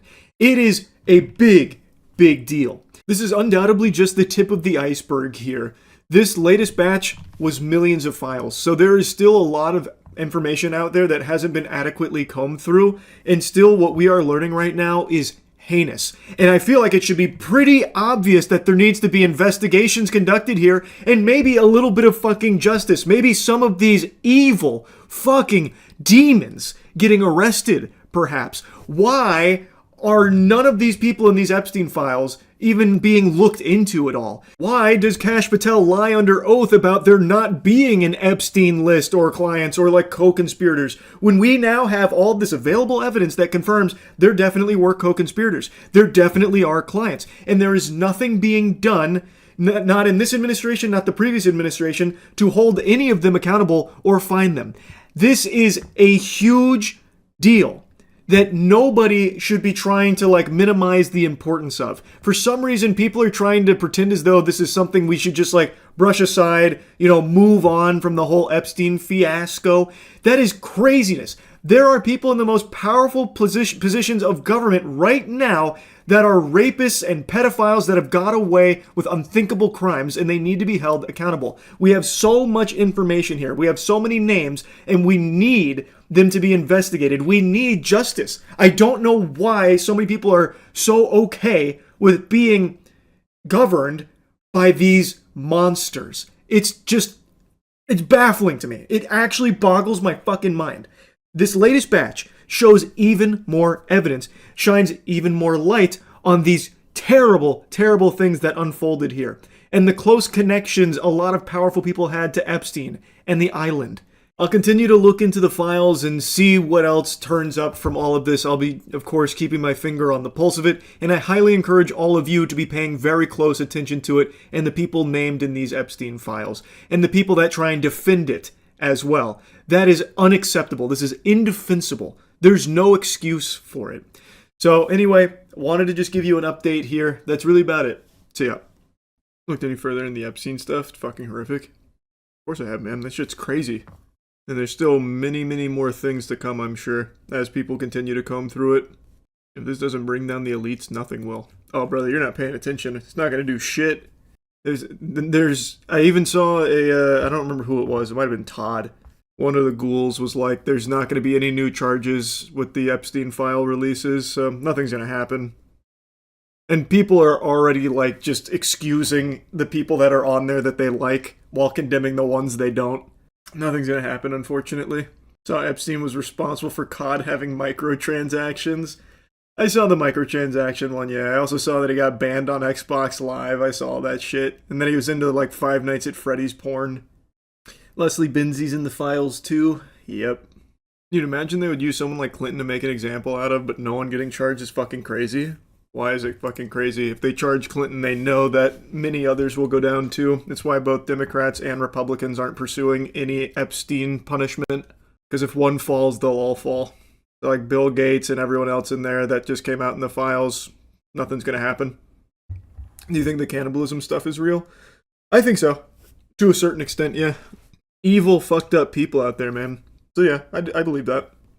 Thoughts on the rich being exposed as cannibals from the files? Yeah, that one was wacky. That one was crazy. I do believe it though. I've said for a long time there's a bunch of fucking freaks there. Even during like the whole pedophile ring shit that Alex Jones used to talk about, I said like that he's probably right. Like I feel like most people who ever paid attention knew that there was some true evil at the highest level of the food chain. But now Alex Jones isn't talking about that as much, even though there's like now confirmed evidence that he was right about that. It's crazy. People are just so fucking loyal to like the powerful people they grovel to that they'll just all of a sudden abandon something that they, I believe, or I thought firmly believed in. Different when it's your friends, I guess. It's not confirmed, stop spreading misinformation. You can doubt the files all you want till the cows come home. To me, I think that evidence is pretty fucking solid. If you're wrapped into the Jeffrey Epstein files and implicated in like really egregious, disgusting shit like that, there's probably something very fishy afoot. You see some guy logged into Epstein's Reddit account because the password was in the files. I did not see that. I missed that one. What the fuck? Is that real? Or is that guy just making some shit up?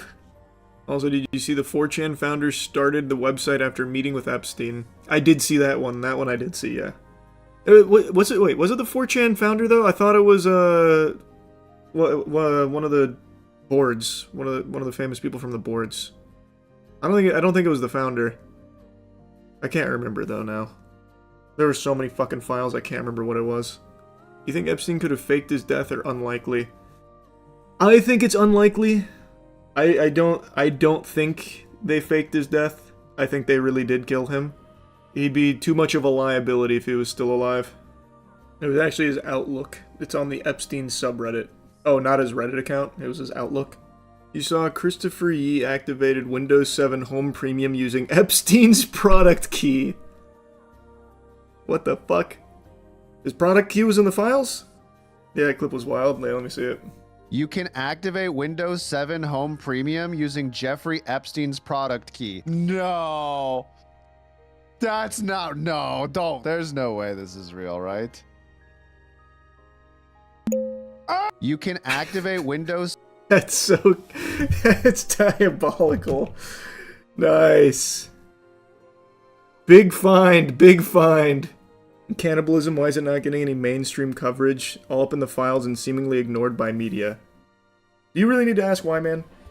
It is crazy, though. Like, the amount of stuff in there that just isn't being covered is nuts. Like, there was a time, like, with Bohemian Grove, right? Like, Bohemian Grove, a lot of people are like, oh, this is fucking stupid. This is craziness. This is not real. Turns out Bohemian Grove is, like, a real thing. That is, like, a pretty fucked up thing.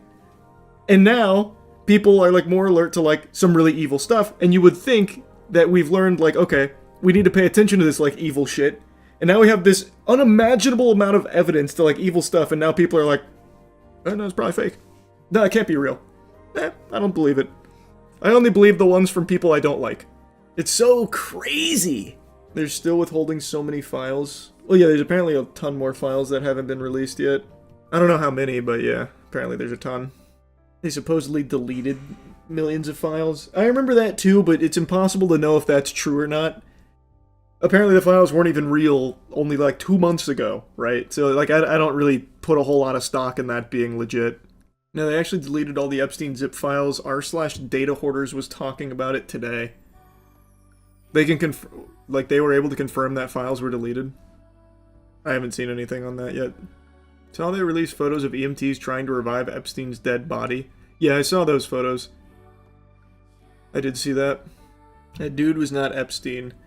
Yeah, a lot of people said he was like missing his tattoo or something in it. I didn't look super closely at it. But imagine that actually was a body double. That would be crazy. Is there any famous person you think faked their death? No, I don't really subscribe to any of the fake death theories. There's none that I've seen that I feel really passed the smell test. What about DB Cooper? Well, DB Cooper didn't fake his death. He just, most people assume, died from that crazy fucking jump. But then we have that new evidence from last year about like how they actually found DB Cooper's stuff and it looks like he survived the jump. You just said you don't believe he committed suicide? No, I think he's dead though. Like, he didn't fake his death. I think they killed him. I just don't think he killed himself. I think most sane people don't believe in the official narrative around Jeffrey Epstein's demise. How do you think this ends? No arrest, just a whole lot of bullshit? That's exactly right. Just a whole lot of bullshit and nothing changes. Which is sad, but it's just how it is, unfortunately. I wanted to give you a brief little follow-up to the latest batch of Epstein files that dropped. Over 3 million files came out, and it's been quite a few days now of people coming through them and finding tons and tons of alarming things. New allegations, new names, a ton of new information. I highly recommend you check out CoffeeZilla's 2 latest videos covering this new Epstein file drop. I think he does a great job at cutting through the bullshit and delivering the clearest coverage and highlighting some of the most important takeaways from all of this new information. This is a huge deal, and don't let any of the NPCs on Twitter convince you otherwise or try and minimize the importance of this. And crazy enough, I know it's not just these faceless homunculi on Twitter that have this administration's cock buried deep into their throat that's trying to convince you to just let this all go. The administration itself is doing that as well, which is the main thing I want to talk about here. Since this release, the official narrative from the administration is they've finally complied with the law and released these files, and now we can all just move on. Which is crazy because there are still no arrests and seemingly no investigations either, despite all of this overwhelming evidence that now the public has access to and can see some really fucking terrible things in. Raping children, trafficking children, possible cannibalism, torture, murder, all of this now just openly in the public. Of course, with tons of redactions to protect the perpetrators, naturally, which, of course, violates the law that they're right now gloating about following, by the way. All of this is now out there in the public, and yet still, no investigations, and the administration is proudly just saying, time to move on. Before showing you some clips here, I want to do a little experiment here with you to try and activate a few neurons, God forbid. Let me dust off your brain here for a moment. Let's say that you have drank the Kool-Aid to such an extreme degree that you believe all of these Epstein files are a bunch of hooey when it comes to the Republicans that are named in there, like Howard Lutnick or Donald Trump. Let's say that you think that all of those are make-believe, there's nothing in there that holds any water, it's a fucking, wild goose chase, it's all fake. But you believe that all of the information in regards to Democrats in there, like Bill Clinton, is legitimate, and Bill Gates. All of that's real, but all the stuff on the Republicans is fake. Let's play ball with that. Let's say you're right. Why are the Republicans that are in charge right now in this administration not pursuing an investigation on the Democrats in these Epstein files? Let's go into a little bit of chess theory here. Everything about Donald Trump and the Epstein files is totally innocent. He's been absolved of all wrongdoing like he says he is and like a lot of other people are trying to regurgitate. Despite the numerous times his name appears, let's say he's not compromised by Israel like the FBI was investigating. Let's say all of this is wrong, but all the Democrats that are named in there are actually guilty. Those are the actual evil perpetrators and the real culprits. Why the fuck aren't we arresting the Democrats, or at the very least, investigating all of this information in the Epstein files?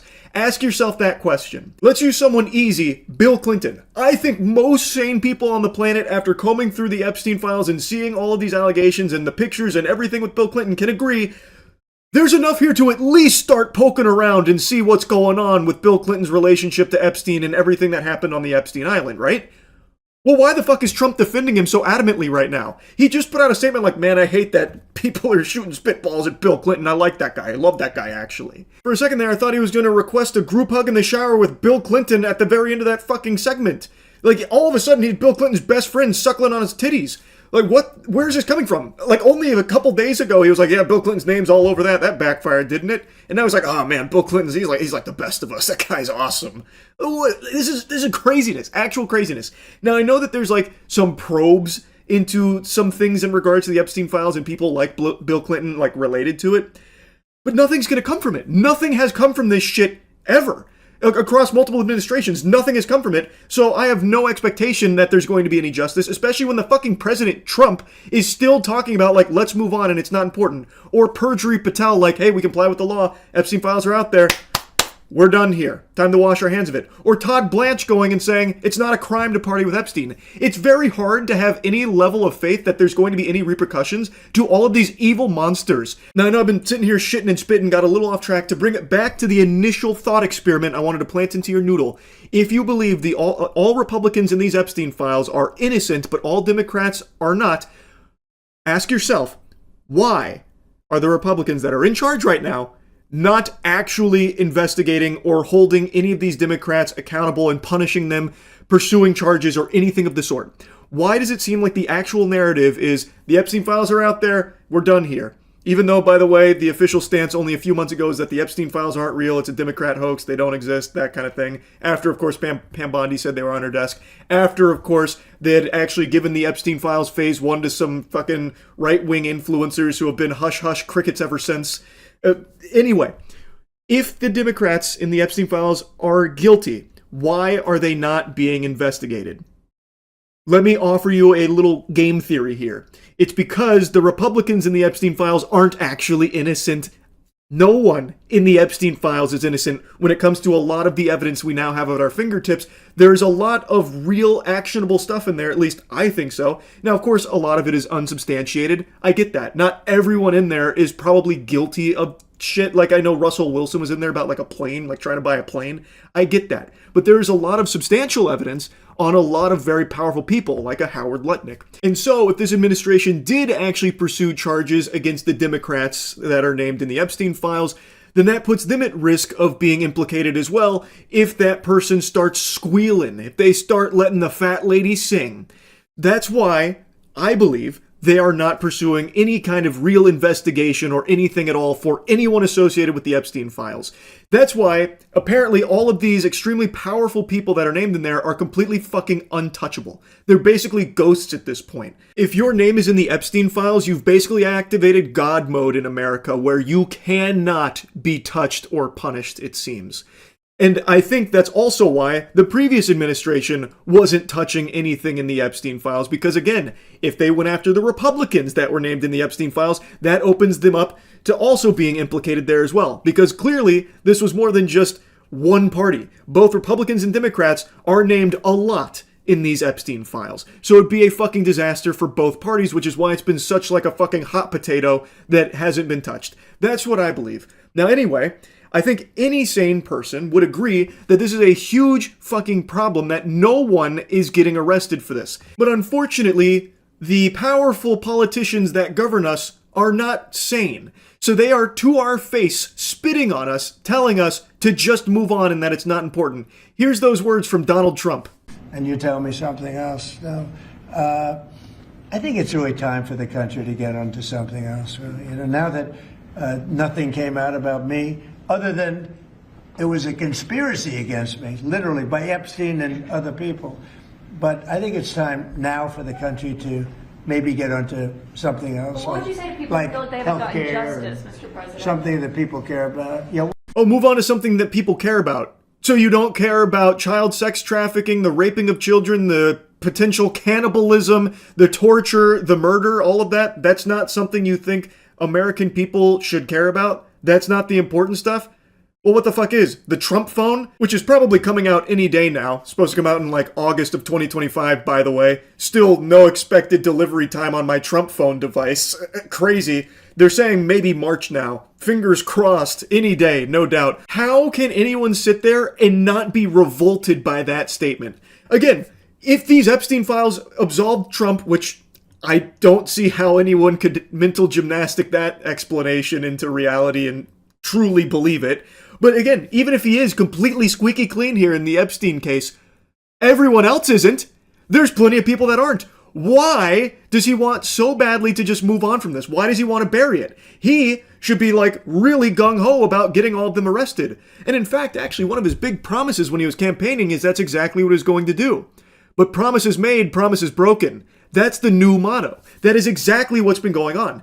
He campaigned about how important the Epstein Files were to release and like actually get justice for the victims and punish these heinous, evil people. And then the second he gets into office, he's done everything in his power to not only deny the existence of the Epstein Files, calling them a Democrat hoax, but also doing everything he can to prevent them from coming out. And it has just been a complete circus with these. And now that they're here, and people have all of this evidence with so many names and so many bad people on there with a lot of things that I do think would warrant an investigation, he is saying it's not important and that we need to move on. That is actual craziness. Do you have regrets about how it's been handled? Look, like any other hot topic issue, the American public and the world had a great interest in this. And what we did under President Trump's leadership is produce the most transparent DOJ and FBI in history. 3 other administrations had the opportunity to do this, and we produced everything we legally and lawfully could. We worked with our partners in Congress, we followed the statutes and the court orders, and we produced, 3 million some pages. So I think we got to the result in the right way. Could we have gotten there faster? I'm not really sure because of numerous court cases, multiple protective orders, multiple court sealings. And so now we've produced everything we can while protecting victims' rights and following. This fucking dweeb, this insufferable dork. So here's Perjury Patel taking a victory lap here about how they did everything right when it came to the Epstein Files, which, by the way, under oath, Kash Patel said that there's no evidence that there were like any, clients, no list. He said plenty of things that have been completely disproven with these Epstein Files being released, but he's not facing any perjury charges, and to my understanding, no one's even pursuing it. Super weird how Perjury Patel just gets away with it. But here, he's talking about how they did everything right in the right way, which is not true. They did everything they could to not release these files every step of the way. They're already like 2 months late, basically, close to it.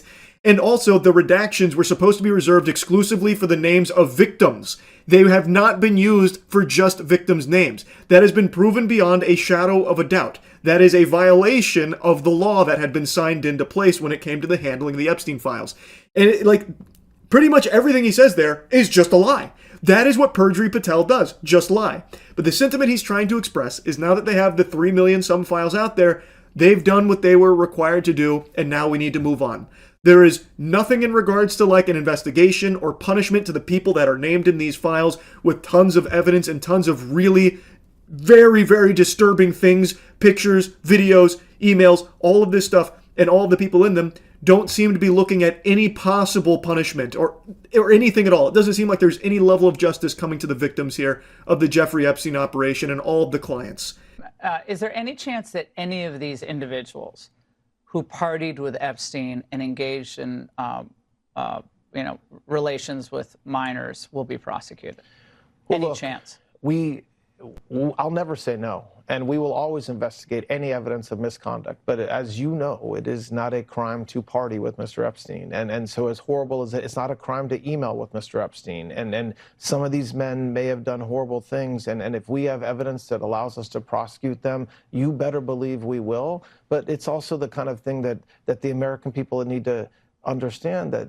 It isn't a crime to party with Mr. Epstein. It isn't a crime to have Didn't look like that's all that was going on some of those photos. I mean, if the photos could speak, some of them look pretty bad. That's right. And unfortunately, photos can't speak. And so we need witnesses and we need evidence. Are there videotapes that you all have? Or? To answer that question, yeah, there's videotapes that they all have. In fact, Pam Bondi said that there's like thousands of videos with children in them.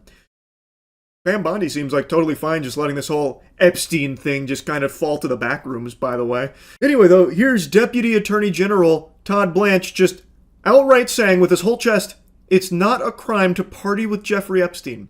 And he's being very open and honest here about how little he's actually caring about it. He's making it seem like, oh, maybe there's a chance for an investigation, but he's being very blunt that it's probably not coming. There's probably not going to be an investigation. He's even saying, yeah, unfortunately, pictures can't speak. So all those horrible pictures and all of that evidence in there, probably not going to lead to an investigation. Everyone's going to get away with it. Oh, shucks. But it's not a crime to party with Jeffrey Epstein. You know, the man behind the biggest child sex trafficking operation in this country's history. What a strong message to be sending, Todd. It's all just so blatantly in your face. They treat you like you are a mindless sheep. And plenty of people are proving them correct here with the shit that they're swallowing here with a smile on their face. Wake the fuck up, samurai. The president has just said that we need to move on from the Epstein Files into something that people care about. Let that marinate for a second. Really think about that.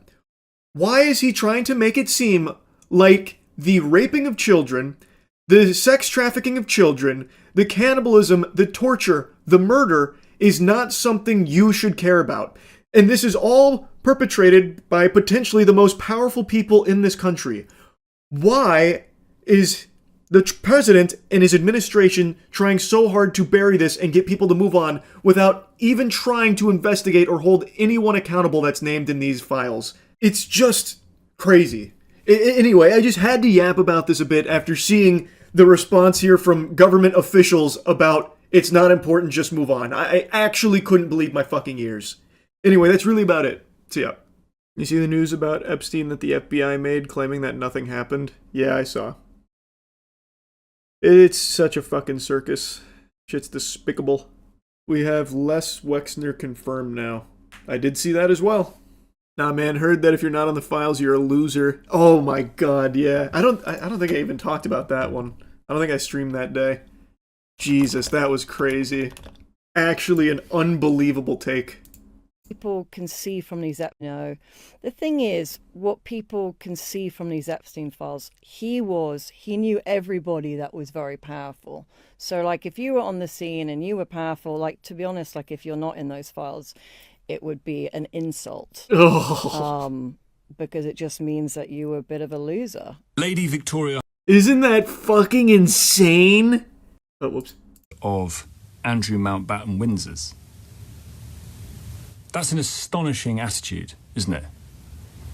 If you're not in the Epstein files, it's an insult, you're a loser. Crazy. No problem saying it out loud, too. She was just totally upfront and honest about that shit. She was dating Prince Andrew at one point, so it makes sense she would say that. Yeah, no, I know. It's pretty clear why she said that. Can't just cherry pick certain narratives. All in all, big things are happening. Only fair you discuss how Trump was like the first informant to the FBI in 2006. Are you talking about that phone call that just got declassified? Yeah, I was reading about that. Apparently he put in a call about Epstein and Maxwell. And he said Maxwell's evil and they really need to keep their eyes on her. But then I would ask, if he knew this for so long, why now is he making Maxwell's life so easy? And why, when talking about Maxwell, does he always express sympathy? He just moved her to a much lower security prison. And why does he keep playing around with the idea of a potential pardon if he's known since 2006? And again, if he did know all of this and now all of these Epstein files are here and he's innocent, why not just go after all the guilty people? Why does he just want to move on from it? It doesn't make sense. It doesn't make any sense. If he's completely innocent, which maybe he is, I'd be shocked given the scope of these files, but if he is, why wouldn't his course of action be, let's now punish everyone in the Epstein files? It doesn't pass the smell test. Why call it a hoax over and over and over again if he's known since 2006 about how horrible all of this was? Same could be said for everyone else that knew, though. Oh, absolutely. 100%. It can, is, and should be said for everyone else, too. To play devil's advocate, perhaps it's so rooted in the system that even if he was innocent, it would fundamentally break the system. And that's what fucking Pam Bondi said, too. If they had, like, the full Epstein files disclosed and everyone was punished, it'd crumble the system. Well, then we got a big fucking problem with the system. How is that a defense? That's horrifying. Pretty sure that was a lie. She never said that. I don't know if, again, I don't know everything Pam Bondi said about it because she changes her story on the Epstein files every fucking day. So maybe I'm misremembering, but I thought I remembered her saying something to that effect. It's entirely possible she hasn't, but I've seen that sentiment from so many other powerful people as well. Alex Jones was calling this shit out years ago and I thought he was nuts. So many people did. I was in that camp too. Well, to a certain effect. I said for many years, there's absolutely like that pedophile fucking elite vampire type shit. Absolutely. I think anyone knew that there was definitely something to that effect. I had no idea it was this big, but Alex Jones now no longer calls it out. Alex Jones doesn't fucking yap about it anymore. So many people that have been proven right about this conspiracy, it's no longer a conspiracy, now just shut up about it. I don't get it. This should be like the easiest victory lap of all time, and yet now no one wants to fucking talk about it. You think they were paid off? Probably. I would guess. I mean, we have a ton of information about, like, influencers and shit being paid to peddle things, so, like, it's entirely possible. I don't know. You're not understanding that the all-powerful will have you killed for saying stuff? I see that a lot, and that is true. This is something I brought up a lot. Panama Papers. R.I.P. A lot of people don't even remember the Panama Papers now. But here's the thing. If they were going to kill people off for talking about the pedophile elites, they would have done that to Alex Jones years ago. Now it's been proven beyond a shadow of a doubt, and now everyone talks about it. This would be the safest time in the world for him to be talking about it. And he doesn't. Do they even have people killed anymore? People literally believe whatever they're told despite evidence? They definitely do. Again, I just referenced the Panama Papers. I genuinely think most people forgot about this. But they absolutely do still have people killed. No doubt. One car bomb and everyone shuts up about it. Yeah, that's exactly right. The Panama Papers were huge until they killed her with a car bomb. Alright, man. This new tactic that they're pulling out for the Epstein Files, that they're really digging in deep in the John Madden playbook for, is unbelievably ridiculous, even by the standards the circus has already set. This is like if I pissed on your head, but didn't even try and call it rain, I just called it piss. I just say, hey Buster, I'm urinating on you. And you're just supposed to, like, thank me for it. Last night, there was a big bombshell breaking. All Epstein Files released. Pam Bondi announces DOJ has released all Epstein Files under the Epstein Files Transparency Act, including justified redactions and a list of high-profile names appearing in these documents. When I saw that fresh little nugget drop there, I actually thought that there was a huge Epstein file dump where they actually did unredact everything. Maybe Pam Bondi getting biblically smacked down at that hearing the other day and embarrassing herself actually did lead to these files coming out, the remainder of them. But it turns out that's just a fucking lie. That's just a big-time, full-blown fib.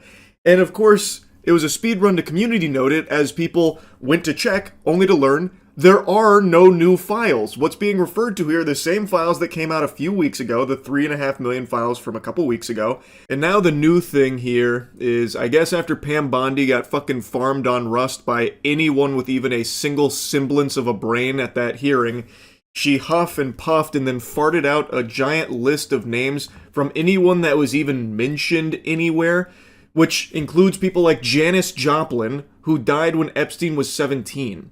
So this has naturally been called out by a lot of people saying, to have Janis Joplin, who died when Epstein was 17, in the same list as Larry Nassar, who went to prison for the sexual abuse of hundreds of young women and child pornography, with no clarification of how either was mentioned in the files, is absurd, which it is. It's done on purpose with the sole intent of confusing and muddying everything here. They combined the actual, real, evil child sex trafficking clients with just random people's names who appeared in emails like Janis Joplin. This is ridiculous, and it's just blatantly corrupt right in your face. There is no new files here. That is just a lie. Yet for some reason, it's being peddled by tons of people as if it's real. I guess they all got the call, so Alex Jones here preaching about how Pam Bondi just unleashed the full Epstein Files. She dropped her trousers and took a shit on this whole narrative that the Epstein Files implicate anyone in this administration. In fact, it backfired bigly on the left, on powerful Dems like Bill Clinton. And others busted, while fake smears against Trump are bullshit. Vindication for Trump. It's crazy how Alex Jones, for years, was talking about this elite pedophile ring that was raping and torturing and killing children, and now he is finally proven beyond a shadow of a doubt to be right. He was completely correct on that. And now he has to pussyfoot around the subject, just tiptoeing, walking on eggshells because some of his friends are in there. Dude went from secretly filming Bohemian Grove to being best buddies with its members. So now we all know that this is correct. Alex Jones could have taken a victory lap on this shit, but instead he's been preoccupied with 6'7" Labubu and whatever other dog shit that is. And anytime he mentions the Epstein Files, he has to do so with Trump's cock in his throat about it. He only focuses on the most easy, low-hanging fruit of the Epstein Files like Bill Clinton. Alex Jones explores the Epstein Files like this, with his hands over his eyes, really scared, making sure to put on the blinders so he could block out all of his friends' names, so he can laser focus on easy shit like Bill Clinton, who everybody knows is guilty in all of this. Real groundbreaking stuff, Goober. It's incredible what a paid shill this guy is.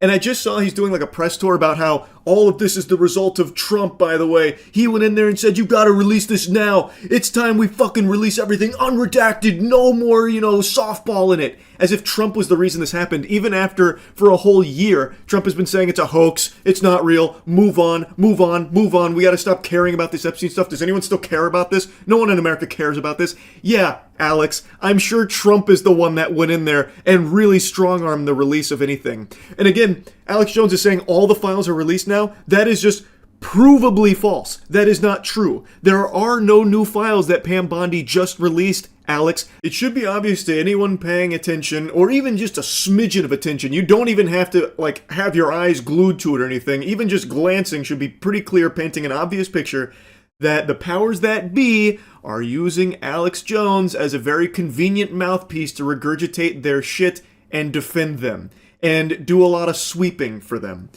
We are in an era where you have this information at your fingertips, and they are telling you, disregard what your eyes can see and listen to us and nothing else. It's so fucking scary, because people are willingly doing it. You can check yourself to see if there are new files that dropped, and it only takes a couple of seconds to get the real answer. No new files have dropped. You can find the truth yourself, and it takes seconds. And they know that, so they're relying on you just being too lazy and too blind and too much of a sheep, so they can just feed you things and have you believe them without bothering to check. So they can just lie and say that Pam Bondi just unleashed the nuke on Epstein. All of it's right there, and it's only Democrats. Look at that! Backfired bigly. And you won't bother to check it yourself.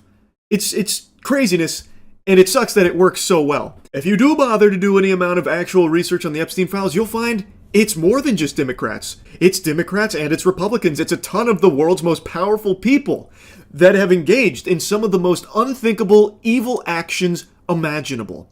And these monsters, these fucking worms, treat it like a joke. CoffeeZilla just made a video on it. Howard Lutnick in particular, he's always busting a gut laughing anytime Epstein's even brought up. I am increasingly disgusted by the way this is all a big joke to liars like Howard Lutnick, who deceive the American public about the status of his relationship with Jeffrey Epstein. That guy was there. I wasn't going. Now he testifies under oath that he actually went to the island of the creep and brought his kids. We had lunch on the island. That is true, for an hour, and we left with all of my children. Nevertheless, every time Epstein is brought up, this guy can't stop chuckling. Here's Lutnick laughing again when Trump is addressing a question about Epstein. To talk about how to respond to the Epstein situation. I don't know. I could ask you that question. He thinks it's the funniest thing he's ever heard. And maybe it's because they really think we are buying it. Maybe it's because they think, hey, we're just going to get away with this. We can just keep, the lies are so brazen. They are literally laughing in your face about it.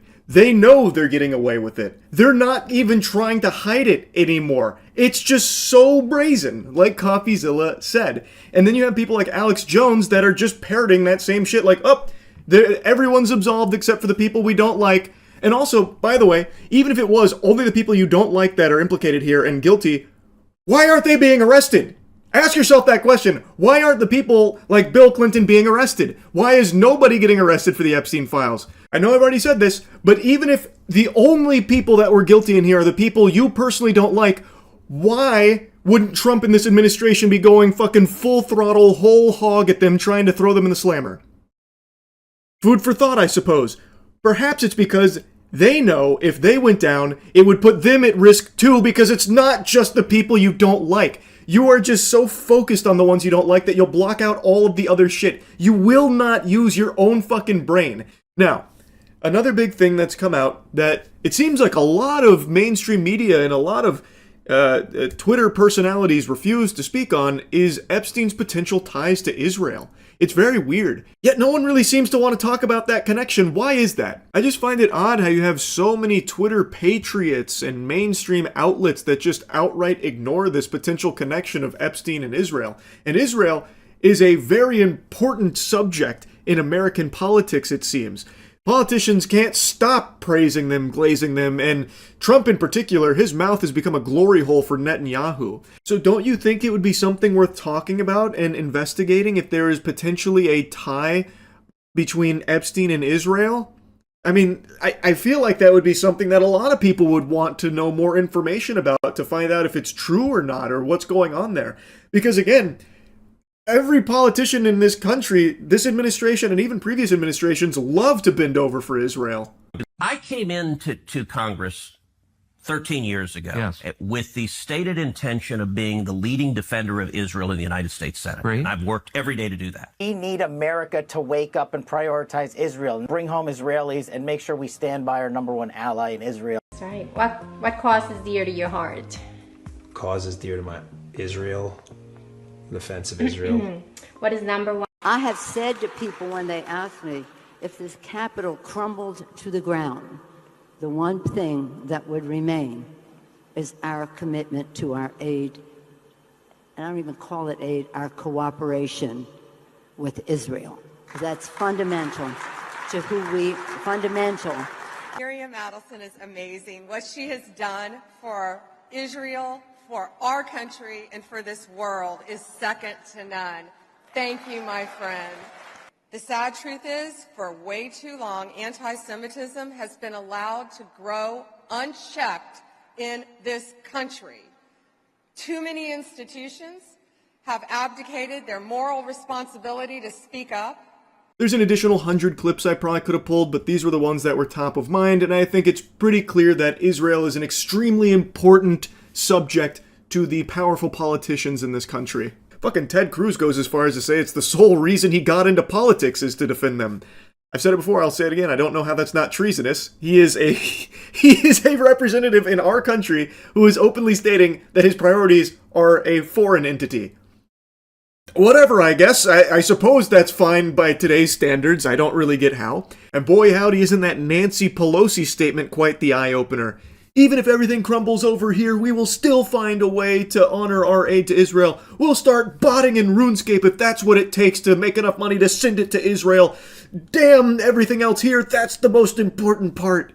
Pretty crazy shit, I would think. I feel like maybe I'm on the crack pipe here, but that should be a little concerning that the politicians that are supposed to be representing this country seem much more focused on the interests of another. But anyway, my point is, with the release of all of these Epstein files, even though hundreds of the files are just completely worthless garbage that are fully fucking redacted, just nothings, there is still a lot that remains that showcases a potential connection of Epstein and Israel.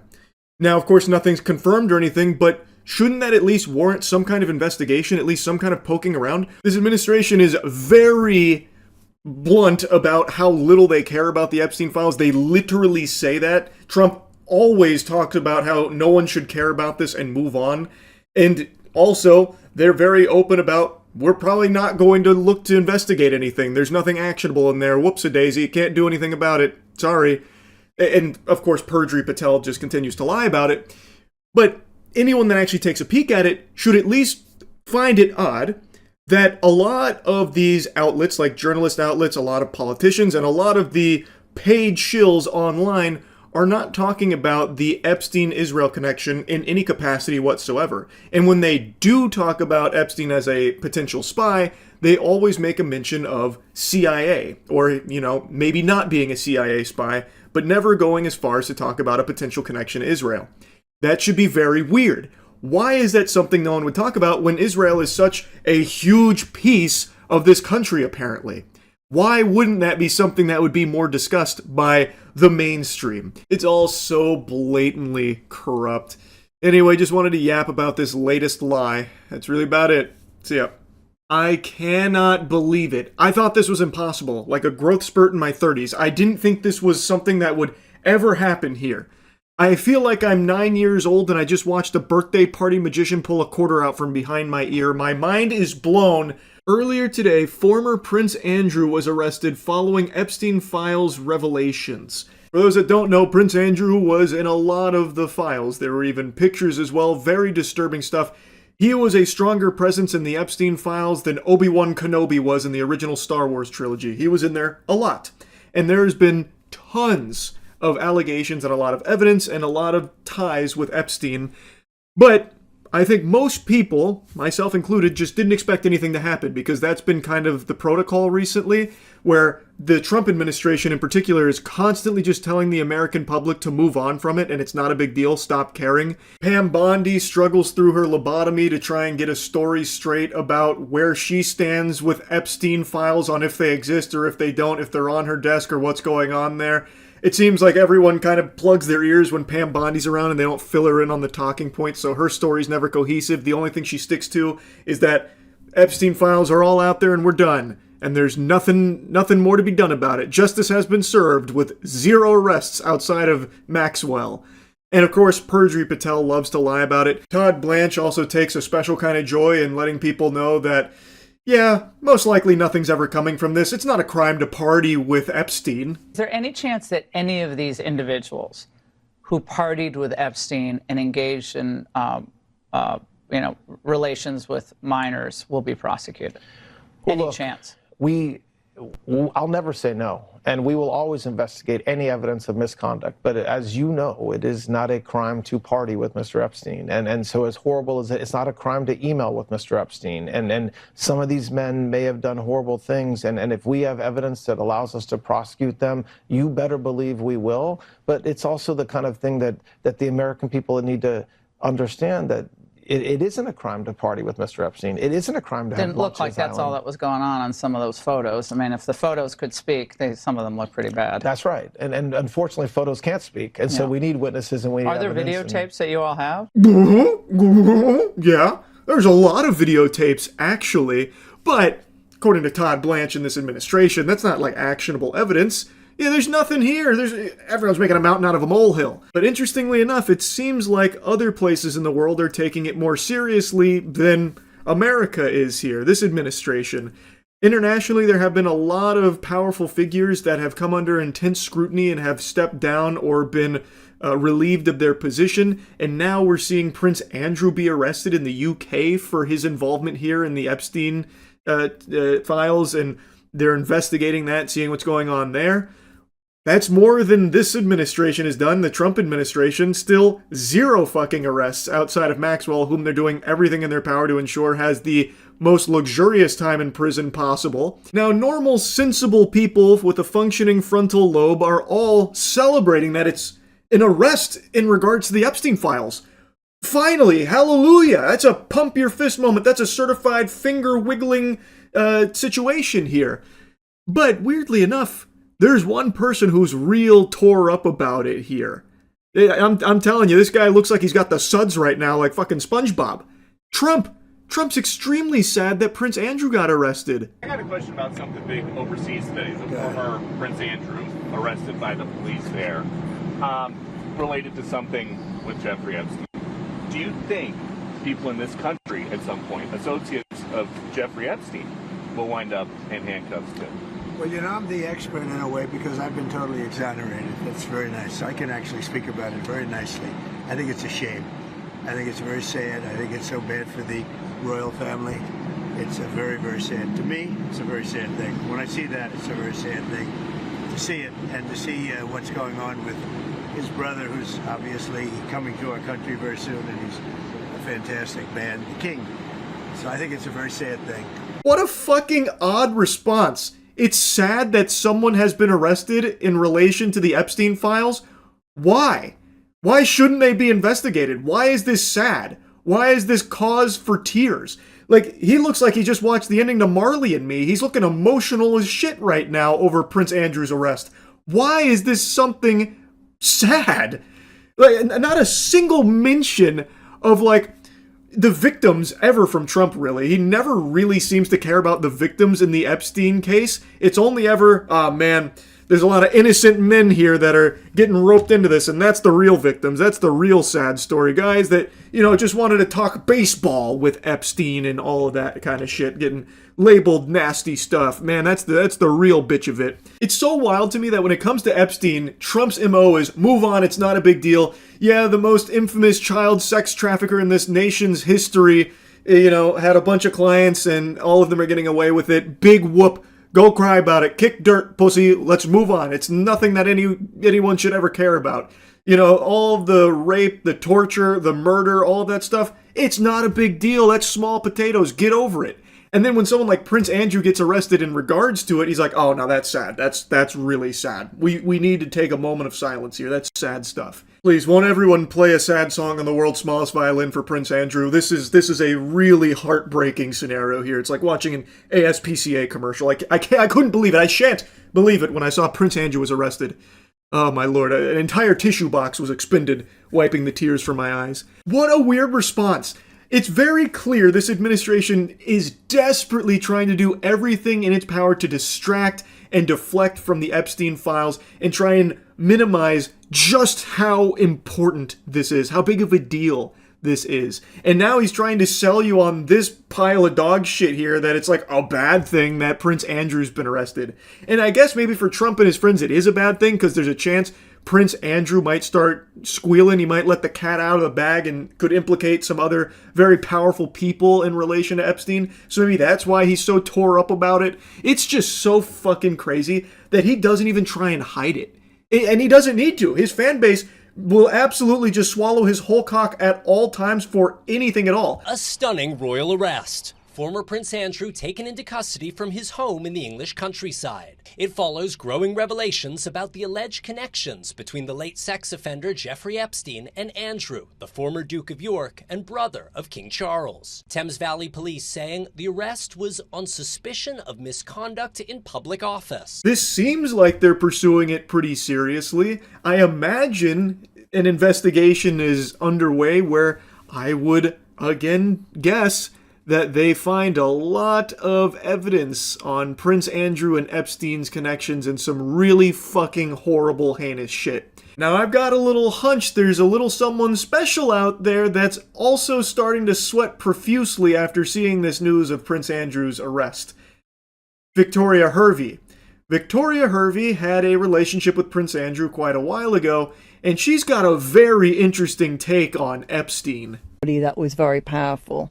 So like if you were on the scene and you were powerful, like to be honest, like if you're not in those files, it would be an insult because it just means that you were a bit of a loser. Right. So the people who aren't in the files are losers. Yes. Okay. Are you in the files? Well, of course I am, because it's any journalist that wrote about it. That's an astonishing attitude, isn't it? You're the loser because you're not in this. I find that jaw-dropping. They're just so brazen now. With her whole chest, she says it would be an insult if you weren't invited to party with Epstein. You're a loser if you didn't party with Epstein. Police have been looking into emails in which Andrew apparently shared confidential government information with Epstein. The latest batch of released files showing Andrew forwarded reports about foreign countries and trade opportunities to Epstein in 2010, when he was serving as a UK trade envoy. Charles, how long have you known about Andrew and Epstein? But the scandal has been growing for years. That clip they show in the segment right there where someone said, how long have you known about Andrew and Epstein? And the crowd like erupts in shock and awe and disgust, like they're upset that someone said something about it. That blew my mind. Like, is everyone there just okay with it? They all rolled their eyes collectively like, oh, here we go, Epstein again. Can you just let it go? We're trying to ignore it. Like, what the fuck?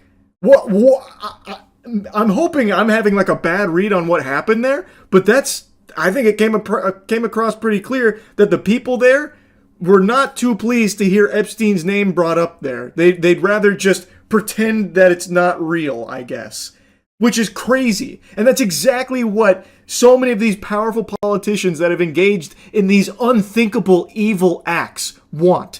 And people, just sheep, are okay with it. They're like, oh my God, look at this guy who went out of line and said something about Epstein and Andrew. This is crazy. Can someone shun that guy? Can we get him out of here? His defense was, this couldn't have happened. This is a big, bold lie. This is a fib because, well, I don't sweat.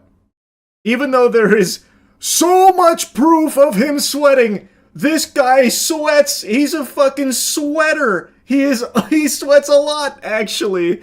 It was the wackiest fucking defense. But again, he got away with it until very recently, it seems. And I guess it's not even clear if he hasn't got away with it. He's been arrested, but he's not, in jail or anything yet. They're still investigating. So, like, it's possible he still gets away with it. But for all of this time, he hadn't even been arrested or anything. So even, like, the worst fucking lie ever to protect himself about not sweating was enough. It's just so blatantly corrupt across the globe. Like, they don't even bother trying to hide any of this or even cover it up at all, really. And people just excuse it. They just let it go. Like in that clip a moment ago, where someone brings up Andrew and Epstein and everyone's like, fuck you, buddy. I'm busy being a blind worshiper of this political figure. Come on, man. I'm busy trying to not think for myself. It's so sad and scary. Now, anyway, in America, obviously there haven't been any Epstein-related arrests since Maxwell, of course, and if Todd Blanche and the rest of the administration is anything to go by, it doesn't seem like they're interested at all in pursuing anything Epstein-related with clients or co-conspirators, anything like that. It doesn't seem like they're actually pursuing justice in any way, shape, or form. They're trying to hammer home the point that you shouldn't care about it, get over it. They are literally saying that. So it doesn't seem like there's any arrests coming to anyone there.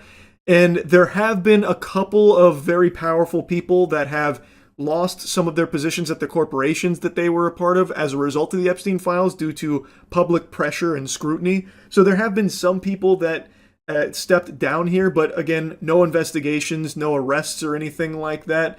So it looks like they're still getting away with it. Even though they might not be at those mega corporations anymore, they still have unfathomable wealth and are not punished for their involvement in these Epstein Files and all of their fucking crimes or anything. The administration is not interested in pursuing it, it seems.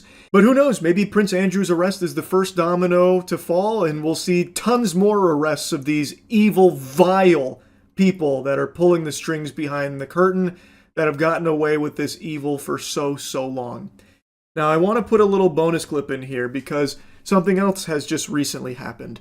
A new name, well, I guess not a new name, but more information has come out with about Leslie Wexner and his involvement in the Epstein case, and a very interesting moment has just unfolded as he was being asked questions. It was just regularly done.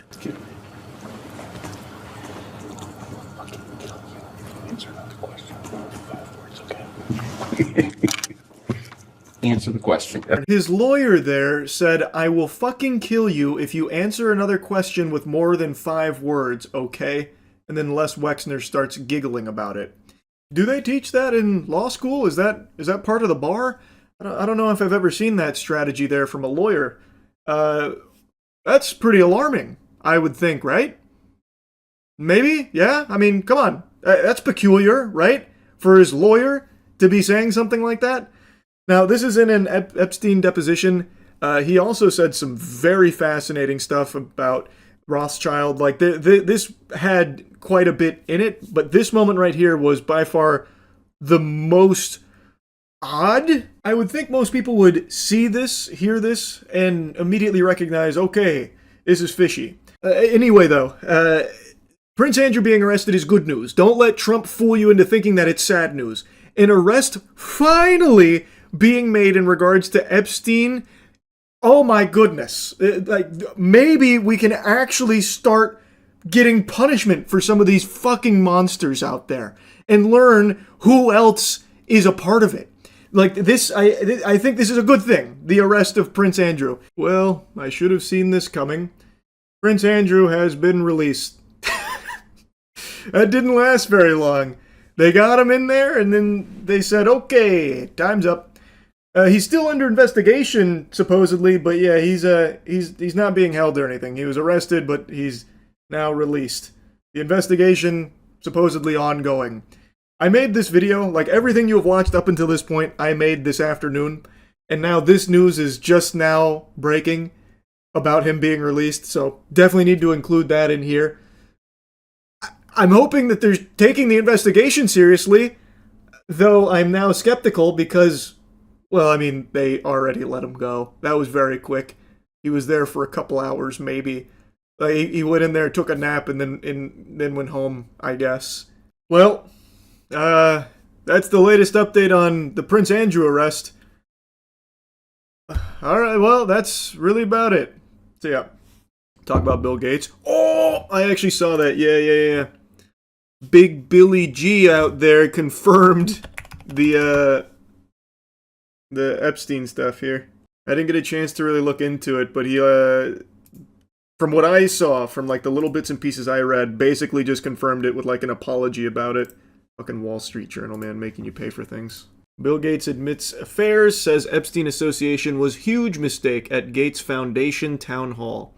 I did nothing illicit. I saw nothing illicit. Sure, man. He said sure. He admits that he had 2 affairs and said it was a huge mistake to have spent time with Jeffrey Epstein. He apologized for his connection to Epstein following the release of emails from 2013 that Epstein sent to himself claiming he was Gates' right-hand man, or that he was Gates' right hand and had participated in things for him that were ethically unsound. He calls the claims absolutely absurd and completely false. Did nothing illicit, saw nothing illicit. He acknowledged he had 2 affairs with women that Epstein later discovered, but said they didn't involve Epstein's victims. To be clear, I never spent any time with victims, the women around him, he said. It was a huge mistake to spend time with Epstein, adding, I apologize to other people who were drawn into this because of the mistake that I made. The pair started meeting in 2011, Gates said, years after Epstein pleaded guilty in 2008 to soliciting a minor for prostitution. He told staffers that he wasn't fully aware of the charges and that he continued to meet with Epstein. Yeah, I'm sure, Bill. Knowing what I know makes it, 100 times worse in terms of not only his crimes in the past, but now it's clear there was ongoing bad behavior. Honestly surprised he said anything, not like anything would have happened if he was silent. I'm honestly pretty surprised too. But, to be fair, there have actually been a little bit of moves with people in the Epstein Files losing some positions of power. Still, so far, to my knowledge, only the one arrest with Prince Andrew, but there is more movement than there has been ever, really. It's almost all overseas. Yeah, but that's still something.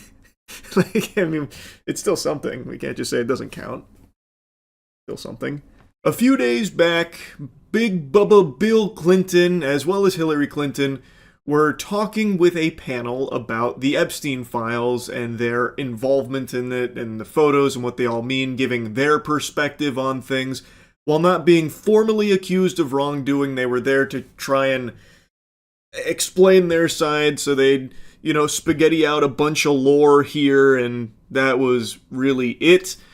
And not a whole lot's come from it outside of, clips, of, Hillary Clinton getting upset during it, and Bill Clinton in particular, who I really want to yap about, because he was giddy. He was like Howard Lutnick anytime Epstein's name gets brought up. He couldn't stop laughing and smiling, throughout the whole thing.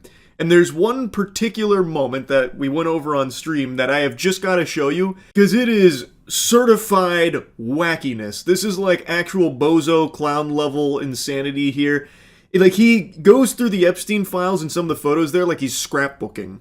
Now, apparently one of them was about a painting of him in a dress or something that he was giggling about. I don't know if that's confirmed or not, but that's the speculation based off of what you can kind of see when he's turning one of the pages.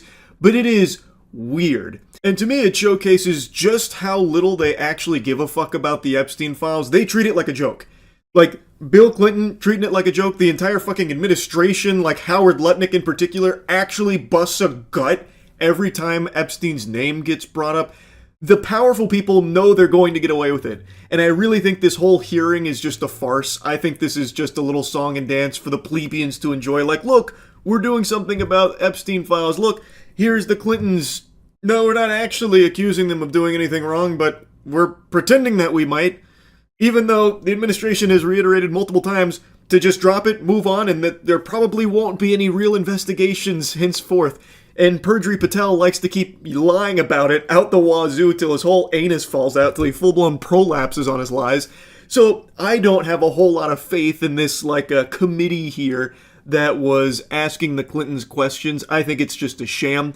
I would love if they really did investigate them and everyone in the Epstein Files, but I don't think that's coming, and based off of Bill Clinton's attitude here, I think they're also pretty confident that nothing like that's on the horizon anytime soon. Did you see the Did you see the clip of Bill Clinton smiling while looking at old Epstein photos while his lawyer was trying to take them away? Oh my God, yeah. And for the record, what is happening in this photo? He's smiling at me. Looks like he's talking to me. Can you describe the circumstances surrounding this photo? Are you asking him if he recalls the... I do not. I have no idea. You appear to be comfortable with Mr. Epstein in this photo. What do you disagree with? I'm comfortable with a lot of people. I'm comfortable here. I'm not happy, but I'm comfortable. Let me see it. Damn, they don't have the whole thing. So in the whole thing going up to this, he looked at it, he started smiling, his lawyer took it away, and he goes over with a big smile on his face. He's like, give me it, give me it, give me it. And then he reminisces. They're cutting out all the bits. It's so shameless. Just look at the way he follows it. It's like a dog when you take their toy and they're ready to play fetch. It's unbelievable.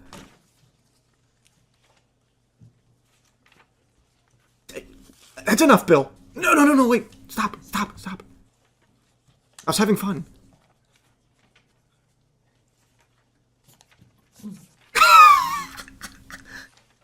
You wouldn't believe the story behind this one.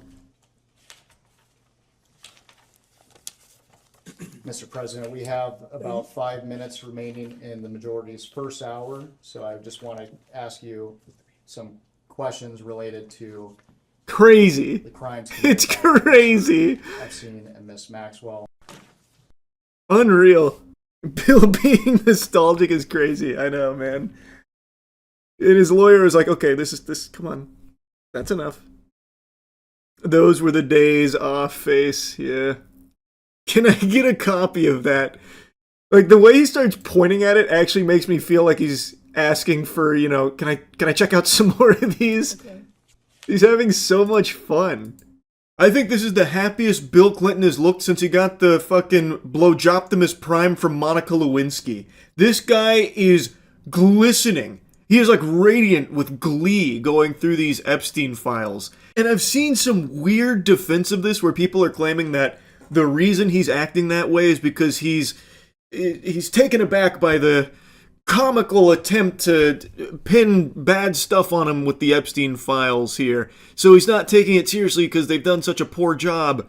It's actually a galaxy brain chess maneuver from Bill Clinton here to show that he's not guilty. It's like, what the fuck are you talking about? This makes him look significantly more guilty, at least to me it does. And I imagine this probably is pretty poorly put together. I imagine they haphazardly threw this committee together without any real teeth or any real drive for justice, probably just as a way of trying to, appease the public, showing that there is movement on this front, since most sane, sensible people aren't dropping this.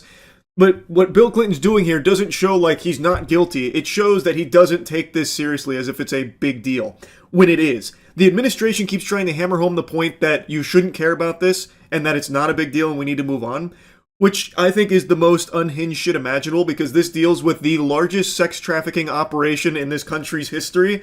Like, the abuse, the trafficking, the potential murder, of children at the hands of Epstein and Epstein's clients, and nobody has been arrested outside of Maxwell, who again gets to just go to a fucking summer camp instead of a prison because of this administration. It's absurd. You should care about this. And then you have people like Bill Clinton here, who in front of this committee is now just giggling about it and looks like he can't wait to keep reminiscing going through these files. He's probably excited to get back in that chair to look at more photos. And even in the slightest, literal tiniest iota of a chance that Bill Clinton isn't guilty of any wrongdoing, the behavior that he's showcasing here, I think, is still completely unacceptable because of the severity of this case. Again, This is a child sex trafficking operation that went on for so many years, implicating some of the most powerful people on the fucking planet, and nobody's taking it seriously in the government here. Like, it's unbelievable. And Bill Clinton can't stop laughing about it. And people in the administration can't stop laughing about it. It's just crazy to me. And I don't know how anyone could watch this and defend it. Now, throughout the deposition, both Bill and Hillary maintain that they didn't do anything wrong. There was nothing sexual or anything like that ever happened. When Bill was pressed about some of the photos in the files, like him and Maxwell in a pool with an unidentified woman, he said, that was actually at a hotel, nothing sexual, nothing freaky, nothing weird. And I imagine that's where the investigation stops. I have no confidence, no faith in anyone actually pursuing real justice against the evil co-conspirators, the fucking heinous, vile monsters, the clients of Jeffrey Epstein. Like, I don't believe anyone's actually going to seriously try and get anyone thrown in the slammer for it. I really do think, like, this committee, this little hearing here, is just a performance. See, we asked Bill Clinton the hard-hitting questions, and then he said, that's a bunch of fiddlesticks, and we said, well, if Bill says so, we did all we could. Hands are tied. Because that's kind of been the whole attitude about it. That and making a mockery of it. A joke out of the Epstein Files. Bill Clinton laughing about it. Administration constantly giggling about it. They're slapping their knee every time Epstein's name is brought up. It's fucking scary. It's so out of control, man. But anyway, I had to yap about this Bill Clinton clip in particular. There's actually a few moments like this throughout the whole thing, but that one's the most egregious, so that was the one that I wanted to show. That's the one I think most people have probably seen by now, too, because it's so ridiculous. But there are quite a few moments like that throughout there. They just don't last as long as this one did. He really got lost in his happy thoughts, reminiscing in his Epstein days, his glory days. Anyway, though, that's really about it. It's fucking sick stuff, man. Absolutely twisted. Alright, see ya. Wow. I don't even know how to appropriately express my shock for what just unfolded here. Best I can do is one of these. Like a Mr. Beast thumbnail. Melania Trump, from out of nowhere, just delivered a speech going over Epstein. The whole thing was more surprising than when people learned Darth Vader is Luke Skywalker's father. And even more surprising for me, because I only recently learned that Melania can speak. I hadn't heard a peep from her in many, many, many, many years. I just assumed she had taken like a vow of silence or something, and that Trump just speaks for her. I only learned that she talks after the trailers for the Melania documentary, which, by the way, is directed by Brett Ratner, who was also present in the Epstein Files with some not good photos out there of him.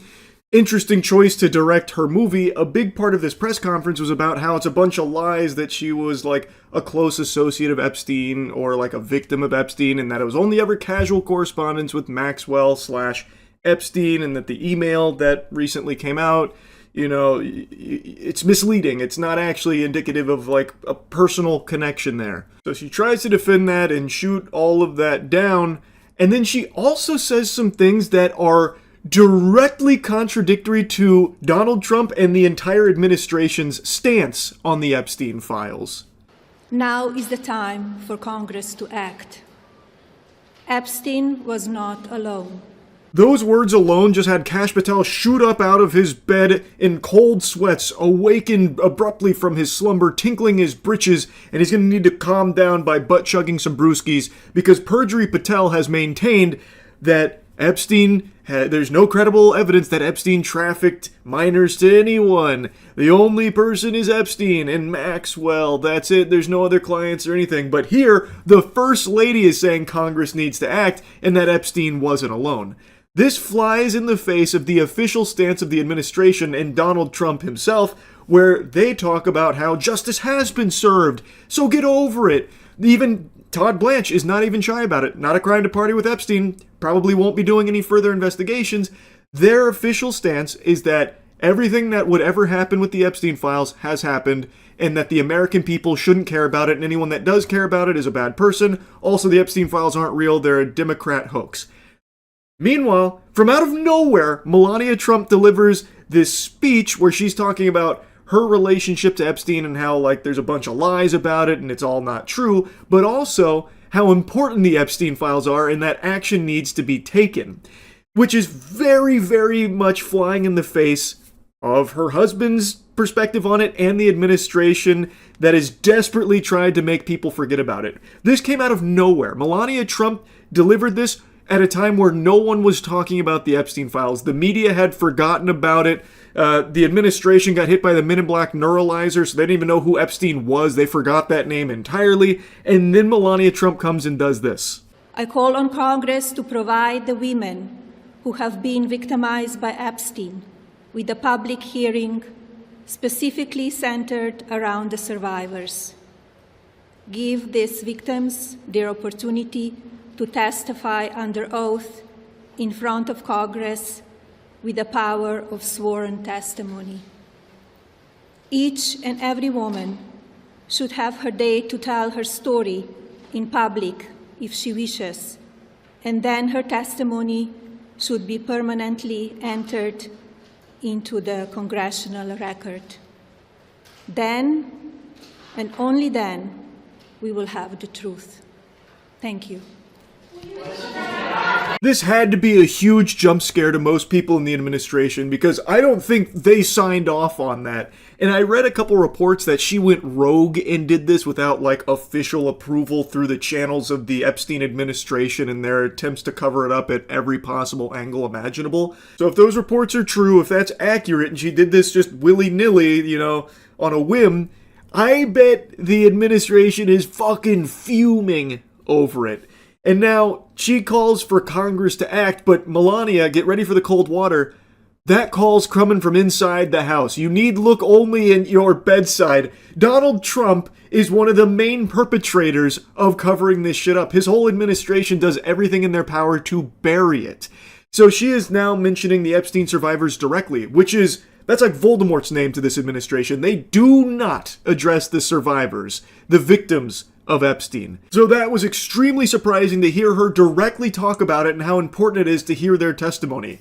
I agree. We should be able to hear more from them and get more information about their experiences here and at least hear from them, which has been something this administration has been desperately trying to avoid, plugging their ears to it. I think she's right when it comes to that. Now, this wasn't the only thing she was addressing during this. The main thing is she was trying to set the record straight on her connection to Epstein and how they weren't close at all and all of these lies that have been spread about her being an Epstein victim or a close associate and pal are just a bunch of hooey, it's all hogwash. Which, again, comes out of nowhere because I hadn't heard those claims come up in months. This has been something the mainstream media has been radio silent on, crickets. So this just came out of nowhere and once again puts it right in people's noodle, brings it, right up front and center, which is great. I mean, actually, it's really wonderful that she decided to start talking about Epstein again in this way, because now, once again, it will remind people of the blatant corruption and the evil, the heinous acts that are being covered up here from this administration. It really is so wild because this was not being discussed all that openly. I do know now, as a result of this, that some email has been shared about her emailing with Epstein and Maxwell or something to that effect, which is something she also talks about in this, so I'm guessing that was probably the catalyst that made her want to do this. But it was something that people weren't really talking about until she brought it up. It's like if I go into a crowded theater and I say, all right, everyone, listen up. I just want to make it clear I did not shit my pants. And I don't want anyone here to think that I did. All right, now that that's out of the way, carry on. It's one of those things where it's like, hey, we weren't even really, thinking about that, but now that you've mentioned it, it makes us think that you might have doo-dooed. Did you poop your pants? What's bringing this up here? The lies linking me with the disgraceful Jeffrey Epstein need to end today. The individuals lying about me are devoid of ethical standards, humility, and respect. I do not object to their ignorance, but rather I reject their mean-spirited attempts to defame my reputation. I never been friends with Epstein. Donald and I were invited to the same parties as Epstein from time to time, since overlapping in social circles is common in New York City and Palm Beach. Just ignore the numerous photos of Melania with Trump and with Jeffrey Epstein and Maxwell. I mean, they're right there at your fingertips, but don't look them up. Clearly, she didn't have a relationship, a friendly relationship with Epstein and Maxwell. She just photographed with them multiple times, that's all, you know. I find it a little hard to believe that they weren't friends or close in some capacity. Jiminy Christmas, again, the director of her documentary that just came out is Brett Ratner, who is in the Epstein Files. I imagine they probably met through Epstein. I mean, that's just a hunch. I don't know that for sure, but that's quite a coinky-dink, don't you think? Like, I feel like she doesn't do a good job of, like, actually convincing people that there's no, like, connection between her and Epstein and Maxwell, that they weren't really friends, because it flies in the face of what your eyes can see. The photos, the emails that just came out. Like, there's plenty of things to suggest they were friendly at the very least. Maybe she wasn't like an Epstein victim per se, but it does seem like she was a pal to Maxwell and Epstein. To be clear, I never had a relationship with Epstein or his accomplice, Maxwell. My email reply to Maxwell cannot be categorized as anything more than casual correspondence. My polite reply to her email doesn't amount to anything more than a trivial note. I am not Epstein's victim. Epstein did not introduce me to Donald Trump. I met my husband by chance at a New York City party in 1998. This initial encounter with my husband is documented in a detail in my book, Melania. Nice, big shout out for her book, that's huge. I'm surprised she also didn't make a mention of the documentary or her cryptocurrency Melania coin. This was a great opportunity for her to shout out the shitcoin, what the fuck? She missed a huge marketing opportunity, but at least she got to name drop the book, so everyone can go pick that puppy up. I know everyone's really biting at their nails, just salivating, waiting to get their hands on more Melania content, and luckily she addresses that while talking about Epstein. And I like how she uses that as evidence, like, nope, this can't be true about meeting Trump through Epstein, because if you read my book, I actually documented the first time we met. And you know you can't lie when writing a book. Like, it's 100% truthful. It's gotta be. It's a book. You can't make shit up there. Like, what the fuck? That's not evidence. I have no idea if she actually met Trump through Epstein or the parties there or whatever. I don't know. But it's not like this shuts anything down. Again, this only makes people think that there is a more deep connection here between Melania and Epstein than previously thought. Like, before, it was just rumors and, like, potential explanations and theories, but her coming forward once again just adds more fuel to that fire, because she doesn't actually really prove anything at all. She just once again reminds people of it. And I imagine a lot of people that were watching this didn't even know that Melania had so many photographs and stuff with Epstein and Maxwell, or had like the emails with Maxwell. Like, I bet this actually put it on people's radar. And like I said, this really did come out of nowhere, because it's not like Epstein was a huge topic at the moment. With everything else going on, pretty much no one was talking about Epstein until she brought it up here. Which, I mean, again, I think it's great that people are reminded of it, because it's a huge fucking problem. It is extremely important, and there is still no justice even being pursued by this administration. So I am glad to see more people talking about it again. I am just really shocked to see how this happened. I would have never predicted something like this to go down here. And like I said at the beginning, she does have like a whole like minute and a half worth at the end of her press conference here dedicated to talking about how important it is, and how Epstein wasn't working alone, and how there still needs to be justice, and that the survivors need to be heard. We need to get more information. That's huge. And that is correct. We do need that. So hopefully we can start moving in that direction. I mean, the First Lady has now just made a big press conference, and it was brought up here. And it is very different than the official administration stance. So, what happens now, I wonder? I'm just very curious to see what comes next, because Donald Trump's wife has now just directly gone against what he says in regards to the Epstein Files publicly. So, I guess we'll see how it all shakes out. That's really about it. See ya.